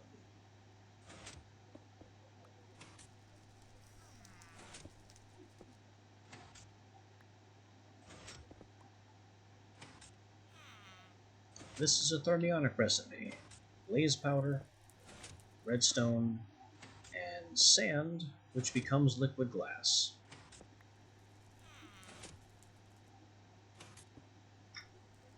It looks like since this requires 500, and it said sand was worth 1,000. Yeah. So I can do some blazing electrons, and then some golden, with 1 block of sand.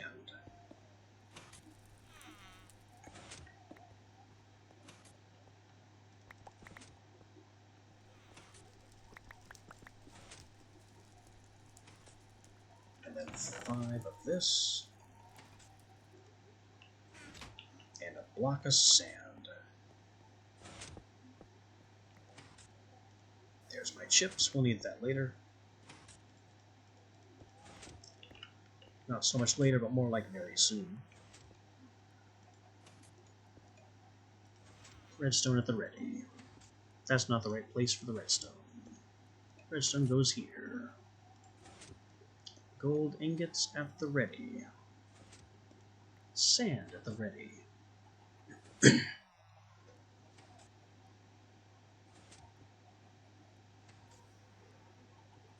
And turn it on. It consumes power to raise the heat of the unit. The heat has to reach this threshold so it can melt melt the sand into glass and produce our tubes. That's why it's complaining about missing liquid. It hasn't liquefied the glass yet. If we use glass blocks instead of sand, I believe this threshold will be lower. But I'm fine with waiting. I mean, we have plenty of power production. I'm always concerned about this machine drinking too much power because in the old days, it was much harder for me to produce the power I needed. But right about now, we're fine. There's our tubes. That's consumed all the glass and all the resources. Now we can shut this thing off. It stops drawing power and its temperature will fall. Next up, the soldering iron. We're using an intricate board, and we have 4 tube slots. I could do 2 and 2 for 50% speed, but I think I want to do 3 and 1, which means I need another set of blazing electron tubes.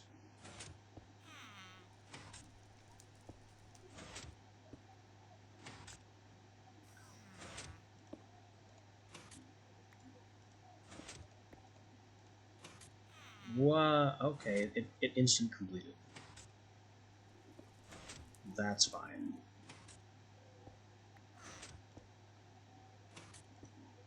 That's fine. Now I just need another set of blazing electrons.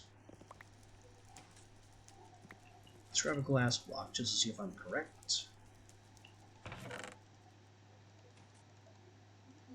And having more of these on hand, because these can be socketed into some other forestry machines as well. I'm not entirely certain which ones right now, but oh yeah, that threshold is so much lower since I use glass directly. What a power save. More tubes. Kill the recipe, kill the power. Soldering iron. Our blank board gets 3 of these, and 1 of those, and it's done. Now we have 2 identical intricate boards with plus 75% speed boost and plus 20% power use. The other 10% is mitigated by a 10% decrease. Does order matter? I have no idea. If it does, then it's even better. Those are our spare tubes. And our centrifuges here accept the boards right in that slot. The only way to take these out again is with the soldering iron. But I'm not going to concern myself with that right now. Right now, we're going to take all these honeycombs, split them into 2 even piles, and spin them with increased speed.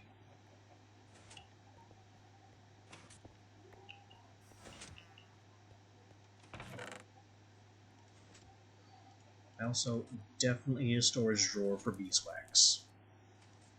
And honey. This is getting out of hand. I think we checked and saw beeswax is good for very little. Rain protection upgrade. Capsules aren't bad. Capsules are stackable buckets. I think the wax capsules are single use. And they might not tolerate lava.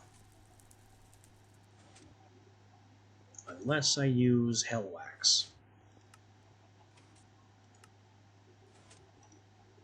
Yeah, refractory wax from the angry red nether bees with the simmering combs. That can get us lava containment. But wax capsules?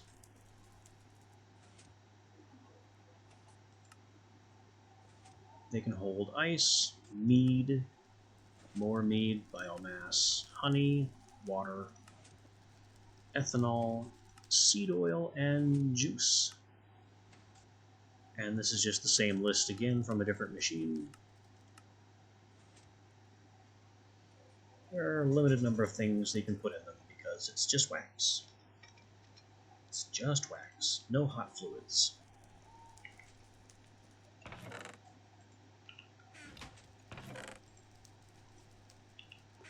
But there we go. We have made significant upgrades all over the place, including to our plants and bee setups. And this stopped because it's now jammed with seeds.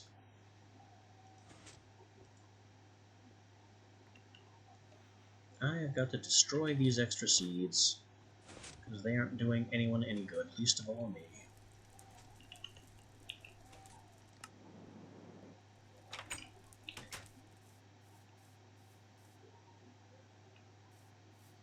Plants are good, need to clip or spread things. Bees are doing pretty good, could be better. We are just getting started with bees.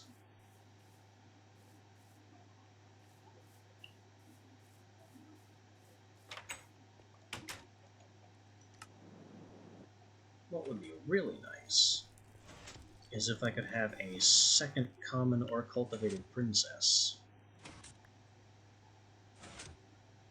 Which, the best way to do that would be to split off some of our bees here and try and isolate the common or cultivated gene.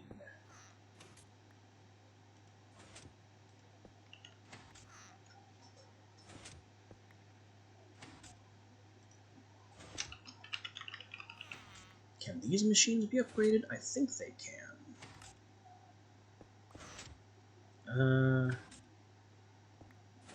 Not really. These are just things you put on the sides of the machines to allow them to automatically do stuff. Bad genes to melt. Yeah, it doesn't look like, it doesn't look like there are any upgrades in this list. So this is the speed that the sampler operates at. Period.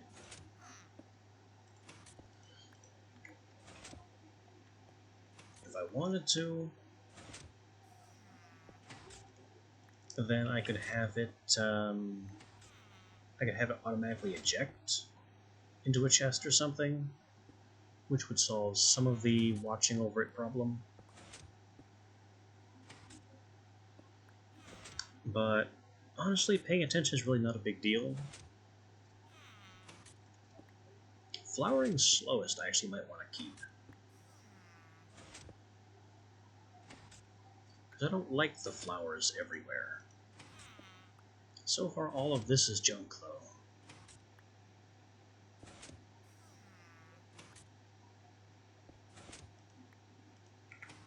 Because things like Tolerant Flyer, no. Cave Dwelling, no. Nocturnal, no. Temperature Tolerance, none. That's all literal nothing.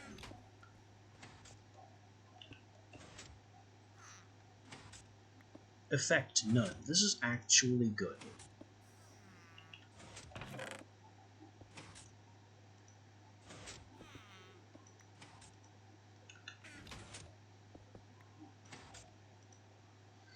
Because effect, none, can be used to remove undesired effects. Species cultivated. Done.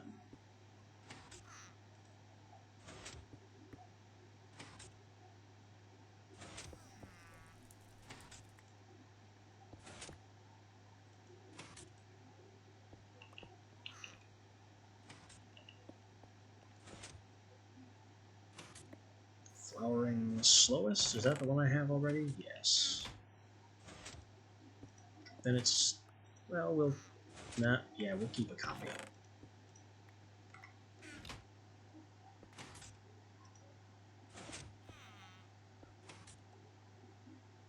Ignores day-night false, not the useless gene.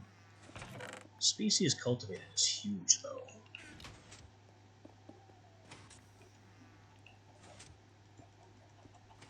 I need more of those. Which, honestly, is where most of my tin went.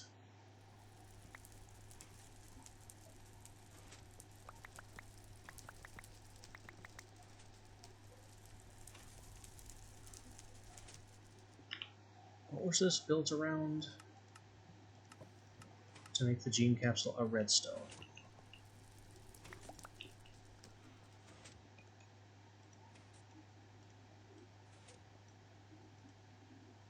Yeah, we're gonna need a lot of these.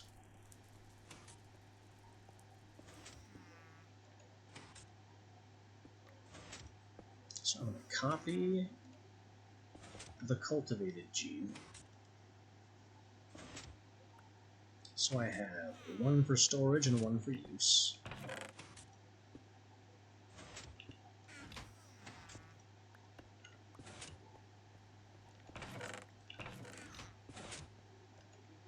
And the one for use needs to be put in a template, which is a diamond, which we no longer care about.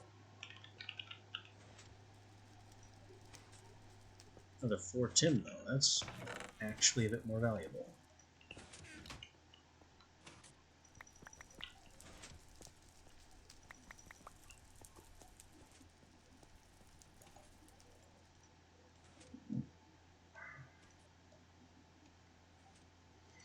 Got this backwards again. So we have genetic template, species cultivated.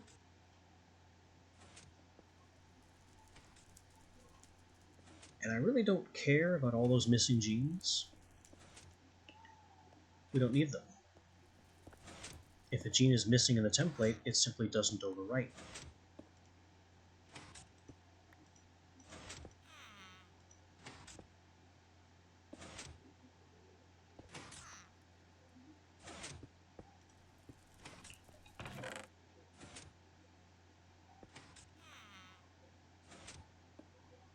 You know, we can add flowers, just in case.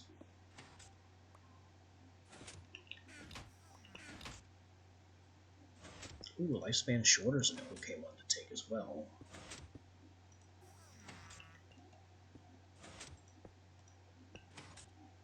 Let me copy one of those.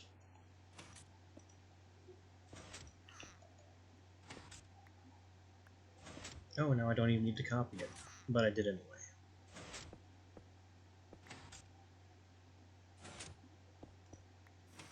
And we're out of Gene hardware. Okay, lifespan shorter for storage, lifespan shorter for use. All these get burned. We still have not managed to isolate the common species trait.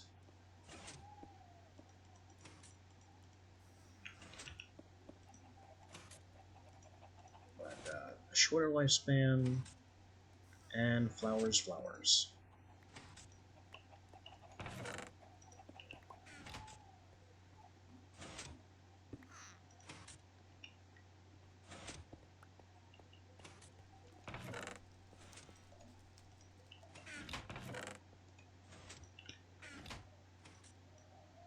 And we need more genetics labware to continue our extractions.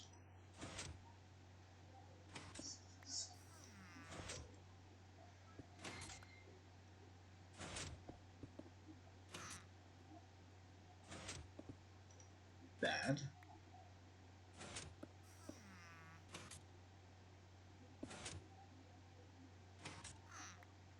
Species common. Got it.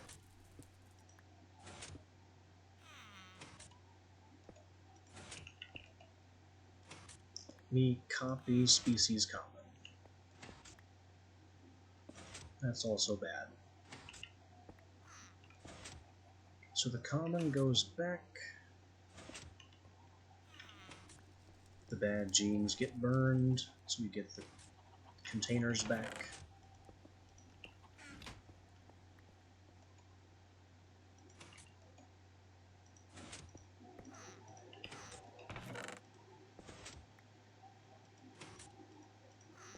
So we have common, cultivated, and valiant.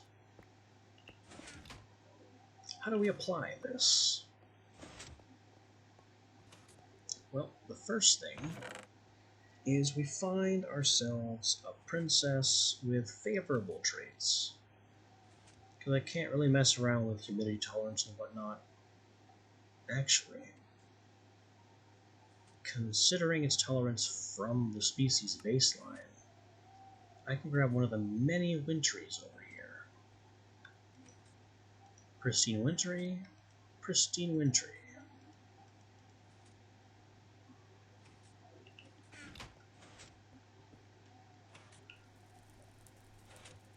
Oh, and I'll need 2 drones. Any drones will do. This massive stock of meadows will be just fine.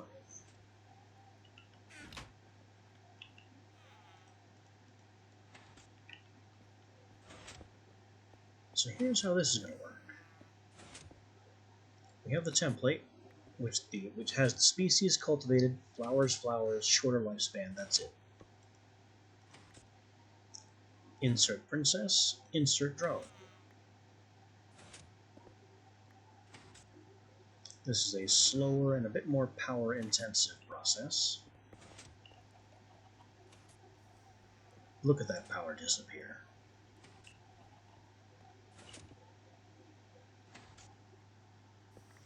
But we get ourselves a pristine cultivated princess. And hopefully a pristine cultivated drone.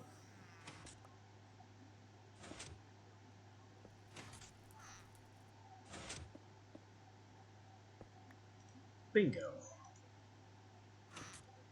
I actually don't know why I did it this way. I didn't need... Maybe I do need both. Now we take the template, we apply species common to it, and this overwrites cultivated with common and keeps the rest of what we have in there. And we're going to make ourselves a common pair.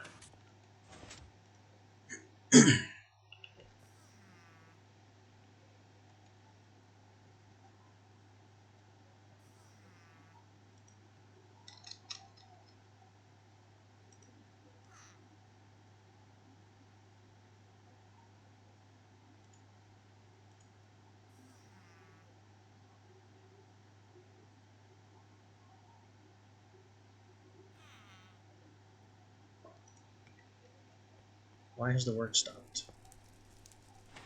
It hasn't.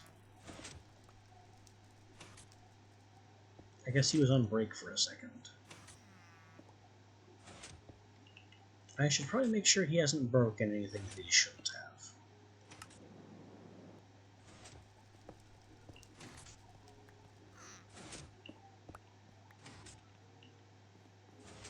Is everything fine in here? You haven't broken any of the pipework? Nope. He's still diligently working like a depresso.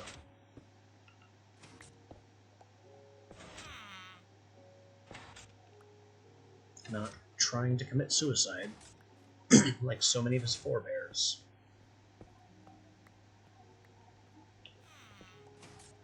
And we have 17 more dust in here.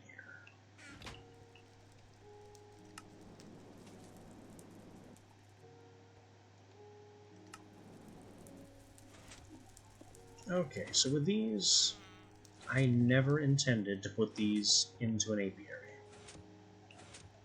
That was simply not the point. And honestly, I could have just taken drones from here instead of cloning over drones. But anyway. Common. Cultivated.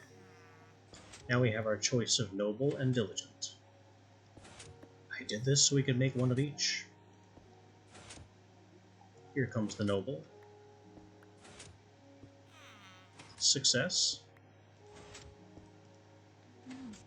Do it again for the diligent. Success. We will need to get both of these bees into apiaries. And since our common and cultivateds are done, and we have their species genes, then yeah, I'll just remove the automation upgrades and wait for these to empty. That can be something we do tomorrow. And these guys will be our statement of intent.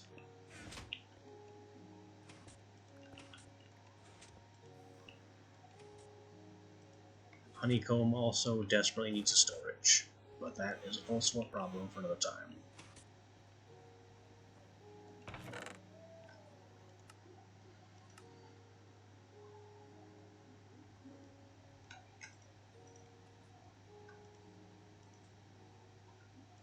We have our common, we have our cultivated. The true bee journey begins now, with noble and diligent. A lot of crossbreeds come from here.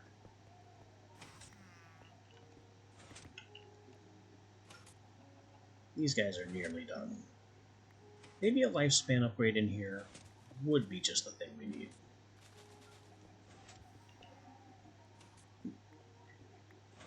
Then again, shouldn't push it. We'll think about that next time.